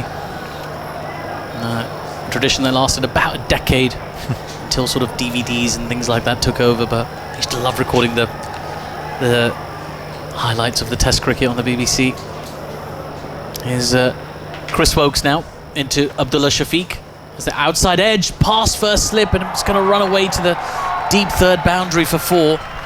Little bit fortuitous, but he did play it with soft hands. Either way, the agony continues for England. Pakistan 207 for 1. Yeah, played with soft hands. It was just drifting away. It just gives the sense that maybe where England have been trying to protect this ball, it might just be offering a hint of reverse swing, angled in towards off stump and just holds its line. But because it was played with such soft hands, it just dribbles past first slip where Joe Root is stood, rather than offering any semblance of a chance. So Abdullah living life on the edge slightly, but happy with 4 runs nonetheless. Yeah, he's on to 80. There's Woakes in again, squares up Abdullah a little bit, pushes to point, and there is no run. Yeah, everything's sort of gone Pakistan's way. England have had a couple of moments, really, sort of reviews and things like that, but no major alarm bells for Pakistan today. In fact, I think they've usurped expectations, even on this kind of surface, even on a surface which offers them a lot. Because let's not forget, in Rawalpindi, they played on very similar surfaces and struggled immensely. So this will be a surprise any which way you look at it, if you consider the way they've played recently. Pakistan 207 for 1. There's Woakes into Abdullah Shafiq, who again plays a classical defensive shot back to the bowler and his follow through. There is no run. It's hard work, Chris Woakes. It looks like he just wants to go about his work at the moment. He collected that ball in his follow through with his right hand, threw it to the fielder at mid-on, and then just turned and walked straight back to his mark, conserving his energy. Well, it looks as though Ollie Pope is the ball man. Yeah. Alistair Cook was always our ball man in the team because he didn't sweat. Even in these conditions, he never a drop of sweat on him anywhere, so you knew that he would protect the integrity of the ball. There's Woakes into Abdullah, slightly fuller, driven, but can't be the ball man at mid-on, and there is no run. So I don't know if I'd like that title. Well, yeah, he was named that by the Australians actually in 2010-11 when we won down there. We were having a drink with them afterwards. I can't remember exactly which one it was, but they were saying along the lines of, he scores all the runs, he's the main player, and he does short leg, and he's the ball man. And from that moment forward, Alistair Cook was known as the ball man.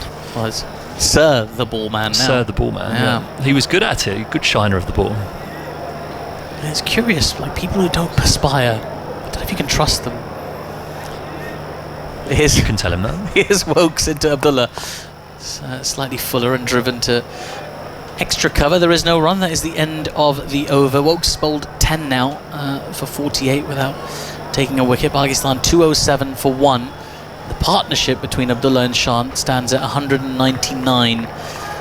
They've gone really, really well and really entertained this crowd here in Multan as well. It's not a full house by any stretch, but it's a decent-sized crowd, most of which is taking cover underneath the Hanif Muhammad enclosure. It's where you're most sort of protected by the structure of the ground, protected from the sun, that is. And there's a few across as well towards the Wasim Akram enclosure and the Fazl Mahmood enclosure, directly across from where we're sitting in the Inzamam ul Haq enclosure. In fact, I believe the stand above us is called the Waqar Yunus enclosure. So lots of great cricketers being immortalised by the names of these stands. You can see the flags in the distance barely fluttering, not really a breeze in place, as Bashir is into Shan Masood's short and guided away nicely out towards deep point, and will take another single. That single, by the way, brings up the 200 partnership between these two players. 200 of 247 balls. And he's also 40.3 overs for that 200 stand. Pakistan's 10th 200 stand against England in men's Test cricket. Only the second for the second wicket. The previous one was a 291 run stand between Zahir Abbas and Mushtaq Mohammed at Edgbaston in 1971. Goodness. We're chatting about Zahir Abbas yesterday and his tales at Andy Zaltzman's birthday party. It's a wild birthday party when we're talking about cricketers from the 70s and the 80s. Proper birthday party. Absolutely. And the next ball's pushed out into the covers for no run. We played some blues music for you. Well, the guys at the hotel, I think they tried their best. They looked at you and they thought, okay, what this guy's going to want is Sabrina Carpenter. Sabrina Carpenter and Katy Perry. Here's Bashir as that ball's turned away into the onside again. No run. But then we changed it up to the blues very quickly. You enjoyed that, didn't you? I think there was a Katy Perry that probably played a few matches for Gloucestershire in the 1930s. Kenneth Terence Perry. Without a doubt. We'll have to look that up. Slightly sluggish body language from England at the moment. As you sort of expect, it's been a long hot day in the sun. Halfway through the afternoon session. Not a lot to get excited about, not of late. Here's Bashir into Abdullah. He just goes back in his crease and works the ball down towards a long on for another single. Inching his way to his own milestone is Abdullah on 81 off 134. I wonder if Andy will be able to tell me the last time Abdullah scored 100 in Test cricket, because it feels like it's been a while. He got a double 100 in Sri Lanka over a year ago. Had a thin run recently, as we were talking about earlier on. It's a full start for Bashir. He just apologises to the umpire. That double 100 in Sri Lanka was his only 100 since the opening test of the series 2 years ago, when he made a century in Rawalpindi. And he was poised to become the next big star of Pakistan cricket at the time. As Bashir is in, turned into the onside for no run, but then, as you say, he just sort of fell away a little bit. Of course, Pakistan's brightest batting star, Babar Azam, in the Pakistan dressing room, all padded up and ready to come in, inspecting something on his helmet as we speak, but he's had a very lean run of his own. As Bashir is in, and Shan just works that into the onside, and there is no run. Tidy over that from Shoaib Bashir. 209 for 1. Partnership 201 of 252 balls. I do feel like since lunch, Bashir's actually bowled more economically. I've not been keeping the closest of eye, but every time I've seen his deliveries, there seem to have been dot balls. He's managed to get both batters on the front foot. Feels like he's just settled into that spell a little bit better. Am I right or wrong? You are entirely correct, Alex. 6 overs for 42 before lunch. 6 boundaries, 3 of them in the last over he bowled before lunch, 2 fours and a 6 by Abdullah Shafiq. Since lunch, 5 overs for 17, no boundaries. It just felt like he's just bowled better areas, and I guess those bowling figures prove that as well. I've just had an email from Rishi Jindal, so thank you, Rishi, for your email. And he said, in support of Atif, a caravan of camels is an interesting collective noun. Also, the name makes perfect sense if you consider the historical meaning of caravans, a group of people, especially traders or pilgrims, traveling together across a desert in Asia or North Africa. Makes total sense. A caravan of camels. There you go. We'll see some on the way back to the hotel later, because there's loads of them en route. Yeah, we saw a few en route, didn't we? Yeah, because we're only about 100 kilometers, I think, just under 100 kilometers from the nearest desert area in Bahawalpur here in Pakistan. Really picturesque part of Pakistan, and beautiful buildings, and they speak a language called Siraiki there, which is a really lovely, very silky language. It's very smooth and just nice to listen to. I don't really understand a word of it, but it sounds nice. Now then, a bit of a delay here as England set an interesting field. It's sort of half umbrella at the moment, with 2 mid-wickets and a mid-on, both quite close by each other. Wokes to Abdullah, who lets one go outside the off-stump through to the keeper, no run. It's weird how cricket's evolved, isn't it, Alex? I mean, the slips used to be behind the batter, and now they're in front of him in the mid-wicket area. Yeah, I quite like this field, to be completely honest. I mean, England trying anything and everything to distract the batters out there in the middle. You've got Shan Masood currently talking to Harry Brook. Harry Brook got his bat and said, "Thank you, I'll just play with that for a minute." It's just something, as you say, to break the concentration, even if it doesn't serve a direct purpose. I mean, these games have been played for years and years and years, haven't they? Just try and distract the batters in any way. As Wokes into Abdullah, angled into him and actually beats him as the ball strikes him high on his right leg. There is no run, no real appeal either, but good to beat the bat. I think he was asking Brook to push his bat handle back down. The grip. Just get the grip back down a little bit. I was thinking Brooks gone, that bat looks quite good actually. You've scored a few with that. Can I have a look at it? Shan played quite a bit for Yorkshire, so they know each other from that. Yeah. Done very well. Averaged almost 54 for Yorkshire in 15 games, 400s. As Wokes into Abdullah, slightly fuller, driven nicely by Abdullah, just wide of the fielder at cover so they can run through for a single. There is a shy at the non-strikers end, but no major threat there. Score moves to 210 for 1. If I'm not wrong, he scored quite a few runs for Derbyshire before that as well. Shan Masood seemed to recall him scoring back-to-back double hundreds for Derbyshire the season before he moved to Yorkshire. It was, of course, his old Pakistan coach Mickey Arthur who convinced him to make the move. 8 matches for Derbyshire in 2022, since when he's played for Yorkshire. Just over 1,000 runs, high score 239, average 82. Oof. Yeah, no wonder they've been promoted. 239 against Sussex, and then followed by 219 against Leicester. As Wokes in on the pads of Shan, he just flicks that away out towards the mid-wicket boundary. A bit of a chase on here in the deep, and the throw comes back. Oh, they thought about the third. They settled for 2. Slightly sluggish running, I'm going to say. I think there was a 3 on offer, but I know it's warm out there. Maybe a little bit of fatigue. I don't know. 212 for 1. Felt like they left one out there, maybe. Yeah, didn't quite push as hard as they have been doing, but it's Bryden Carse with a decent bit of fielding on the boundary. Picks up and throws the ball quickly, stops them getting a 2. The last thing these two want to do is one of them be run out, because they are totally in control here. Scoring runs with relative ease as well. But you can just see Shan Masood is out of breath. He's taking his time. He's trying to suck in some oxygen. I think Wokes is going to come around the wicket as well. Just changing his angle a little bit. There he is to Shan, who just pushes the ball to cover again. There is no run. I can see Ben Stokes. I think he's getting the drinks out again. Just crossing the side screen below us. He's done quite a few rounds today as well in the heat. As we were saying earlier, looks in good shape. Got the physique going, put the time in at the gym, I'm sure. Yeah, he's just trying to catch up to Ryan Ahmed so they can do a little lap together. Oh no, he's gone past him. He's gone past Ray. Ray's just stayed in place. Here's Wokes, slightly overpitched. Beautiful drive from Shan Masood. There is protection out in the deep now. And they'll get back for 2 runs. Runs are really flowing for Pakistan here. It's difficult stuff for England. It's a different kind of challenge, and it's an unusual challenge for this England team as well, because they won't have been faced with too many scenarios like this where batters are completely dominating their bowlers, and it just doesn't seem to be there doesn't seem to be an out, quite literally.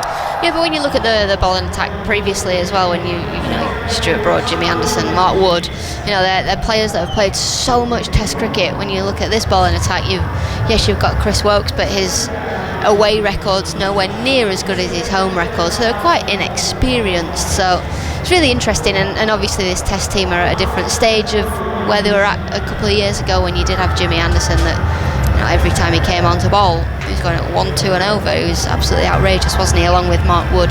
That built pressure in itself, but because of the inexperience, the way that Masood took on Bashir before lunch just put pressure on England, and they've not quite been able to, I guess, get that breakthrough but also take control of the game since then. Most certainly. They've talked about this as well, the Pakistan team. Jason Gillespie, the head coach, and Saud Shakil, the vice captain, both referenced the fact that they're going to be looking at England's inexperience as a major part of their strategy and build for these games. There's a little bit of skepticism about that approach amongst the Pakistani media. Just had a chat with a few people next door in the Pakistani press sort of collective, and more than a few people sensed a collapse was still going to happen today, which sort of gives you an idea of the trauma they've been through watching Pakistan cricket over the last couple of years. Yeah, we're in control now, we might not be in an hour. Yeah, they don't want to take anything for granted. Now, there's a bit of a delay here. Jack Leach is going to come back into the attack, and he's just trying to get his field exactly right. Still having a discussion about this field. I think we're eventually going. Yeah, I think we're finally going to get a ball bowled now. Abdullah Shafiq is waiting very patiently at the strikers, and now he's gone for a walk as well, so there'll be more of a delay. As Leach just rubs the surface to get the excess moisture out of his hands. He's got his sunglasses on. He's got a slip in place Joe Root with a little cloth tucked into the back of his trousers. Now then, Leach into Abdullah, who defends the ball back to the bowler. There is no run. Score is 214 for 1. This is, I think it's fair to say, a dream performance so far from Pakistan to start this Test, and we've discussed the pitch at length. It's Leach in again. That ball's pushed into the onside. We've talked about how it's, you know, very batting friendly, not a lot in it for the bowlers, but you still got to score the runs, and they've done it. Yeah, it is very batter friendly, and there's not been very many opportunities. Like you said, there's not much in the surface. England have bowled all right. Here's Leach, couple of steps, delivers, fullish ball driven, can't beat mid-on. Bryden Cast does the fielding, and there is no run. But it's so batter friendly. There is nothing in the surface to help the bowlers at all. There's a fielder getting a bit of attention in front of the Hanif Mohammed enclosure. Short this time from Abdullah, from Leach, I beg your pardon. Abdullah plays it past backward point down towards deep square for a single. And there's quite a loud contingent of fans that are like, they get very excited when they see any of the sort of, you know, the substitute players or the 12th men and what have you just make an appearance, and they just whistle and yell and try and get their attention, just get a little wave. There's a nice atmosphere here. There's a moth directly in my view of the pitch right now, on just in front of our screen. I can see the moth. Hello, mate. If you could just scooch a tiny bit so I can watch the cricket. We'll catch up later, no doubt. It's not that big, Atif. It's right in my line of sight, though. It's in front of, from where I'm looking, it's in front of Jack Leach. Leach is in, I think, and that ball's turned into the onside for a single, and they'll move to 215 for 1. You've made it out like it was a human stood in the way of you and you couldn't see around it. I reckon if you moved 3 millimetres. Why should I have to move for the moth? Give it a whack on the. Give the window a whack then. That's too far away. Moth stopped play. I don't know if that's ever happened in cricket. We had unicorns stop play in the summer. Did we? There was an inflatable unicorn that had to be removed from the outfield. Of course it was inflatable. Yeah, that makes sense. Because they're not real. Real, yeah. Leach with a ball to come in his 7th over. He's been sort of tidy-ish at the moment. Just gone for 19. Still got his slip in place, and he comes to Abdullah, who comes down the track and drives. And gets it just wide of the mid-on fielder, so they run through for a quick single and they make it relatively comfortably in the end. That is the end of the 47th over. Pakistan 217 for 1. Alex, give us your thoughts on what England can do here. What can they do to try and break this partnership? I'm going to go and try and get that moth out of Simon Man's way, who's going to take over commentary. Well, it sounds so simple, doesn't it? But you've got to be patient. The run rate has slowed down ever so slightly, and when I say ever so slightly, I mean it. It's still over 4 runs and over, but actually England look like they're in more control. Jack Leach from the far end, he's had a couple of decent overs. Bashir as well, slightly quieter, but you've got Joe Root out there who's just trying to help out Ollie Pope at the minute. They're having a conversation at the bowler's end, just talking about fields and what they can go to, and you think about Ben Stokes not being on the field, you forget that Joe Root has played so much for England as well that he will help him out, and we're going to see him have a bowl as well. Yeah, I think they were sorting out the field, weren't they? What sort of field are we going to come up with here? England only bowled 47 overs today, so we're just past the halfway point of the day in terms of overs, and we're 15 minutes away from tea. So we're a bit short tonight. That's why they keep being fined. 19 points they've lost in the World Test Championship. I think there's some, I've been sort of looking around to see whether England can still qualify. I think some people have said that it's impossible for them to qualify now. It's so difficult to work out. But anyway, I think that they'd have to win all 6 matches they've got left and then hope some results go their way, or lots of results go their way. But I think there's some suggestion even that might not be good enough. I've built a World Test Championship predictor spreadsheet, Simon, just for you. So can you answer that question? I can. Okay. I'll input some hypothetical results for you. Okay. Here's Root then, ran the wicket to bowl to Abdullah. Abdullah's offering the full face of the bat back to the bowler, who bends down to pick up, and there's no run. 217 for 1 on this good pitch. Very good bat conditions today. Root slip and a leg slip, bowls to Abdullah, who plays it back past Root, who dives to his right, can't stop it. Goes up to the skipper, who's fielding it long on. He's going to come up now though, a change of batter. He'll get himself in the mix up. 218 for 1. Abdullah to 85. So he's been far more sedate. 144 balls. Shan Masood, 102 ball century. So he's 124 not out. Yeah, one thing about the over 8, because of course, if you have left-hand, right-hand combination, which they've had all day. Yeah, all day actually. Yeah, yep. Because one left-hander replaced another, and that slows things down. Especially the way Pakistan scored as well, because they had ticked the ball along. So there's a lot of field changes today. You can't just stand in the same position with the 2 right-handers or 2 left-handers on strike.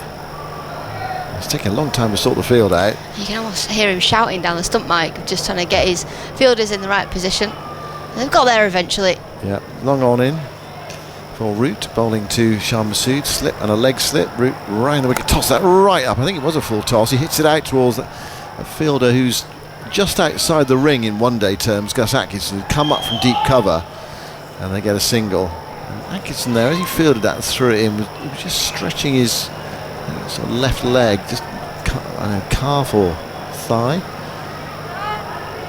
Punishing day, but the last thing you want when in a situation like this, 219 for 1, is to have one of your bowlers go in the fetlock as Abdullah drives up towards long on for Ollie Pope to field. He'll have to change round because that's another single. Do you want one of your bowlers to go in the what? The fetlock. I've never heard that before. Happens to horses. You have something, Andy. Why are you looking at me like that? I thought the Fetlock was your local pub in Bristol, wasn't it? Well, there probably is one called the Fetlock, yeah. Fetlock Arms, I'm sure there is one somewhere.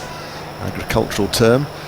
Here's Root bowling, driven away by Shan towards extra cover. Atkinson a bit tighter on the single that time, so there was no run. 220 for 1. Because Atkinson had a bit of a problem, didn't he? Right at the end of the English summer, and was rested for the one-day series, white ball series against Australia. Preparation for this. Root bowls, tipped away by Shan up towards long on. Chris Wokes is there, fumbles it initially. And that's the end of Root's over. Gentle over, not much happening there for England. They're just trying something different, really. 6th bowler used, 3rd spinner. Went for 4 singles, 221 for 1. It just didn't look threatening, did it? No. Not at all. It was just a Root ambles in, hits out to deep cover, they run for 1.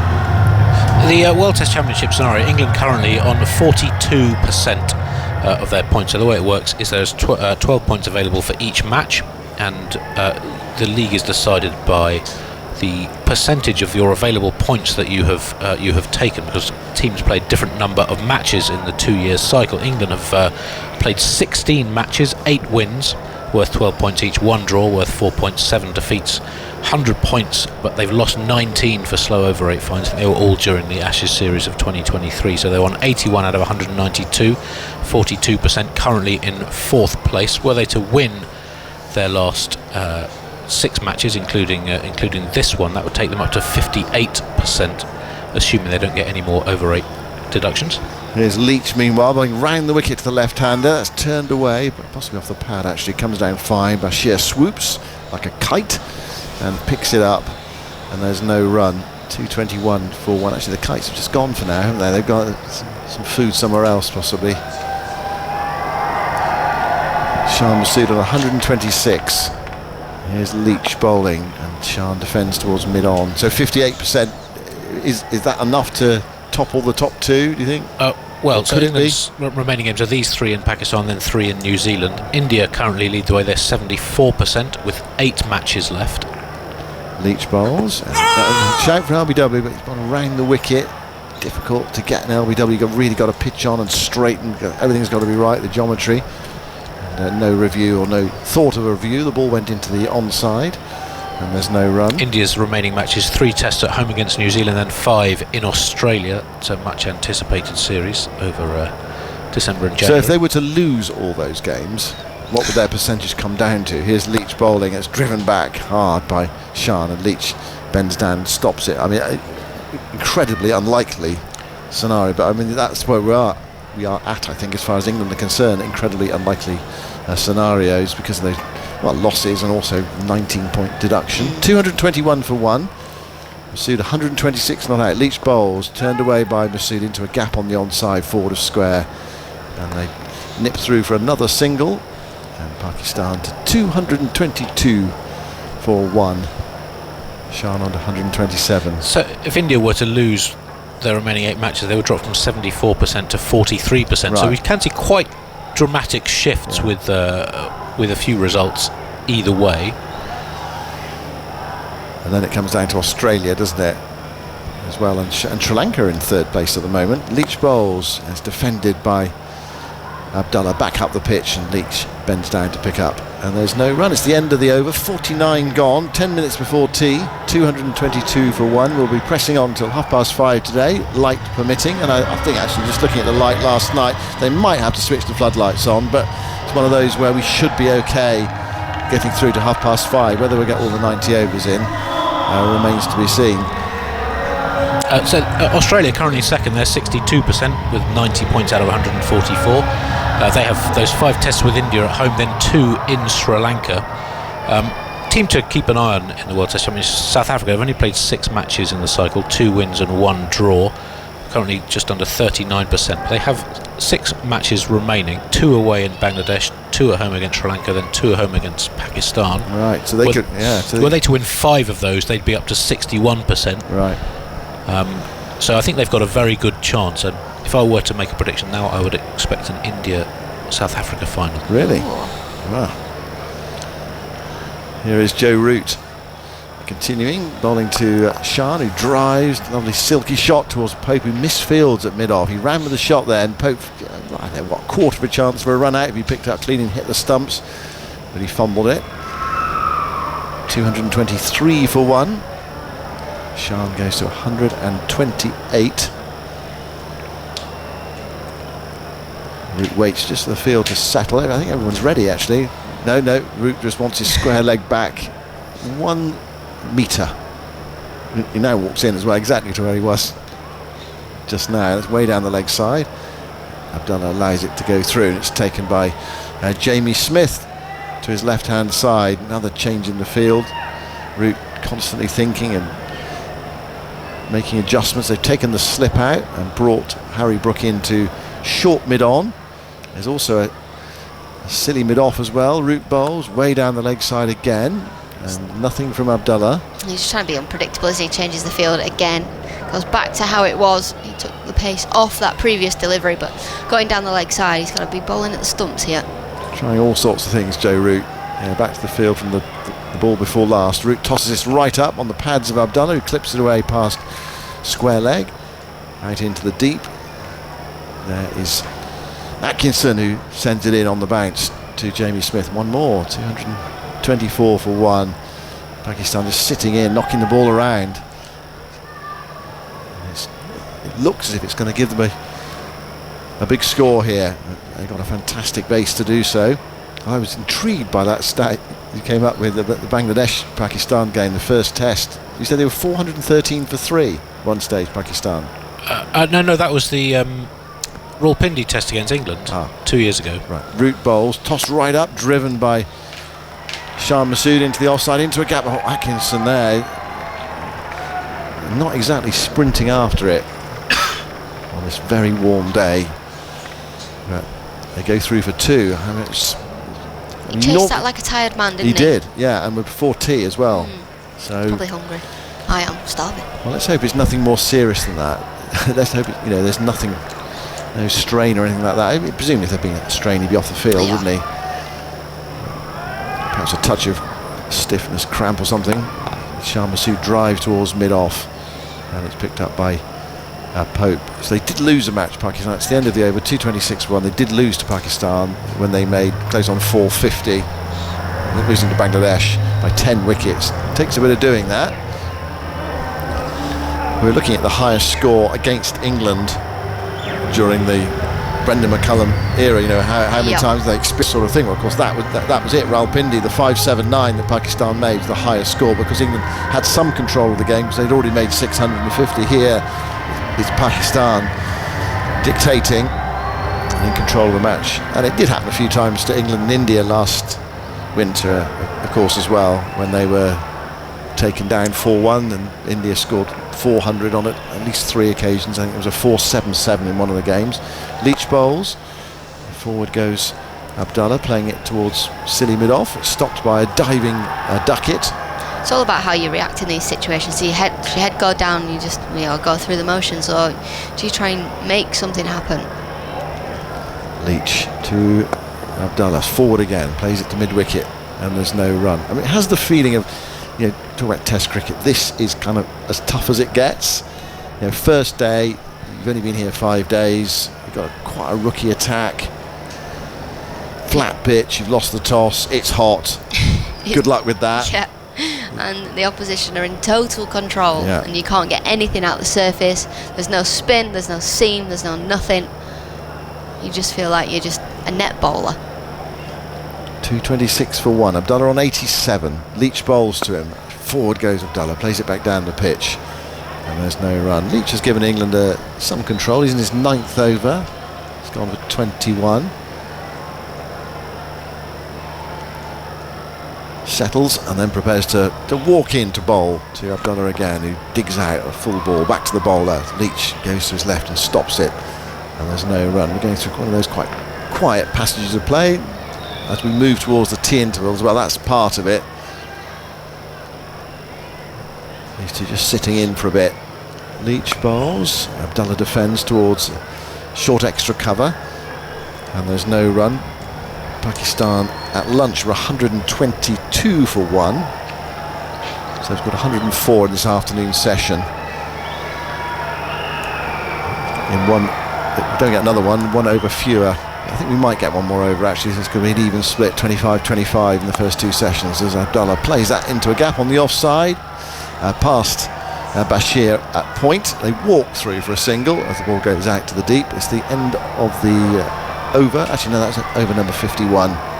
So we had 1 or 2 more overs in the afternoon session. 227 for once. In a way, England have got a little bit more control in the afternoon than in the morning, but overall, of course, Pakistan are in this wonderful position. Yeah, it does just feel like things have slowed down. But when you actually look at the comparison from this session to the last, it's not slowed down all that much. But England, I don't know, for me, that they have just looked better in this second session, even though they haven't managed to get a wicket. Things just feel better. Root, last over before tea, bowls to Abdullah down the leg side. He goes for a sweep shot, he makes good connection, it's going for 4 towards deep backwards square leg. Well executed sweep shot from Abdullah, who moves into the 90s. He's 92 not out. Remember Misbah-ul-Haq, I think in the last over of the day in a Pakistan series against England, the UAE, prepared to take it on against the spinners, and go to his 100. But whether Abdullah will take it on the last over before tea, well, we're going back to find out. There are 5 balls left. He's 8 away from 100. It's 231 for 1. There is a man at deep mid-wicket. Here's Root bowling on his pads, clipped away towards square leg. And there is no run. England have put Leach back on the fine leg boundary now and a deep mid-wicket. So, and not that many for options, not without big risk. If Pope is just going back a few paces at mid-on as well. Root bowls, forward goes Abdullah, playing it back down the pitch. Now he's saying here, I'm happy enough to be 92 not out. If you bowl me a pie, I'll whack it away, but otherwise I'll be off for a 20-minute break. I'm just thinking, would you rather go into tea 95 not out, or out for 95? Exactly. Root bowls, Abdullah blocks that, almost if he's playing for a draw. What do England do if Pakistan gets 600? They get, you know what they'll say? Try and get 700. Yeah. As quickly as possible. Root slings that one down. Abdullah goes back and eases it through the offside, and he's going to pick up at least 2. Chases on for Zach Crawley. I'm not sure anyone else today has chased the ball to the boundary. I think it's always been Zach Crawley. Feels like it, yeah. A little bit this afternoon, we've seen that, but Crawley's been to the fore. That was a slightly tired chase, that one though. 233 for 1 now. We got 1 ball left. Abdullah is 94 not out. I think you're creating this excitement, and I'm here for it. Here we go. Root tosses it right up, and he dead bats it. Then that was a ball to hit for 6, wasn't it? I was there.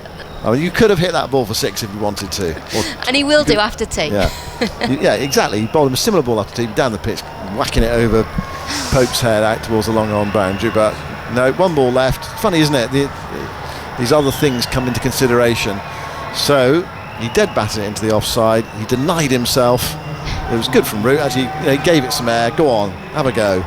But he was not to be tempted. So 122 runs in the morning session in 25 overs. 111 runs in the afternoon session in 27 overs. So Pakistan scoring a bit slower in the afternoon, but 233 for 1. Wow, what a position to be in after 2 sessions of this test match. I have to say this, early on in the day I sort of had a feel, you get a feel about a day's play.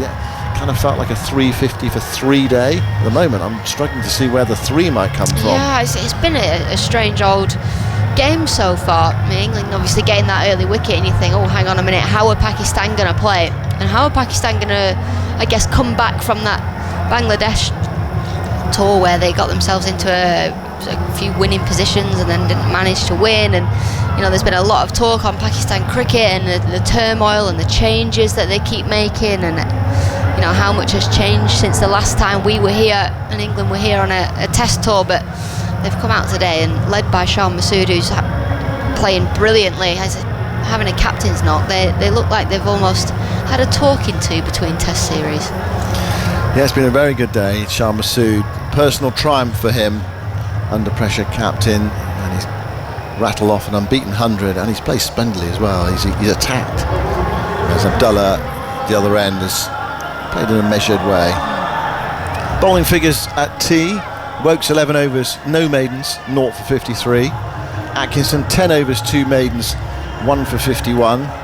Cast 8 overs, 1 maiden, no wicket for 33 on his debut. Shoaib Bashir 11 overs, no maidens, no wicket for 59. Leach 9 overs, no maidens, 0 for 22. And Root 3 overs for 14. So England bowled 3 maidens today, 3 maiden overs. And I mean, spinners, you normally can piece it together a bit, can't you? Bowl some maiden overs and build some pressure, but not today. They've knocked them around, singles, tick the board over. Yeah, and I think that shows, you know, that there's nothing in the pitch. We've not really seen any of the balls turn, and we know that, well, we saw Bashir not really bowl all that well before lunch earlier on in the day, but England just on in control, and I guess only bowling 3 maidens shows that. There's a lot of cricket left, 38 overs in theory after tea today. So Saim Ayub was caught by Smith of Atkinson for 4. That feels as though it was last week. It was early on today in the 4th over. Since then, Abdullah Shafiq and Shan Masood have come together, and their partnership now is worth, I reckon, 225. Fires are back out there, and quite a wearying team making their way down the steps at the far end. They've had 20 minutes off, and the batters are ready. They can't wait. They're poised. They were by the boundary sponge early. The kites are swooping again in front of us. The score at tea, if you have just joined us, 233 for 1 Pakistan. We've had 52 overs. We've seen a century for Shan Masood. He is still there. Pakistan's captain Abdullah Shafiq is not far away. That's the next thing to look out for after the tea interval, is a potential Abdullah Shafiq 100. What is he? He's gone off the scoreboard. What is he? He's 94 not out, so he's one hit away. He has hit 1-6 already so far. Shan Masood has hit 2. He's on 130. Alex Hartley's here after tea, and she will be joined very shortly by Jonathan Agnew. Yeah, you say it was a weary-looking group of players for England, and 20 minutes just doesn't feel like a long time, especially when you've been in this heat. You've been bowling, you've been in the field, you've been chasing the ball to the boundary. You put your feet up and you think, you just get comfortable, and then someone gives you the tap on the shoulder and they go back down. You go, you're like, oh, you're joking me. Well, I can hear the dressing room now, can't you? Come on, lads. Yes. Come on. Get 1, get 2. That's how it is. And out they go. I know. Look at these kites. They've found something. Yeah, it's fascinating. It's absorbing watching them, and what they can all be trying to get, because no one has been. But they're swooping now. No one's been there.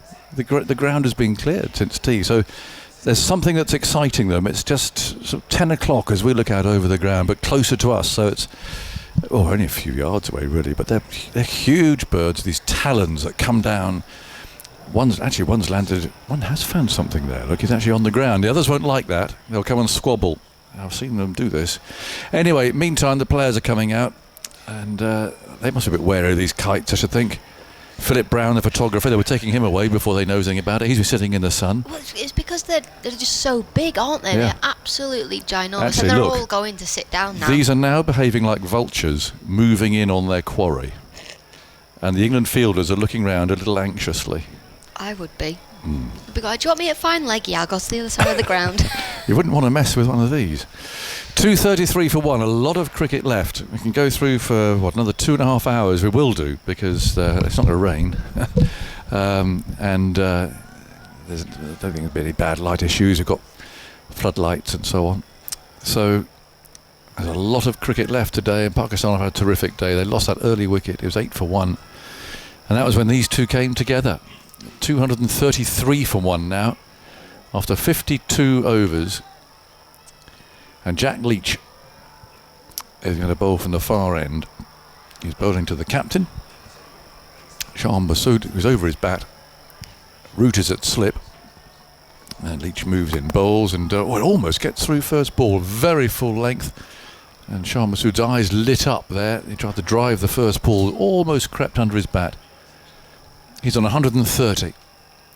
Abdullah is on 94.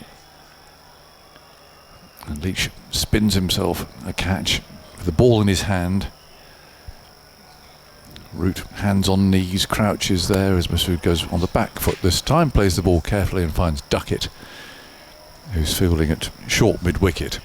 More people arriving. They're scampering up the stairways there, these concrete blocks really, that lead right to the top of the stand, under the roof. I think it's extremely hot, but out of the sun. Leach bowls, turned away into the leg side, and they think about a single. A bit of a misunderstanding there, as Bashir is able to pick the ball up at backward square leg. 233 for 1. Have you been outside? Have you been outside this commentary box, which has got air conditioning? I've not left this building, or this box. Well, all day? No. It's 3:05. I know. Here's Leach. That's turned away into the leg side. Bashir can't stop it this time. And they'll come down at least for 2. The ball running towards the boundary. Bashir's chasing it. Picks the ball up 2 or 3 yards inside and then tosses the ball away for Smith to pick up and field. But where am I meant to go? What am I meant to do? Well, I don't need a wee. Well, that's what I was worried about, really. I did the whole of the game at Durham without having a wee. I'm not sure if that's a good thing or not, actually. That's probably a very bad thing. Do you want me to run the stats on that? Well, I'll drink some more water. I think you should. 235 for 1. As Leach striding in round the wicket, moves in, bowls Masood forward, or rolls away again for Duckett to pick the ball up. Now our friend on the PA has been joined by a number of friends, but he's now got 2 parasols there, and they're new ones. They're not that rather floppy thing that was actually doing quite an inadequate job for him earlier on. These are proper parasols. But, he's looking a bit warm down there. In comes Leach again, bowls flicked away between mid-wicket and straight mid-on. Nicely played that. They'll think about 2, but they won't take it as the ball already is on its way to Smith, where he goes. Nice new pads that were kindly brought out to him by Andy. 236 for 1. 53 overs have been bowled. Isn't it odd, all the preparation that they have, all the hard work, all the training, everything they put perfectly into place, and the wicket-keeper hasn't got any pads. Yeah. And the Test match special scorer has to bring them out. There's something slightly absurd about that. It's almost like it was done on purpose for a story, isn't it? And it wasn't. I'm not implying that it was, but sometimes you can get a company to go, right, okay, he wants his pads, that they come from India or they come from South Africa and they don't arrive on time, and who's the last person to set off? The TMS team. They won't be there yet. Well, we didn't know we were coming till a couple of days ago, let's be honest. Anyway, it's a ridiculous situation, really, but that just shows, doesn't it, the best and the most perfectly oiled machines sometimes don't get it absolutely right. Now, we've got the Pakistan physio out there, and umpire Dalmasina is about to see him off the ground because he's attending to one of the batsmen. And the umpires don't like this sort of thing, especially when the over rate is so slow, but I mean, even the Pakistani batsman there, they're sucking on something. Look, he's chewing something there. Giving some energy of some sort, by the look of it. They've only been out there 5 minutes. Be a carbohydrate gel or something like that. Give you a little bit of energy. And if you have cramp, you do a pickle juice shot, but you don't swallow it. That's where people go wrong. They swallow. You've got to spit it out. Right. When you do the pickle juice. That sounds disgusting. Yeah, it's not very nice. Well, what good does it do you, though? I think it. I don't know. I've never had cramp actually, so I've never had to do pickle juice. Well, he's had something, and he's wandering back to position now. It was the captain. Maybe he has got some cramp, but how does it absorb into the system? There you go. So yeah, it's when I shock your system, it tastes that bad. It almost resets it. The pickle juice. Do you want to try it? Should we have a little game in the hotel? We need to find ways of entertaining ourselves. Oh, it sounds rather like my cooking. That does that. But that sends you into a bit of a shock when you start eating that. I'd love to see you do a shot of pickle juice. Well, my wife would say most of even my shepherd's pie tastes something like that. 236 for 1. And we've got Cast back in the attack again. He's bowling outside the off stump. First ball's carved away out to backward point, where a very tired-looking fielder flops to his knees and tosses the ball back. So what have we got here now? Well, we've got no fine leg. So the deep square leg. A bit of a gamble this, because he's coming round the wicket. And there's a deep squarish third man, and there's a deep point. So a bit of a scattered field. He's coming round the wicket to bowl at the left-hander. 236 for 1 in the 54th innings of the over. Cast the big leap, bowls outside the off stump, smashed hard. Now, did that go in the air to that point fieldsman I was talking about earlier? It's Pope, isn't it? He's got a smile on his face. It was hit very, very hard. I mean, that would have been a bonus wicket. To see if it actually carried to him or not. It went very quickly indeed. From our position here, it's difficult to tell if it carried, and I think it... No, I'm not going to give that. That was hit like a shell to, well, I think just in front of his boots. I mean, technically it'll go down as a drop because it bounced where his boot was, but I think I'm with you. You're very cruel. It goes Cast again, bowls, is on the front foot, playing a lovely, elegant drive through the covers. Chased by the fielder running round out there. Here is Atkinson. And they come back for 2. I mean, that would have been a real bonus, wouldn't it? It was a pretty tired-looking ball outside the off stump, but it was thrashed out to point.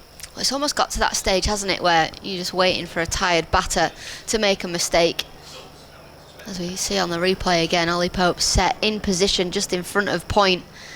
Bounces just as he tries to get his hands down. Yeah, I'm not going to give him that. I mean, it would have been an outstanding catch. He'd taken it. Cast again, bowls, and that's hitting the same direction, but along the ground this time. Down to Crawley. No, it's Leach. Leach has got his sun hat on. Normally it's Crawley's the only sun hat wearer, but he's out to our left. Leach down there at square third man with a sun hat on. Were you a sun hat man? Well, I have to be honest and say, really, back when we were playing, we didn't really wear anything, really. I know, we just didn't. I know. Sunglasses? No. I'd love to see you bowl in sunglasses. Well, no, we didn't. No, there's none of that sort of thing. Best you did on hot days, put your collar up. Just to look cool, though, not to protect you from the sun. Well, bear in mind, I was talking to someone about this last night. Talking about the heat, maybe in Finney. That, not talking about a million years ago. After all, in comes Cast, bowls a bouncer down the leg side. But then you go to Australia or on tour or something, playing club cricket and so on. You were not allowed a drink. You were not allowed a drink, even on the boundary edge. Nothing. There was a drinks break after an hour's play. You could have a drink then, but there was nothing. It was all part of the process of wearing the bowler down. I mean, you think about that now. I know. People just wouldn't play, especially in heat like this. Well, they had to play. They just didn't. You just couldn't have a drink. It wasn't allowed. But then you've got to obviously do that for 5 days. At the end of a test match, you must lose so much weight. I think so, wouldn't you? I mean, I have to say, I wasn't. These were not test matches in my case. This was in grade cricket in Australia. But still. Same rules. In goes Cast, bowls, short again, fended away off the hip, the ribs area, out to square leg, 239 for 1. Abdullah 94, and Sean has 136. I mean, it's quite inhuman, really. Yeah, because when we've played in India, Sri Lanka, and places like that, Dubai, you weigh yourself before the game, you weigh yourself afterwards, and how much weight you've lost in kgs is how many litres of water you need to drink after the day. Suggest you haven't lost much today. No, I've probably put a bit on, actually. I've eaten quite a lot. And these nuts. Yes, apparently someone gave you some nuts for your birthday, Andy. I've got some bad news for you. Oh, right, have they gone? Right. I've really enjoyed them. There's only one culprit. Right. So there you go. I reckon I've seen you with a few No, nuts. absolutely not. 239 for 1. And Leach again spins himself a catch. Shah Massoud's over his bat. He's on 136. Leach, bald head shining, bowls, that's clipped away out to mid-wicket. And there's no run. Jack certainly got a sweat on. 239 for 1. Shah Massoud picks something up off the pitch there. A bit of dirt or detritus of some sort. He's put it away to the side. Now it's over his bat again. Slip crouching optimistically there, as that's a sweep shot which he misses. It's actually root at leg slip rather than orthodox slip. We've seen a couple of balls straighten, but not turn as such, not really spin. 239 for 1. Leach again, round the wicket, bowls, tucked away into the leg side, easy run there. So Bashir chases that away with youthful enthusiasm, just outside what would be a circle in one-day cricket. 240 for 1 in the 55th over.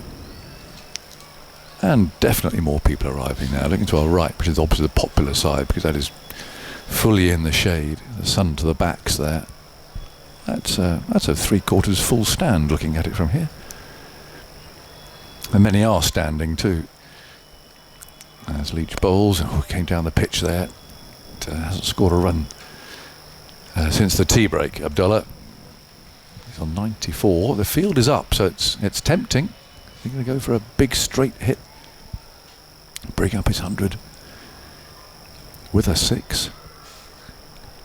Leach again moves in, bowls. I'll tell you what, he's gone for it. He's hit it straight down the ground. Has it gone far enough? It certainly has. Well played. It just seemed on, didn't it? That previous shot rather gave it away.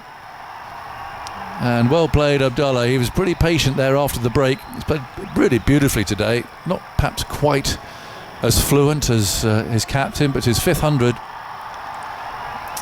And all those who weren't standing up in the stand to our right, there now are, and they're applauding and shouting and screaming.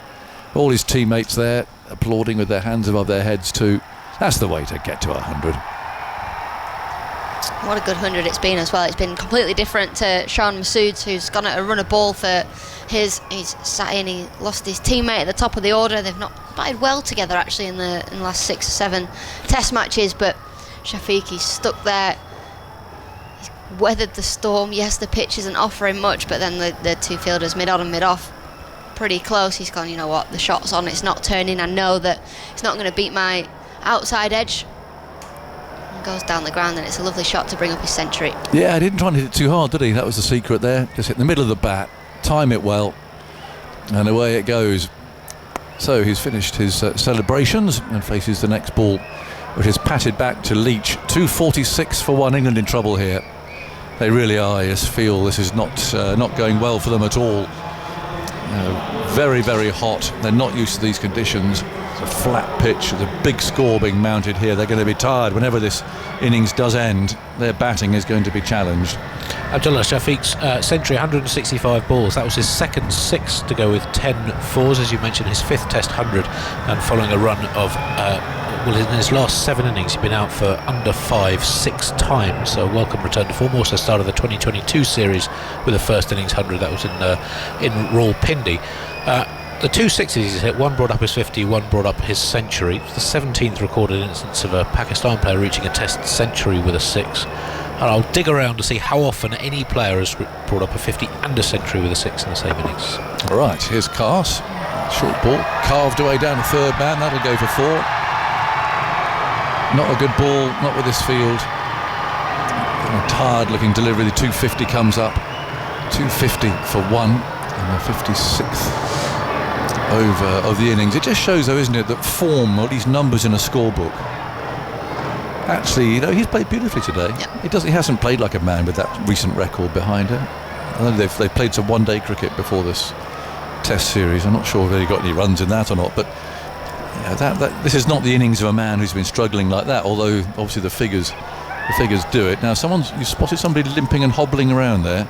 Let's have a look who that is. It's a Pakistan batsman. It's not an England fielder. This is chopped away towards slip. I think it's Abdullah who was limping. It was when he came down the ground and hit the shot back down the ground to bring up his century. First got the old calf cramp. Nasty. I think he's all right now. 250 for 1.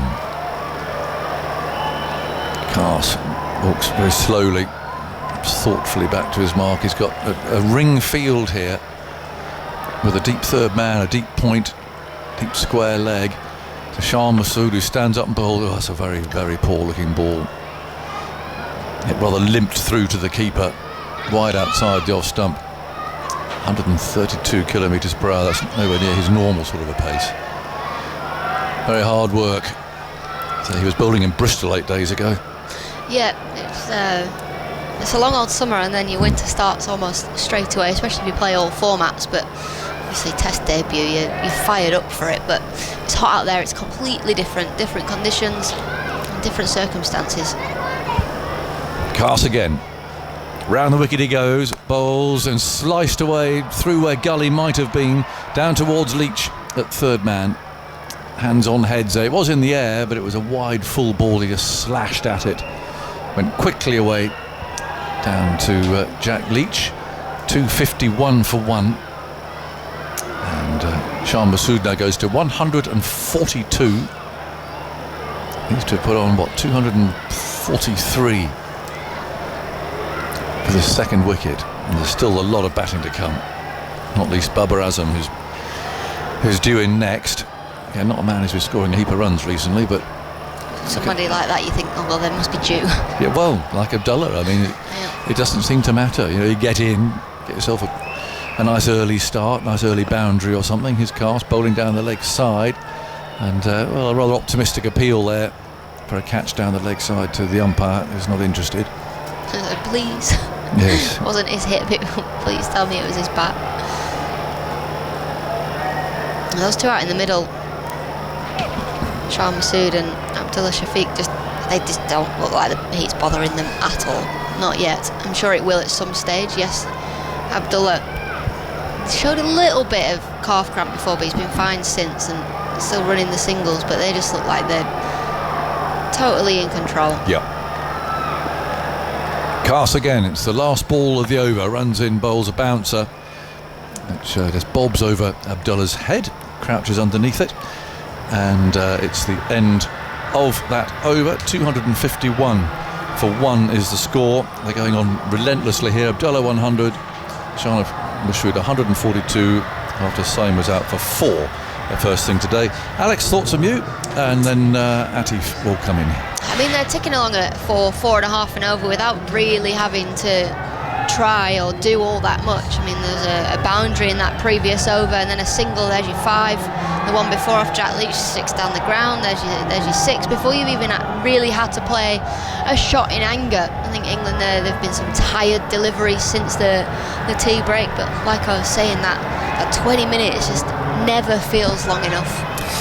Yeah, it's a quick turnaround, isn't it? When you've been probably really wanting to get back in for tea and just get some shade and get a little bit of coolness back into your body.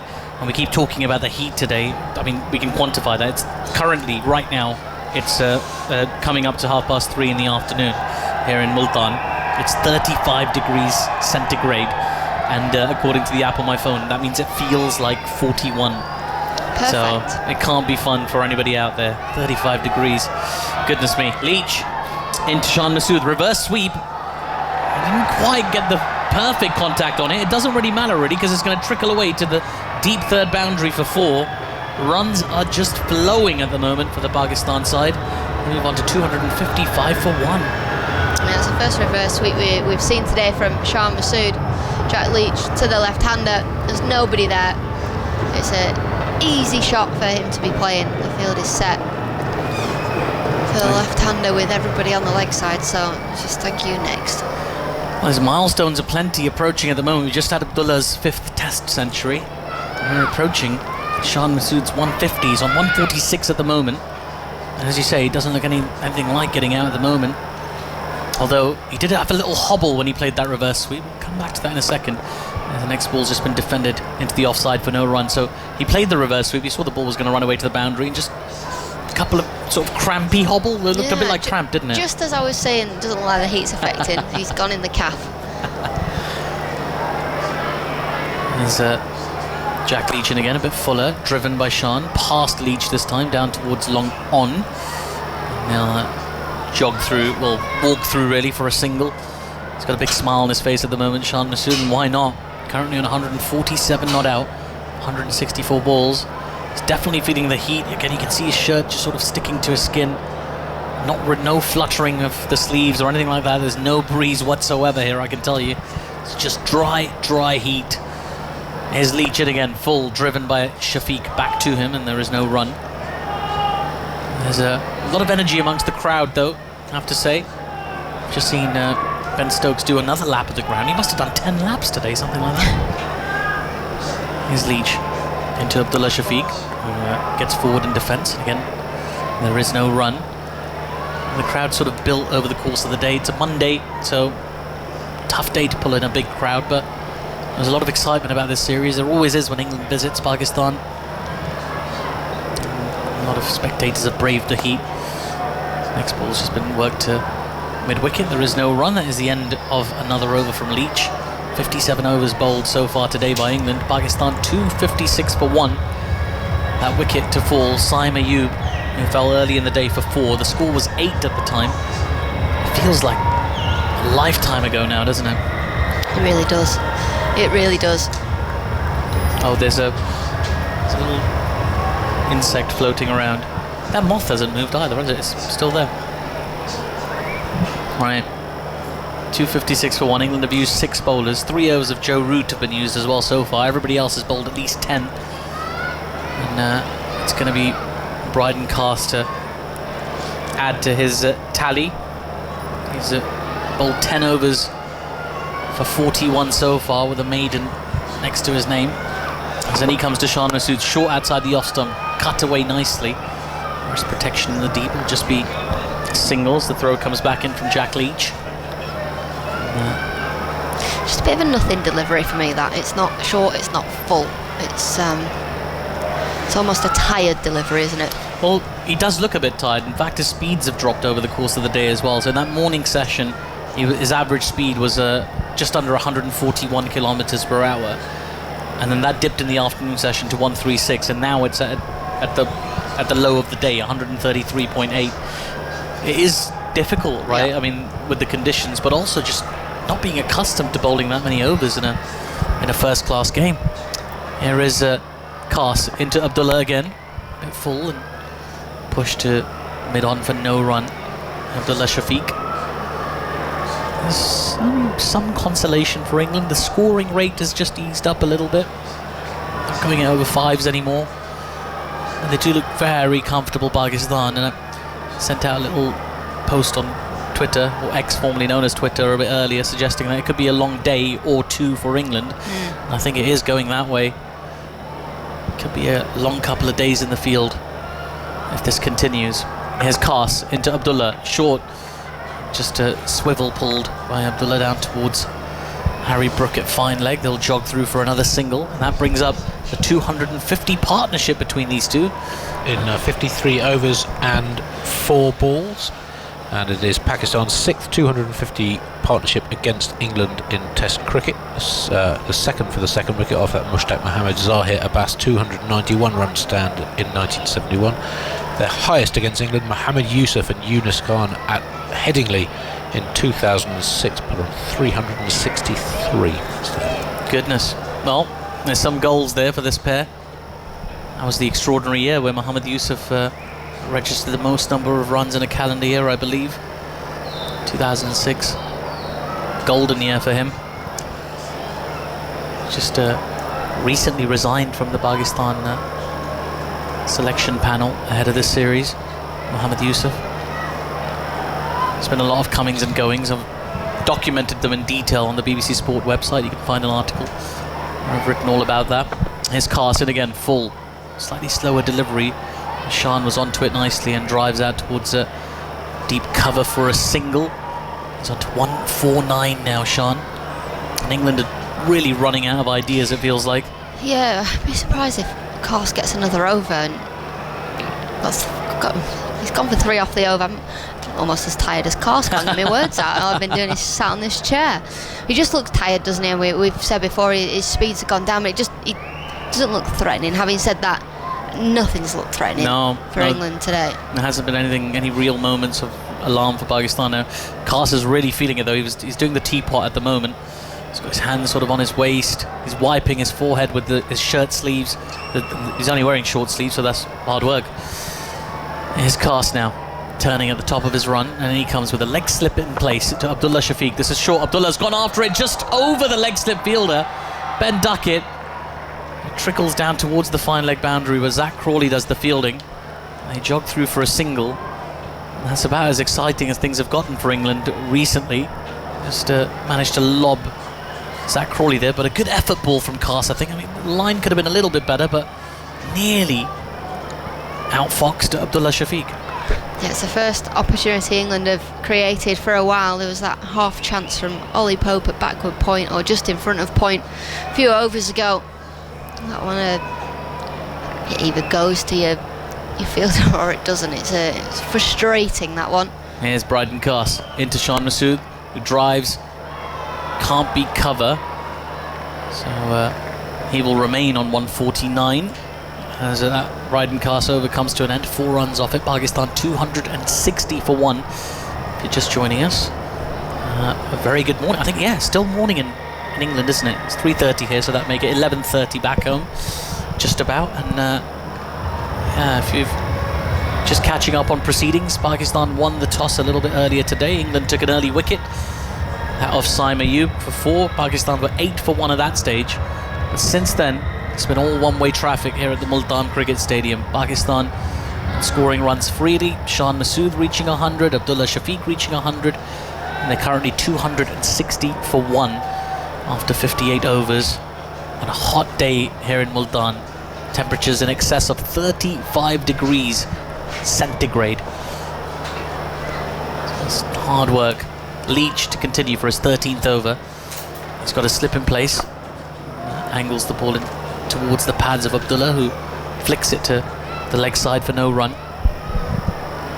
And yeah, the contrasting approach of these two batters has really sort of they've sort of good cop, bad cop England's attack in a way, if you see what I mean. So Leach is in once more, and Abdullah defends on the front foot. Abdullah's going at sort of like a 60-ish strike rate. Sean in excess of 90. So one guy's pounding you into submission, and one guy's just pounding you. Here's Jack Leach into Abdullah, who again gets forward in defence, back to the bowler, and there is no run. Because it's equally demoralising, isn't it? I mean, it's demoralising to get smashed to the boundary for 4, but also if a guy can just block you with no issues whatsoever for 6 or 7 deliveries in a row. The strike rate's still decent as well, isn't it? Yeah, still over 50. Here's Leach in, and again, forward in defence is Abdullah. And you also know, you're mid-on, mid-off or up. He's so capable of using his feet, coming down the ground and hitting you for 6, just like he did to bring up his century.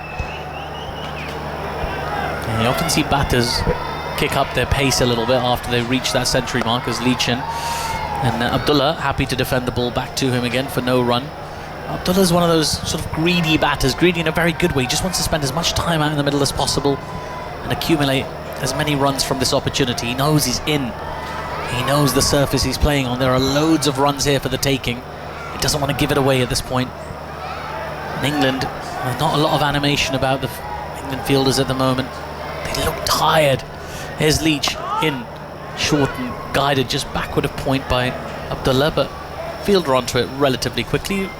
There's Shoaib Bashir, and the score moves to, remains, I beg your pardon, on 260 for 1. That was a maiden over from Jack Leach. Andy Zaltzman. It was their first maiden since the 19th over of the innings. That was the 59th. So 40 over gap. Yeah. So I mentioned Abdullah Shafiq reaching both his 50 and his century with a 6. So in matches where ball-by-ball data is available, which is the vast majority of tests, missing some of the games in the earlier decades of Test cricket, that's only the 9th recorded instance of a player reaching both 50 and 100 with a 6 wow. in the same innings. Any notable names in there? One quite surprising one, which is Craig Brathwaite against England at Headingley in 2017. Not a player renowned for his wildly flamboyant stroke play, but played a superb match. I think he made 95 in the second innings as well. That game where Shea Hope made his only 2 Test hundreds to date. Chris Gale did it against Australia in 2009. KL Rahul most recently for India against South Africa in Centurion, the Boxing Day Test of last year. Daryl Mitchell in the Bazball summer of 2022, he had a brilliant series for New Zealand. He reached his 50 and 100 at Leeds with 6s. Faf du Plessis did against New Zealand. Imran Khan in his astonishing series against India in 1982-3, and I think he got 40 wickets average, ran about 13 or 14, and no one else with the ball did anything. I think Kapil Dev did okay for India, but it was one of the most extraordinary displays of endurance fast bowling in cricket history, and he also scored a century with the bat. Not bad, was it? Not a bad game. Haroon Rashid for Pakistan against England in 1978 at Hyderabad, and the other one was Ken Barrington for England against West Indies in Trinidad in 1968. That's a good list to join Abdullah Shafiq. Shan Masood on strike now as Atkinson is in. This is short. It's been pulled away by Shan Masood out towards deep backward square leg, and that will bring up his 150. Big cheers from the crowd here in Multan. 150 up for Shan Masood off 166 balls. He does that sort of half bat lift. It's an interesting milestone, 150s. It doesn't get its own column usually, but it's still an impressive feat, Vinny. Yeah, but Daddy 100, I think, as Sir Alistair Cook and Graham Gooch like to call them. Just shows that you've set your stall out, that you're not going to leave any runs out there. He's had his struggles over the last couple of years, or 4 years really, since that brilliant 100 at Old Trafford against England, and he's fully cashing in for those low scores since, I think. Yeah. And so rightly so. He's played superbly today. It's been a dream innings really for Shan Masood. His average has ticked up as well, just on the basis of this innings a little bit, certainly against England. Averaging 34.1 against England now, and over 30 in Test cricket, so that's good from Shan's perspective. You know, you've had a good Test match if you move into the next 10s. He's the non-striker's end now, as England continue with Gus Atkinson from the main pavilion end. Full delivery, defended into the covers. There is no run at the moment. It just feels Pakistan batting England into submission. There's not a lot of positive body language either. Everybody just looks a bit sluggish. I can see Fielder in the leg side with the teapot. You're just conserving energy at this stage for the next time that you have to enter the game. It's important you try and keep that atmosphere around the batters, but so difficult with the scoreboard in this position. The one glimmer of hope, which I'll give you after this ball, is Atkinson in full, driven nicely by Shafiq. Can't be extra cover though, there is no run. Is that physically, even though England might be wilting, it looks as though the two Pakistani batters are also wilting slightly as well, both pulling up with cramp at some stage in the last few overs. So it's when you do regain some hope that you might get the loose shot or lapse in concentration that does come at this time of day. You just have to be willing it to happen, and you have to be ready for it to happen and take that chance when it comes. So a glimmer of hope for England, but it's the tiniest glimmer at the end of a very long tunnel. Atkinson in again to Abdullah Shafiq, who happy to defend that into the covers for no run. It has been a bit of a sequence here for Abdullah Shafiq where he hasn't scored a run just since he got past 100. Just gone into his shell a little bit. He's got plenty of time, to be fair. I mean, they've accumulated goodwill, but I think he's faced something like nine dot balls in a row, something like that. Abdullah Shafiq? Yes, 9. 9, yeah, there we go. Just an opportunity for England to just build that pressure. It doesn't matter how many runs a batter's got, they don't like being dotted up. Here's Atkinson into Abdullah, who does drive uppishly, and he's gone! Atkinson finally has the breakthrough for England. They've had to wait a long time for it. 253 runs. But after that, the partnership finally comes to an end. It's Gus Atkinson who has the breakthrough. It's Ollie Pope who takes the catch. And it's Abdullah Shafiq who, after a finely played innings of 102, has to walk back to the dugout. 261 for 2 the score. Yes, well bowled by Gus Atkinson there. Just recognising that Shafiq is fatiguing slightly at the end of a fantastic innings. 102 runs, 183 balls, and he's been out there a majority or all of the day, so fatiguing towards the back end of that innings there, and Atkinson just hanging it slightly outside off stump. There was a ring field, an umbrella around the point region, getting him reaching outside that off stump, not moving his feet, just pushing at the ball somewhat lazily, albeit the score that he was on was fantastic. So well bowled by Atkinson. England have the breakthrough. Can they now try and take 2 or 3? I should point out that there was a big cheer at that dismissal. And it's not because everybody here is a huge Gus Atkinson fan. I'm sure they're fans of Gus Atkinson, but the joy really was because now they get to see Babar Azam bat. And despite his lean run, he retains a huge fan base as Babar Azam.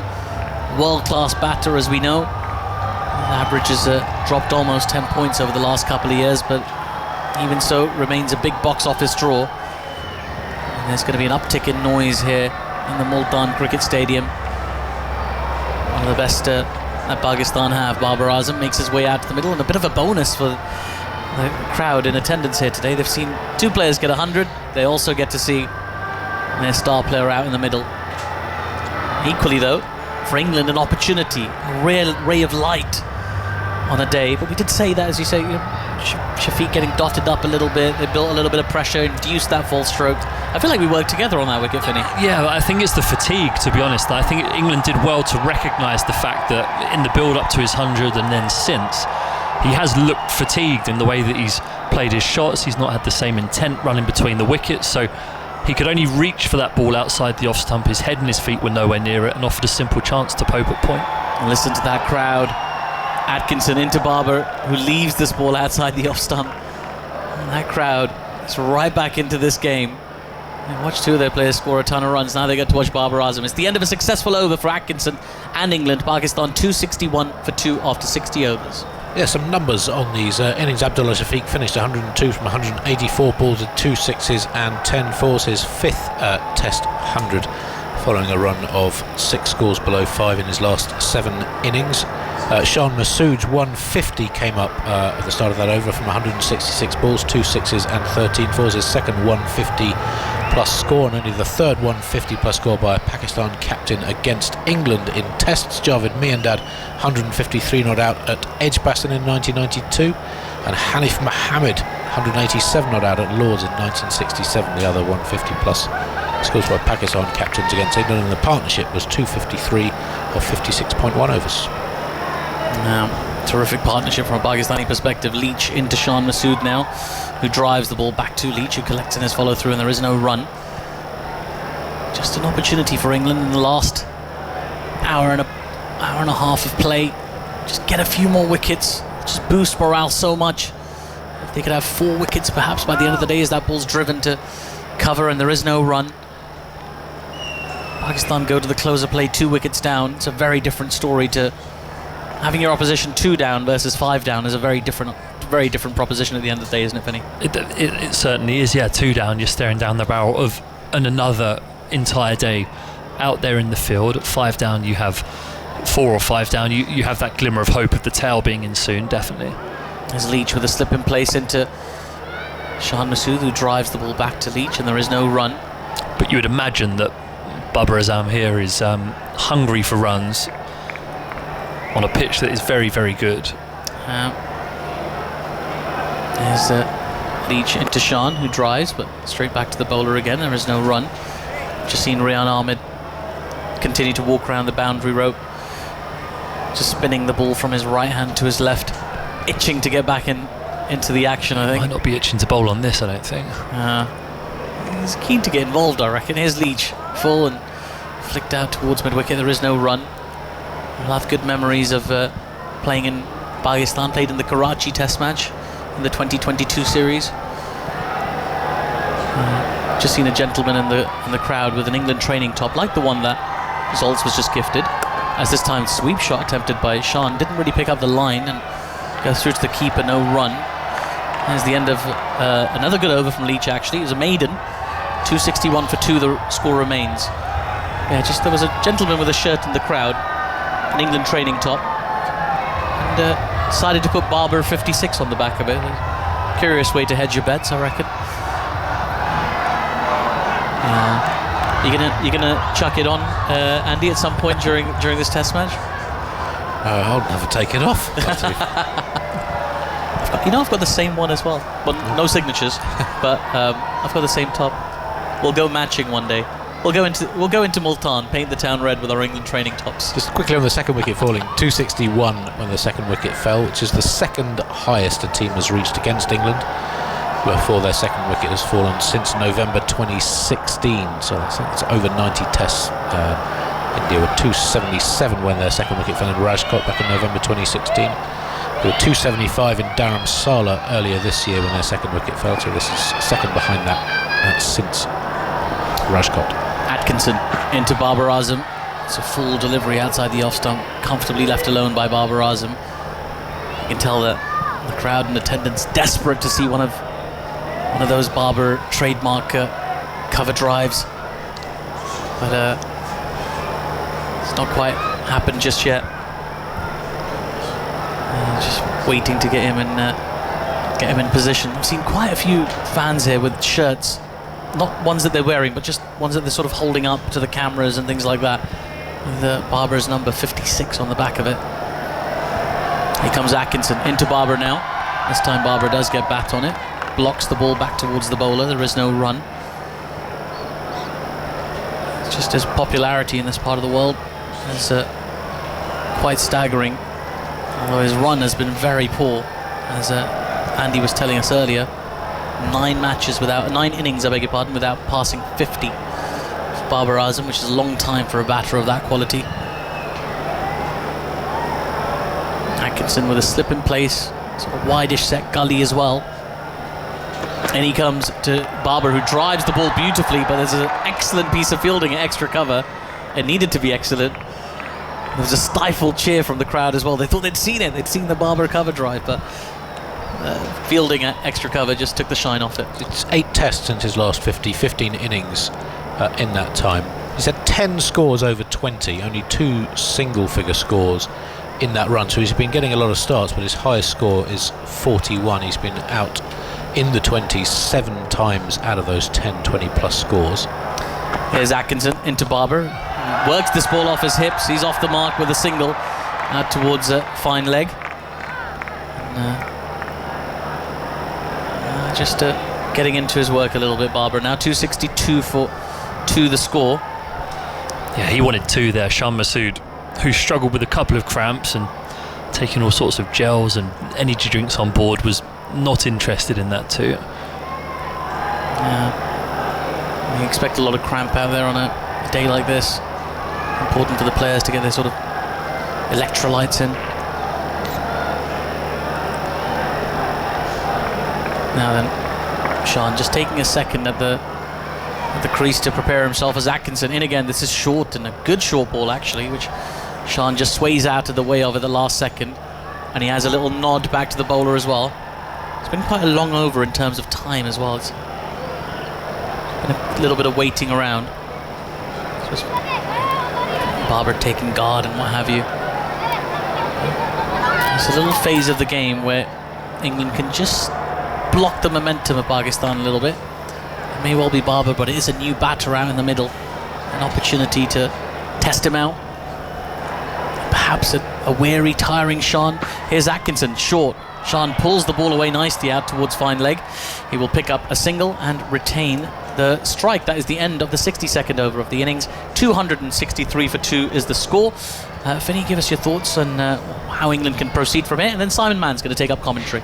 Yeah, Gus Atkinson, he's bowling nicely here actually. He's mixing up the short ball and then trying to hang that ball outside off stump with an umbrella field, very similar field to the one that dismissed Abdullah Shafiq just the over before, trying to entice the batters to play a full shot as opposed to blow them away. On a surface like this, sometimes a lapse in concentration is your only friend, and he's certainly got that from Shafiq after a magnificent innings. Yeah, you sense it could happen with Shan Masood, although he's got that goal of a double hundred, isn't he? He's 151 not out, but talk about for the pace bowlers, it also takes its toll on the batters as well. Yeah. These kind of conditions. You could sense the Abdullah wicket there actually in the overs building up to him. Yes, he scaled the peak, hadn't he, by getting his 100. Leach round the wicket, bowls to Shan, who's forward, rolls out towards mid-wicket, and there is no run. I mean, in theory, we've got an hour and 3/4 cricket left, or another 28 overs. It's going to be around about 5:30, probably a few overs short. As Leach bowls, and it's driven back to the bowler. Leach stops in his follow-through, and there is no run. We're not going to have any clouds to come over the ground like we have in England. Doesn't feel that way, does it? It's not going to be like the Oval, the last Test match of the summer. Got some lights as well, of course, as Shan drives back to Leach. He's gone bowled. There we go. Jack Leach gets his wicket. Shan Masood over 150, hit it firmly back, and Leach took a good low catch. And we sense that might be coming as well, that wicket. And England have got two quick ones. The two players who've made a centuries today, dismissed in quick succession. It is physically demanding out there. Miscue back to Jack Leach, and Pakistan 263 for 3. Yeah, good catch by Leach, low around his ankles. He was set. Came right out the middle of the bat of Shan Masood, as so many shots have done today. Magnificent 150 from 177 balls for him. But as we sense, just with the fatigue setting in and maybe a touch of tiredness about decision making, about the commitment to the shots, Pakistan have lost 2 wickets inside the last 3 or 4 overs. It gives England the opportunity to try and turn the screw on 2 new batters here. One, Babar Azam, brilliant player, very out of runs. It looks as though this might be... No, it's not Mohammad Rizwan, is it? It's Saud Shakil. I think batting at 5, yeah. So they've got the opportunity to bowl at 2 new batters here, something that half an hour ago England would have relished. Yeah, a little opening for them. But also, I mean, I think you can say as well, for Barber and for Saud Shakil, it's not a bad time to come in. No, this is the platform you'd want laid if you were to be a touch out of runs and coming in to bat on day 1 of a Test match. Fatigued bowlers who haven't had any preparation time whatsoever. An old ball and a pitch that's playing like an absolute belter. So good opportunity for them, but on the flip side, the opportunity for England. Shan Masood's final numbers: 151 from 177 balls, 2 sixes, 13 fours, his 5th Test century, his second 150 score. The other was that 156 at Old Trafford in the first Test in 2020. Since when in 14 Tests he had not scored more than 60 in an innings, and it's the 3rd highest score by a Pakistan captain against England. So Saud Shakil is out there, who had a good series against England last time, despite the fact Pakistan lost the series. he nearly won them a game here. Very close to doing so. So Jack Leach has done a really good job for England so far. Gone at just 2.5 and over, 2 consecutive maidens, and 17 dot balls in total before that wicket. So he's actually one player, you think about it, coming into this tour, who wouldn't have been in quite good rhythm. He bowled well, but a lot of overs at Somerset. Took a lot of wickets in that last month well. for Somerset, won them a few games. Yeah, would be confident, which I think Jack Leach, I mean, all bowlers like being confident, but he seems as though someone who needs that confidence as well to get the best out of himself. So yeah, he's in a really great position coming into this series, and he's the one person today who's kept it tight. Goes in now to bowl to Saad Shakil, who's forward to a ball outside the off stump, guided away towards extra cover, and there's no run. So that was Saad Shakil's first ball. Barber's faced 5 balls so far. Barber on 1, and Saad Shakil yet to register. So 263 for 3, slip and a leg slip. Leach moves in and bowls to Saud, who goes back and knocks it away into the onside towards mid-wicket, and there's no run. From memory, he was the player that was caught down the leg side by Ollie Pope to his right-hand side off Mark Wood's bowling, as England just about salvaged the game just in time. Leach bowls, Saud plays defensively into the onside towards straight mid-wicket, and there's no run. Yeah, he made 94 in the second innings here before that dismissal. He made 63 in the first innings. That was part of an outstanding start to his test career. His form has slightly dipped. He did get a century against Bangladesh in the first test match. He's only scored over 50 in the last year in 5 test matches. He's up at vice-captain now. Some talk of him taking over from Shan Masood. Well, they did just cross over just now with Shan walking off and Saad Shakil walking on. Lovely feeling for Shan Masood today. 151. But he was noticeably tiring. There was that sweep shot he played where he just had to hobble away with cramp. They'll be happening all night, those twinges. I used to cramp quite a bit when I played, and just be lying on your bed, and then all of a sudden the cramp would come. You'd be hopping around the place. It's a horrible feeling as well. Atkinson bowls outside the off stump. Oh, he nearly chops on there, Barber. He gets a very lucky boundary, tries to force it away without much foot movement. The crowd roar, but he's desperately lucky to still be there. That was nearly a third quick wicket for England. Barber goes to 5, 267 for 3. Yeah, it's a loose flay from Barber there, bowling cross seam outside off stump, a thick inside edge, just misses off stump as it flashes past and runs away towards fine leg. The England fielders couldn't believe that. It looked so close from this angle. Yeah, agony on the face of Ollie Pope. He turned away in despair. England got a slip, a gully, short point, short extra cover. Here goes Atkinson, bowls outside the off stump. Barber forces it away. Goes to extra cover and there's no run. So what they've got here is a very strong offside field. 7-2 offside field. So Barber pretty much knows where it's going to be. And he tried to take it on the ball before without any foot movement, a miscue. It was very close to his off stump as it went past Jamie Smith's left glove down towards the fine leg boundary. So we've got those 4 catches, if you like, and then 2 behind them saving 1 and a deep backward point. Atkinson bowls very wide of off stump, 1 day wide, really. I felt as though it's pretty close to being a test match wide as well, but Shafadullah, the umpire, didn't spread his arms out. We've seen a few wides today. I think actually the widest wide I've seen for a bouncer in Test cricket, that one from Bryden Cars earlier. Did you see that balloon, one? didn't way it? over the batter's head. Extraordinary delivery, really. It's one of those ones. Usually, when you get wided for a bouncer as a bowler, you turn around to the umpire, say you're kidding yourself. But that was one of the ones. There's no argument. Yeah. No further witnesses, Your Honour, on that one. Atkinson bowls again outside the off stump, predictably. Barber leans forward and lets it go. And this is one way of bowling to Barber, isn't it? Just frustrate him. I hope you play it one and nick one, or hit it in the air towards cover. Well, I think when you think of Barber, and he wants to get off and running with those back foot punches with a straight bat through quite straight extra cover, and at the moment England have plugged that. There's a wide mid off, there's a short extra cover, there's an extra cover around where a 1 day 30-yard circle would be, and then there's a point fielder catching just in front of point. Atkinson tries again to Barber Azam. This time closer to the batter. He pulls out of the line a bit. extravagantly, twisting back, getting his gloves out of the way. It does mean, though, that it stops him playing that shot or getting any runs from it. If he wants to get that scoreboard moving, he has to force it or hack it almost through backward point with a crossbat, or try and guide it there, but then you're playing with half a bat, and as a bowler you're winning there. So the field that England have set here, I think, is a nod to the fact that they want Bubba trying to play those square of the wicket shots to balls outside the off stump. Atkinson, 2 wickets to his name, runs in to complete the over, bowls to Barber now outside the off stump just, and Barber comes forward, pushes it away into the offside, and Atkinson fields off his own bowling. It is the end of the over. England have some control at the moment, what they'd love. Of course they would. Another 2 quick wickets. Is that being a bit greedy?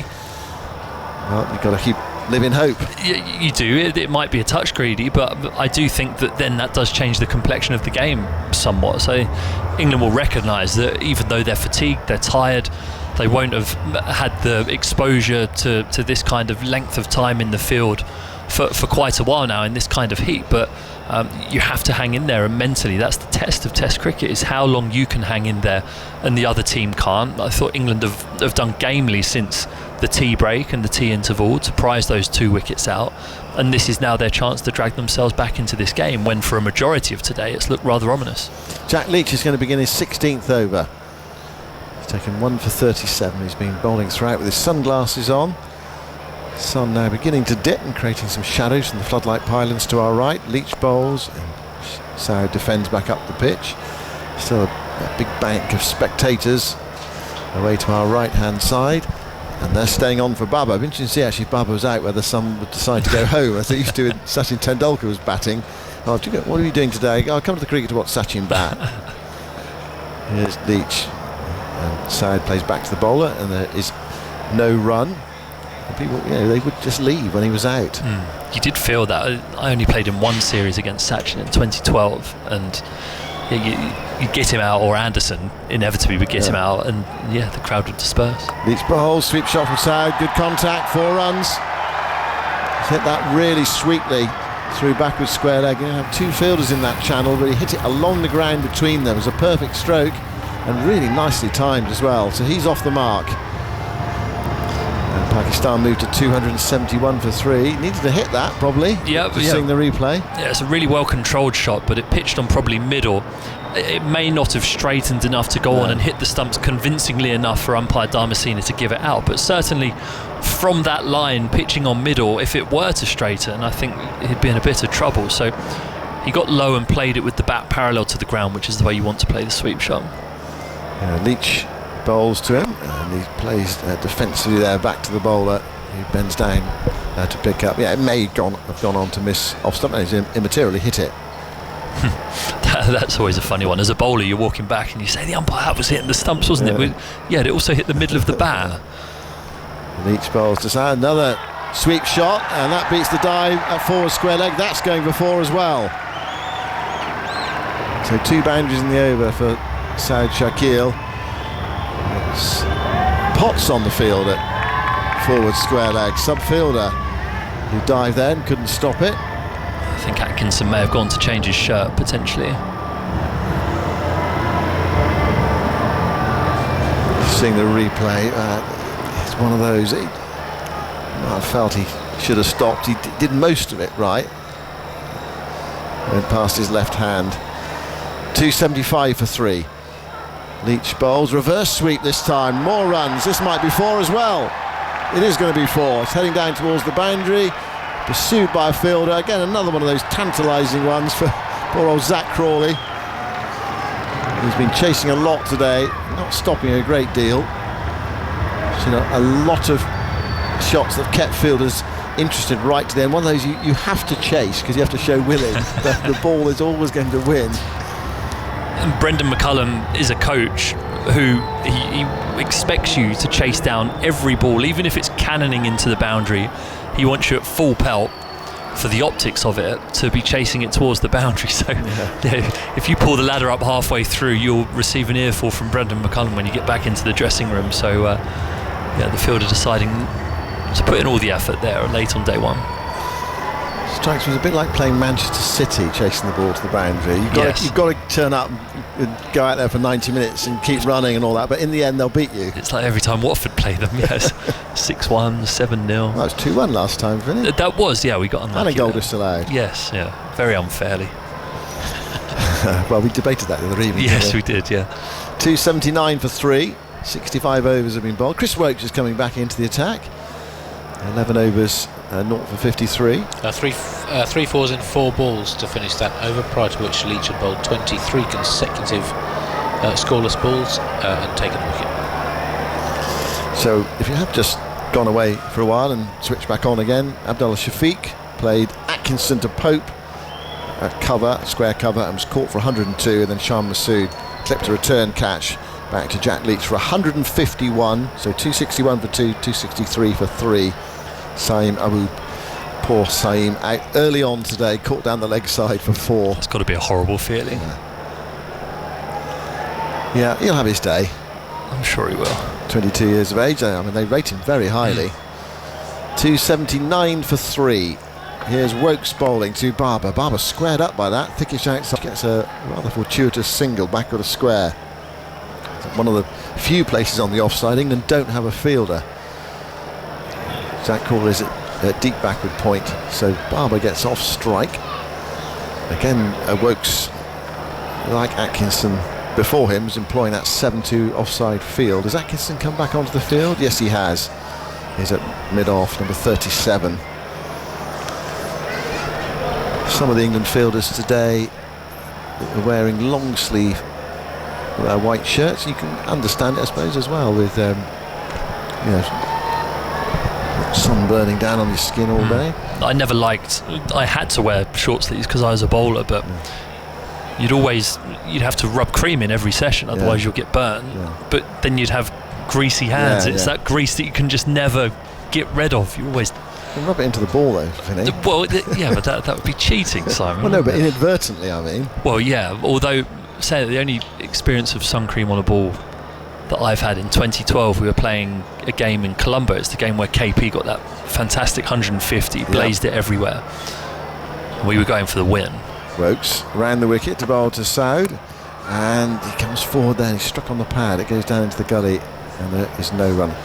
And we came back out after an interval, must have been lunch interval, and always the plan was you don't touch the ball if you're sweaty, and if you are sweaty and you're in the outfield, you pick it up, you hold it just with your fingertips on the seam and you lob it in. And Samit Patel would have just rubbed sun cream all over himself, fielding at deep cover. He stops the ball at deep cover, lobs it in, and Matt Pryor catches it. Wokes bowls, Saud is forward, solid in defence towards mid-off, and there's no run. And there's this white blob on the rough side of the ball, so the ball that we've been protecting for like 40 overs, there's this big white blob on it, and everyone's like, Samit, what are you doing? Why didn't you rub the sun cream off? He tried to claim it was bird poo. He said it's bird poo, it wasn't sun cream. I smelt it was sun cream. That was very brave of you to smell it. Well, I thought I had to finish the had to make sure and tell if he was fibbing or not. Wokes tries again, ran the wicket to bowl to Saud Shakir, plays it back to the bowler who bends down to pick up, and there is no run. I wasn't seriously suggesting you should rub sun cream into the ball, by the way. I was only tongue-in-cheek. I know you wouldn't do such a thing. Of course not. Of course you wouldn't. No one would do that. No one playing within the spirit of the game would do that. 280 for 3. Wokes sets off. Past umpire Shafadullah bowls, and forward goes Saud again. Nice solid defensive shot. The sort of solid defensive shot that makes bowlers' hearts sink on a flat pitch. He's on 12 not out, those 3 boundaries. Barber on 6. Pakistan 280 for 3. England's goal here. 2 more wickets before the close of play, minimum if possible. And Pakistan, well, they'd love, what would they love? 350 for 3 at the close. That would really set them up. So a bit of a job to do here for these two, Barber and Saud. Perfectly capable of doing it as well on this benign surface. Wokes moves in to complete the over. Bowls now to Saad Shakil, who blocks that one as well towards mid-off, and there's no run. 280 for 3 at the end of the over. Barber 6, Saad at 12. Time for a change. Jonathan's coming in to replace me. Yep, England plugging away here. You can tell that there's some weary bodies out there. Just hanging in there, waiting for a mistake. Got umbrella fields now. Fielders trying to prize a catch or prize an opportunity out of these two Pakistani batters, but those 2 wickets that England took not too long ago will have given them heart. They just have to hang in there now to the end of the day and maybe pick up 1 or 2 more, and they can walk off relatively satisfied, I think, with their work if they were to do so. Well, if they get 5 down from where they were, that would be pretty reasonable, wouldn't it? But it just shows, though, I mean, tiredness and heat affects everybody, and there were 2 very tired shots there that accounted for Shah Masood and Abdullah Shafiq. They're both just tired drives, weren't they? So it gets everyone in the end. 280 for 3. Bubba has 6, Saud has 12, and Jack Leach has taken 1 for 49. He's going to continue from the far end as helmets being brought out and so on. So more delays here. There's still 24 overs left in today. 1 hour and 25 minutes left. The shadows are lengthening. They're not threatening, but certainly one floodlight pylon now stretching more than halfway across the field. The sun starts to begin its journey downwards over to our right there. Here comes Leach then, bowls, and Babar Azam is forward. Leach picks it up because the ball will rub on his trousers. Root, hands on hips there at slip. Duckett's on the drive at cover. Leach again, a couple of paces, bowls, and solidly played by Babar Azam. Rolls away for Leach to field. You work a look up, Andy, how many batsmen have reached their 50 and their 100, both with a 6. I don't know how you got on with that. It's a mildly interesting stat. Here's Leach, it's short, chopped away past the backward point fieldsman. It's Bashir, he's not going to get there. In fact, the ball comfortably beats him into the boundary edge. Very kindly there, it's tossed back by a member of the ground staff, saving Bashir the last 10 yards or so of that journey. It's not a good ball from Leach, short. It was cleverly played in that it wasn't actually terribly wide, it was just missing off stump. It was the length there, but Bubba, so quick, isn't he? Opened up that offside. Used his wrists to send the ball behind square in the offside. Typical Pakistani Indian play, really. Very flexible wrists. 284 for 3. Leach again comes in, bowls to, and that's played away into the offside. Yeah, that ball would have had a few people in trouble, I think, because you go back to cut it, and because the pitch isn't spinning, just continues on with the arm towards that off stump, but because he can open the face so cutely, manages to get a decent amount of bat on it. Very wristy. Leach again, short once more, and that's hit out to the deep point fieldsman, who will stop it from going to the boundary. It's Atkinson out there, tosses the ball back in again. 285 for 3. Abrazam has 11. Saud Shakil has 12. Field coming in now for Shakil. He's a short leg there now and a slip as well. 285 for 3. And Leach is setting that leg side field. There's a man at deep mid wicket. No one for the sweep as such. I think Duckett's saying, I think that chap ought to be a bit squarer, but nothing is done. They've got 2 fielders saving a single in that sweep line as Leach bowls. Saud bends the right knee, plays it back to the bowler, and there is no run. Go on then, have you found it? Yeah, the CricViz database, that was the 9th instance of a player reaching a 50 and a century with a 6 in the same innings. Most recently KL Rahul in the Boxing Day Test at Centurion last year for India against South Africa. Then going back chronologically, Daryl Mitchell against England at Headingley in 2022. Well, of course he did, yes, good shout. Craig Brathwaite also at Headingley in 2017, not a player you associate with booming sixes. No. Faf du Plessis for South Africa against New Zealand back in January 2013. Chris Gale, unsurprisingly, is on that list. Yes. Fine Test career. That was against Australia at the Wacker in Perth in December 2009. Then you've got to go back away to Imran Khan, who did it against India in Faisalabad in January 1983. A series in which he put in one of the all-time great individual bowling performances. And Harun Rashid, another Pakistan batter, against England January 1978. And Ken Barrington for England against West Indies in 1968 in Trinidad. There we are, thank you. 285 for 3, and Woakes on his way. Bowls the right-handed Baba, who allows that to go through quite tamely outside the off stump. Rameez is back. Hello. Well, it's an interesting day, isn't it? Yeah. Thinking if England can squeeze one more out, get Baba out, then they wouldn't consider they've had a bad day, which is looking half an hour ago like it was Pakistan stamped all over it. No, they've shown a lot of character and learned from the first 2 sessions to put things right in the last one. And so you had to be fit, you had to show character, which England have done. So this really has been a remarkable comeback, because the pitch has not really suited spin or pace. No. Woakes again moves and bowls to Baba. It's short, wide, cut away off the back foot. Very well stopped though by Bashir at cover. Hesitate, you don't normally see him there, but that's where he is at cover point, more or less. And a good piece of fielding, because that wasn't a great ball. It was hit hard off the back foot. That was certainly destined for the boundary. Woakes owes him a thank you after that. 285 for 3. Woakes trudges up bowls, and Baba's down the pitch at him and plays that defensively. Woakes showing good football skills, kicks the ball away out to cover. What's this pitch going to do over the coming days then, Ram? Come on, what do you think? I think it'll get slower, probably turn a little bit. And with the grass being removed every day, I think it'll have some variation in bounce as well. So I think batting conditions will be best in the first 2, and then it'll get just a little bit tiring and taxing for batters. Woakes bowls full, wide, hit hard off that front foot, but again to Bashir, this time straight to him.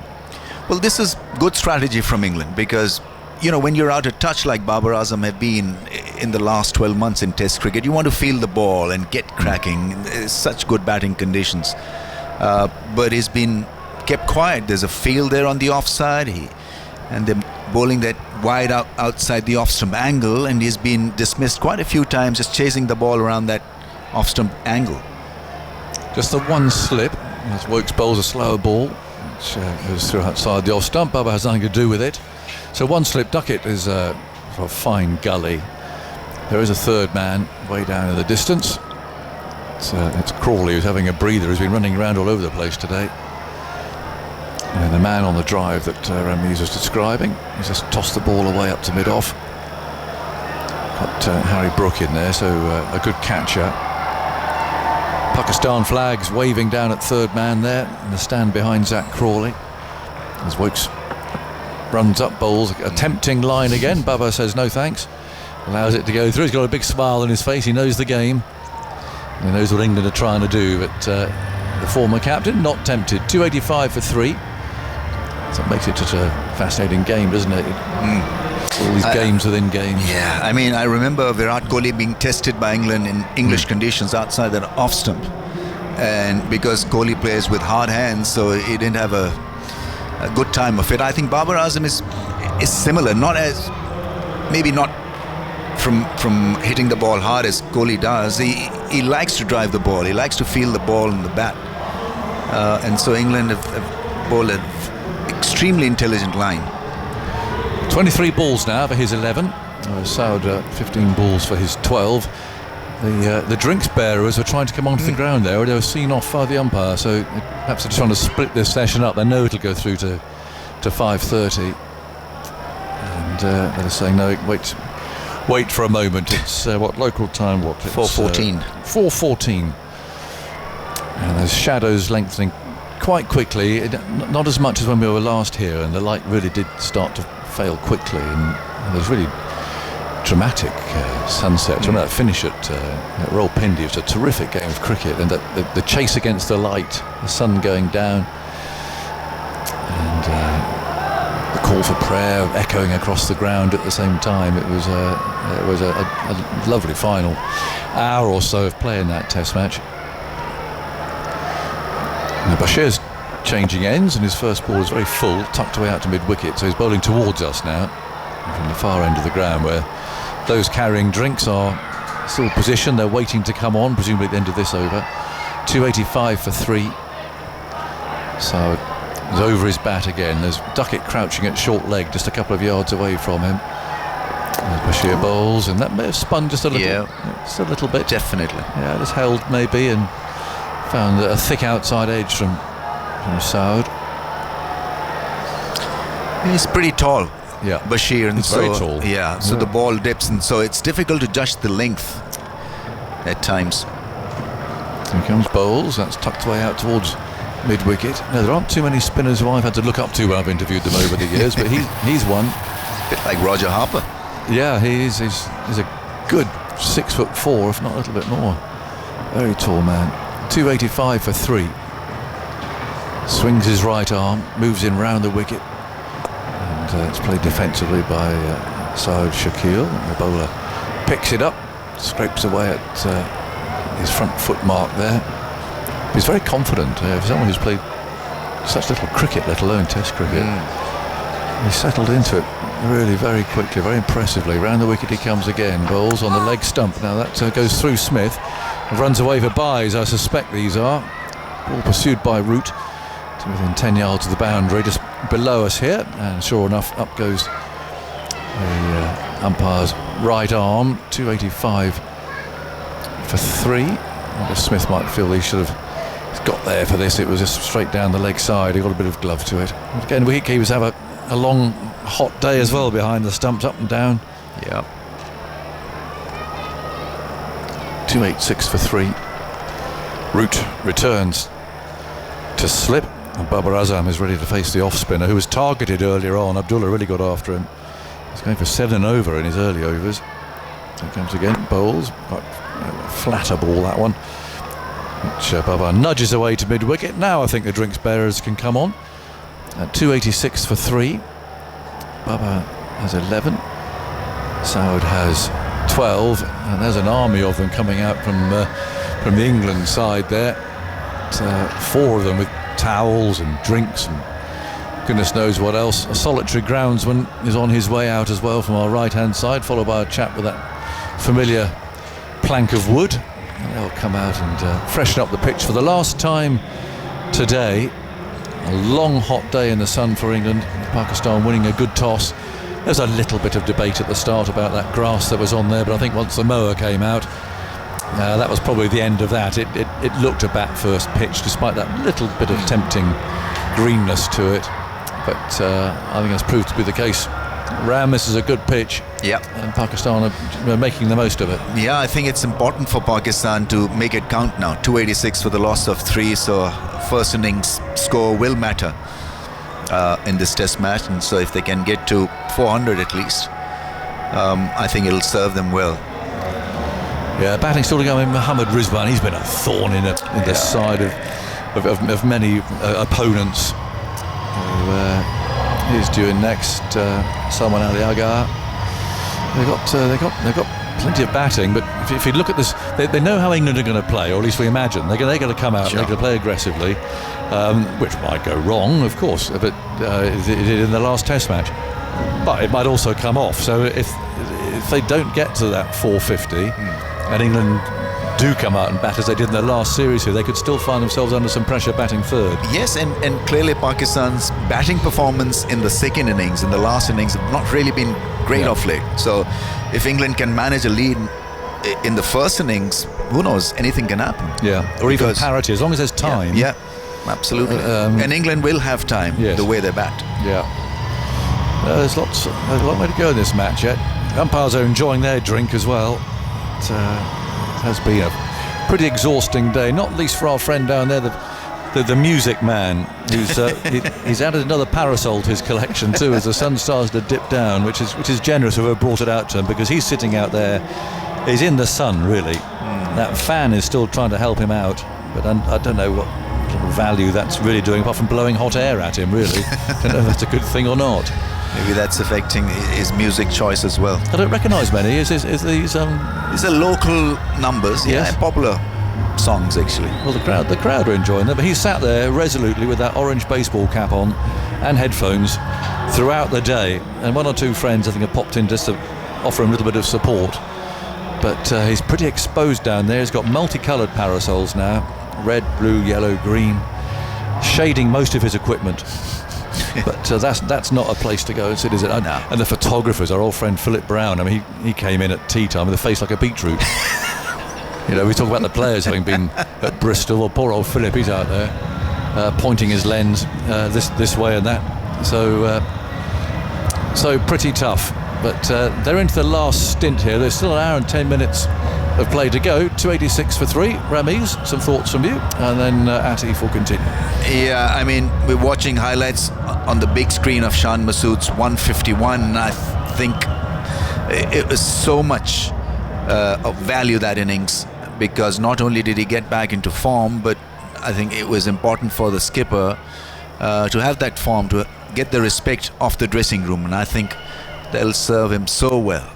Absolutely. It was a very, very timely knock from Shan Masood. I think a lot of people were waiting for that knock from him. 4 years, a long time between hundreds. Yes. But that is one that will give him a lot of confidence. Right now, England are back in this game. A couple of wickets in close succession. The scorecard looks very, very different from 261 for 1 to 286 for 3. That's where we're at right now, with possibly about an hour to go. Hard to say. Right now, Brydon Cast has the ball in his hand. He's about to bowl from the main pavilion end.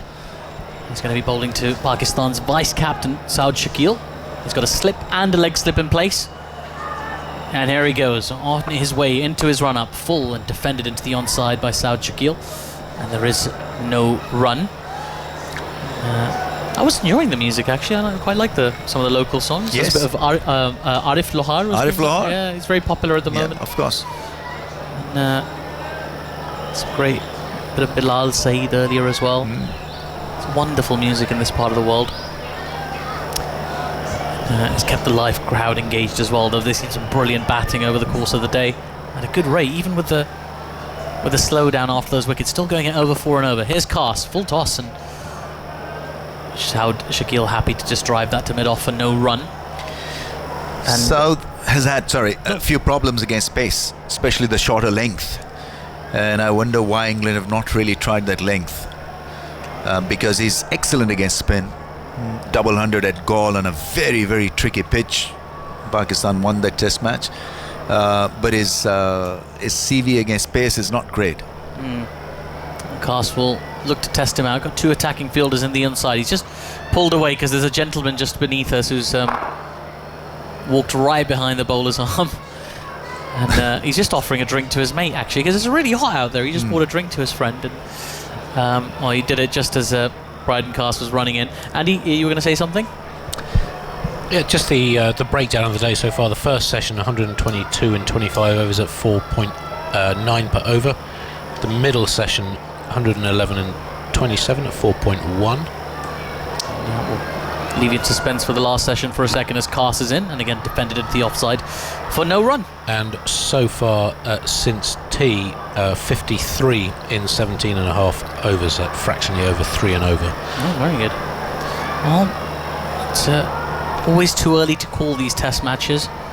It's I would say still all 3 results very much possible, and we can speculate about the way England will bat when they come out, but it's one of those pitches where you do have to sort of get in. Yes, batting can be relatively easy once you're set, but you've got to get set.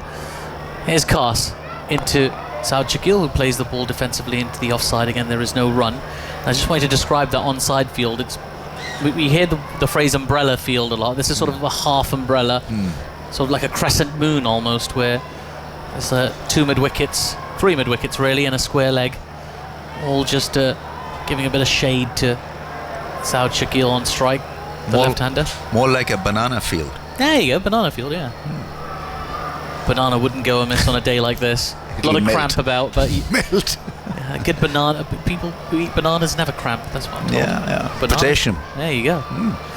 Here's Bryden Cass into Saud Shakil. Back of a length, and Shakil happy to just guide that to backward point. There is no run. The crowd's Ramiz. I mean, it's been nice to see people come out. It's a Monday, you know, a work day here in Pakistan, but there's been excitement about these test matches, even though there was a little bit of question marks about the scheduling.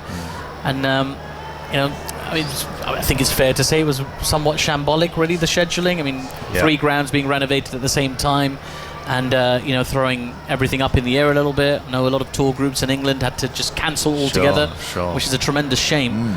But on the day of the first test, it's been a good turnout. Here's Bryden Cass into the pads of Saud Shakil, who works it to one of the 4 fielders in the onside, and there is no run. 286 for 3 after 70 overs in the crowd, Ramiz. What do you make of that? Yeah, I mean, Pakistan were feeling the heat because fans were disappointed, dejected. Yeah. And somehow they have to win them back. And so this is a very good start.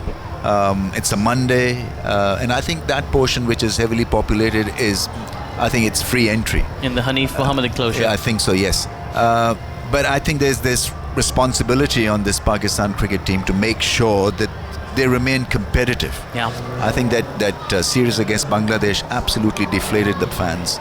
And nobody wanted to talk about cricket here in Pakistan. I mean, it just, from a household sport, it just went to the back pages. I mean, nobody was interested in reading about, you know, how good Babar Azam has been over the years. So it was a dejected period for the fans. But this is a good beginning, you know, brand new series. Bashir is into Babar, who pushes the ball into the onside for no run. Yeah, you've got to bring results, haven't you? At the end of it, if you're not bringing results, no, fans are not going to back you. Yeah. I think it's a very simple philosophy. It's a tough one for cricket teams, but you got to A, win matches, B, play attractive cricket. And find new talent somehow. And I think some of the fast bowlers that were really doing well in the last couple of years just went flat. Again, defended into the onside by Babar, no run. Yeah, I mean, again, I mentioned it earlier. There's a piece on the BBC Sport website where I described 2024 as possibly the worst year in Pakistan's men's team's history. Maybe the worst year since the 60s for sure. As Bashir is into Babar again. Good length and just turned defensively into the onside for no run by Babar. I mean, it started with the loss to Australia, the whitewash in Australia, which you sort of almost expect because since the mid-90s they've never won anything there. And then it just got progressively worse the year. I mean, there was a loss to Ireland in the series that they eventually won in the T20s as Bashir into Babar again, who defends past short leg. There is no run.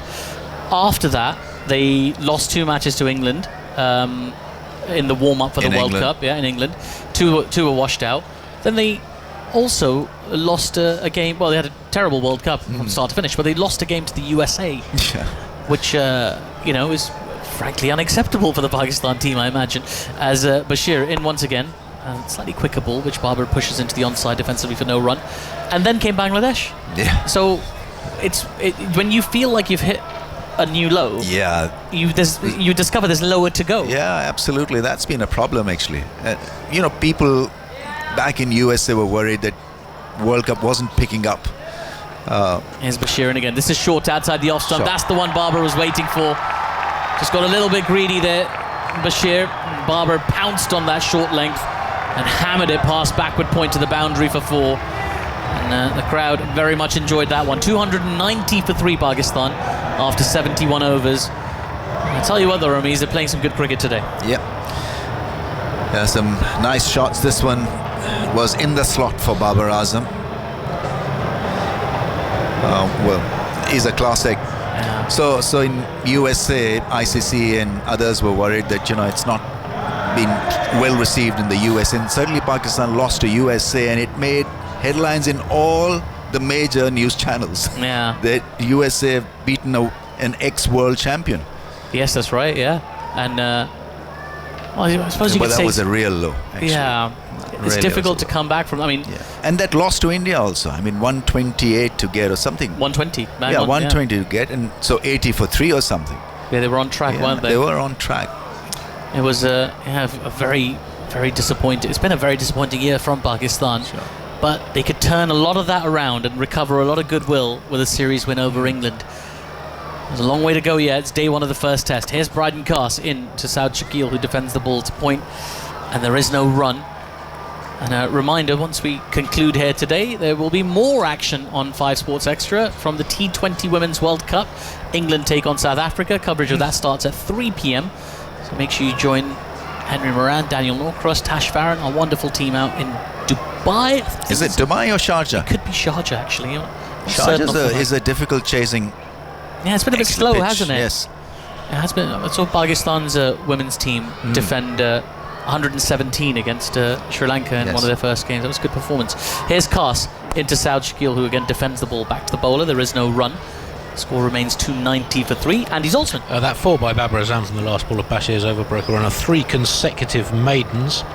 And in fact, there were 6 maidens in the space of 12 overs from the 59th to the 70th over. There'd only been 3 maidens in the first 58 overs, all within the first 20. So much more control for England in the last hour. Here's another thing I want to ask you, Ramiz, slightly off topic. There's a tea brand which is very prominently featured here in Pakistan. And of course, many teas are available all over the world, and in Pakistan indeed. And you frequently see them on the TV broadcast, people drinking that tea. And we'll come back to this in a second as Cast is into the hips of Saud Shakil, who works it out towards deep backward square leg for a single. Score moves to 291 for 3. Is there ever any actual tea in those cups? I'm just curious, because there's a lot of steeping and there's very little sipping, and the sipping looks very theatrical. Acting. Yes. Yeah. I don't know. I mean, I hope there is some. I could never tell. It just looks. We live in a world of virtual tea now. Oh, there we go. AIT. Yeah, I think a friend of mine went there for their postgraduate. AIT. That's a very Zolt style joke, isn't it?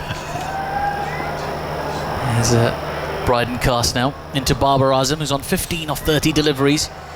Sprinting in hard, he bowls shorter length delivery, just troubled Babar a little bit. He managed to control it just about, and pushed it wide of the fielder at point, and they get through for a single, but a little bit more oomph on that delivery from Cast. 135.6 kilometers per hour. He's still bending his back into his 13th over on, we keep saying, a very hot day, still over 30 degrees here in Multan. It's hard work, but this is the time to do it when the batters are relatively fresh at the crease. Yeah, England can't allow another partnership to brew. To tapal. I like it. That's I see what you did there. I see what you did there. Is that what the Urdu word for brewing is, tapal? No. No? Oh, is it not? Okay, fair enough. Here's Cast in onto the pads of Saud Shakil again. Very neatly works that out towards deep backward square leg for a single. Pushes the score on to 292 for 3.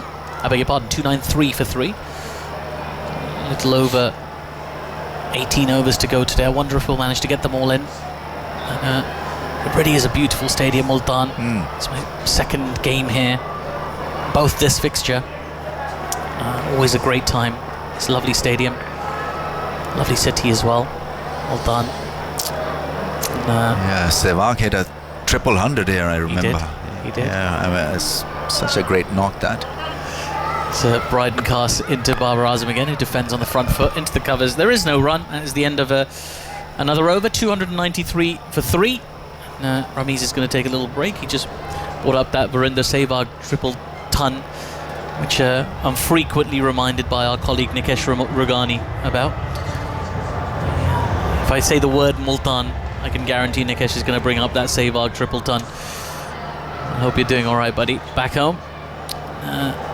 England looking to squeeze a couple more wickets out here before the end of the day. If they could get Babar or Saud Shakil, or both even, and it's happy days really. They're feeling a lot better about their day's work. Stephen Finn, if you could have one or the other, who'd you want?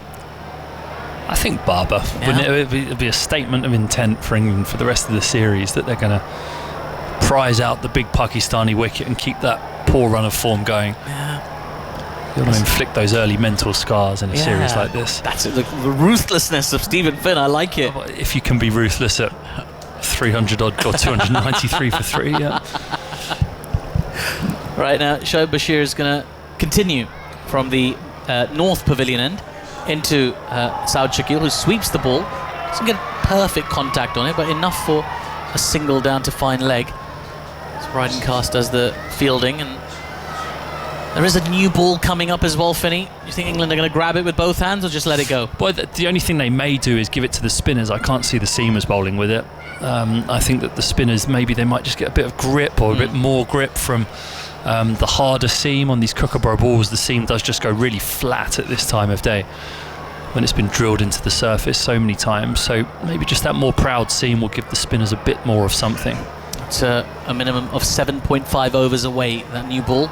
There's a slip and a short leg in place for Shoaib Bashir, who bowls to Babar Azam, and he plays that ball on the bounce to Ben Duckett at short leg. There is no run, and there is a lot of tiredness out there. I mean, you've got two sort of fresh-ish batters out there who look quite relaxed and haven't been completely enveloped in perspiration just yet. So Bashir is in once more down the leg side. Nice bit of turn there actually for Bashir. He's getting the ball to grip a little bit. Hasn't been easy to dominate as he was in his earlier spells. I suspect that they might take a look at a leg slip here, England. In fact, leg slip has gone in after that ball with the... should captain. Is Bashir. And as the ball's defended back to him for no run. It's just the way if he's going to bowl that line into the batter and get the turn, you're going to bring your short leg, your leg slip in play. You're better off with a leg slip than a conventional slip, I reckon. But you tell me, you actually captain. Well, Bashir in once again. Down the track comes Babar Azam, looking to force the pace, and he does so successfully. A boundary down to mid-wicket, breaking the shackles just a little bit. As Pakistan's talisman. He's on to 20 now. Pakistan 298 for 3. Yeah, with that leg slip in place, it means Bashir has to bowl a tight line to leg stump. This one is full, and Babar Azam just takes a little pigeon step down the pitch and clips it quite hard over a square mid-wicket area. It comes right out the middle of the bat, but it does mean there's another field change, and now the off-spinner bowling with a 7-2 leg side field. Lots of men there catching at mid-wicket, slightly deeper mid-wicket, just for a mistake. Babar looked a bit confused almost by the field, didn't he? He's like, you really only going to put 2 people in the offside for me? Here's Bashir into Babar, who plays that ball just past the short leg fielder. And he'll walk through for a single, will they? No, they don't. It's a dot ball.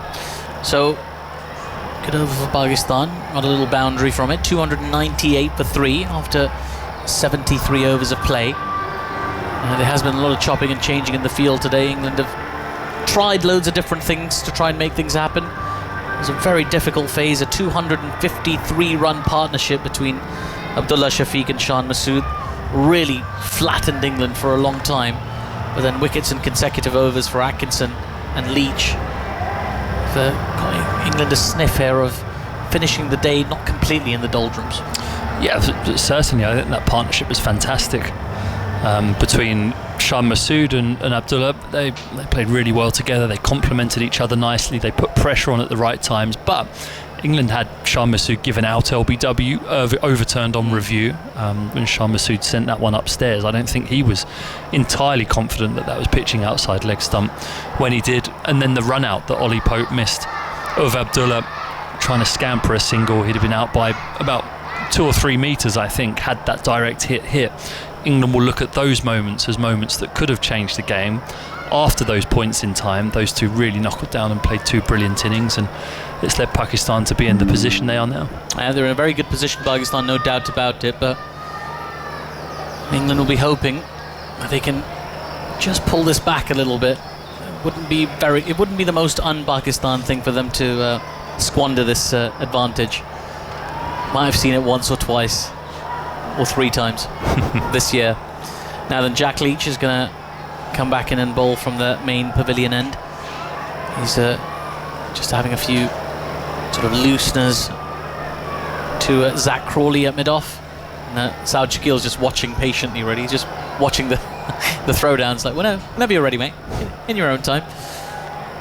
He's on 15 of 31 deliveries as Saud.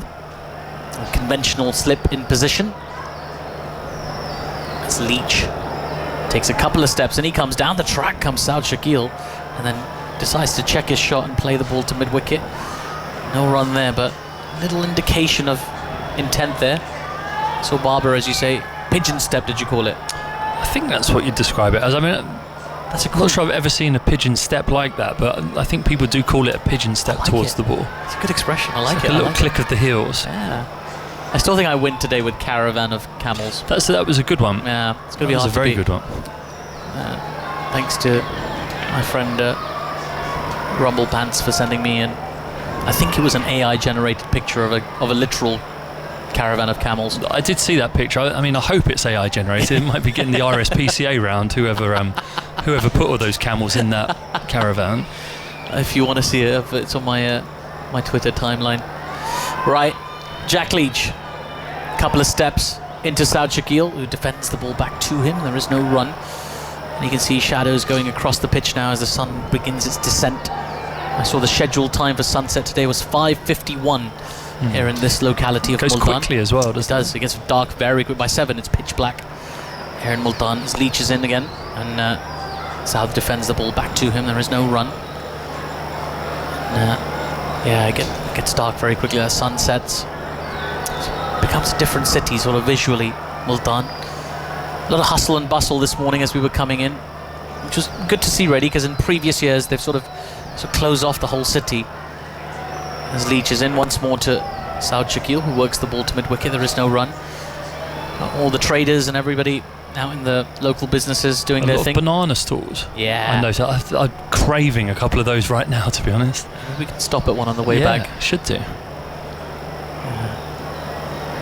Here's Leach into Saud Shakil. Bit of flight on this one, and Saud Shakil defends it in the most exaggerated manner I can possibly describe to you. Kind of just followed it all the way across his crease and then put it down in the manner that you might retrieve a hot pizza from an oven. Maybe I'm hungry as well. I think we're thinking about different kinds of foods though. Yeah. Here's Leach into Saud Shakil, who turns this ball into the onside, but there is no run. That's a very tidy over there from Jack Leach. Maiden over, in fact. 298 for 3 after 74 overs. Any thoughts from yourself, Salts? Give us a little tidbit, if you will, and then Simon Mann's going to take up commentary. Well, I was looking at Babar Azam's run of unconverted 20s. So his last 10 20-plus scores, he's failed to convert to 50, which is very rare for a specialist batter. Not unique, but in the last 10 years, only 3 players in the top order have had a similar run of 10 consecutive 20 scores without a 50. So not 10 in consecutive innings, but 10 times reaching 20 and none of them converted to 50. Johnny Bairstow had a run like that 2019 to 21. Kieran Powell of West Indies a few years before that, and Mitchell Marsh. Bashir bowls and Babar clips him away to mid-wicket, where it is stopped by Pope, and there is no run. So it has been a curious run for Babar, that he's had a lot of starts, but just not gone on with any of them. Interpret that, Simon. What do you reckon? Here's Babar on 20, he's way down the leg side. And it's taken by Jamie Smith. It's a difficult one, isn't it? You feel a player of that ability would be able to make some of those starts count. He'd be conscious of it as well, you'd imagine. Yeah. Well, he's 20 not out. He's 298 for 3. And Bashir bowls to him. And he's back there playing it away into the offside. He runs away through backward point, gently off the outer side of the bat. One more to the total. Babar to 21, 299 for 3. Things have slowed up a bit with the loss of those 2 wickets. Final session, England haven't got back control of the game, but I think Pakistan recognise here the importance of this partnership. Just nailing down the day, trying to shut England out of the game as much as they possibly can. Back end of the day and into tomorrow. That's full from Bashir, turned away towards mid-wicket, and there is no run. It's the 75th over of the day. I must correct my terminology I was using just now. I said that Babar pigeon stepped down the pitch, but a pigeon step is where you just put one foot in front of the other very slowly. There goes Bashir around the wicket to bowl to Saud Shakil, who squeezes it back to the bowler in defence. No run. I knew it was bird related. It's crow hop. You crow hop down the pitch towards the ball. So I apologise. I can't imagine there'd be that many people taking issue with it. Well, no, it was bugging me, to be honest. It was more. Bashir to Saud, and that one spins. It goes past the outside edge, and through to Jamie Smith. And I mean, it's good from Bashir's point of view, but perhaps not so good from England's point of view. Pakistan are close on 300 for 3 with the potential to score 450, 500, and the ball has spun there. That did spin. That's hit Jamie Smith in the chest as well. It's so high, and those big long fingers that wrap round the ball. He can get that steepling bounce sometimes when he spins it, and that one pitched. Maybe a tiny disturbance of the surface and past the outside edge, but we can pretty safely say that's one of the deliveries this day. You can count them on one hand. Yeah, there haven't been that many. There haven't been that many. I suppose the concern is under this baking sun. As the game wears on, definitely. As the game wears on, whether it's going to be more. You'd expect there to be. I mean, Rami says he thinks there will be. Because just looking at the surface this morning, okay, there was an even covering of grass, but there were also 1 or 2 cracks there as well. Anyway, sometimes you can look at pitches and think, oh my goodness me, what's this going to be like on the 4th day or the 5th day, and teams are still scoring runs. Yeah, but when you look at it here, usually when you think of pitches that turn in the subcontinent, you can see the footmarks, you can see where the bowlers have been thudding in. From here, you can't see any of that. Leach begins the new over, 1 for 54 so far, and forward goes Baba and plays defensively into the onside. He's bowled 18 overs today, Jack Leach, on his return to Test cricket. This is his 19th. We're moving to that stage of the day where we start to think when will the close of play be, and of course it's a marker for the rest of the Test match to give us an indication of how much play is going to be possible on the back end of the game. As forward goes Baba, playing it back up the pitch. If they can go through to 5:30, then you know you've got that latitude later in the game if you're trying to push for a win. Or is there going to be a cut-off point, I know, 5:15 or something like that. Leach to Baba. Baba strokes it away on the front foot into the offside. It's stopped at extra cover, and there is no run.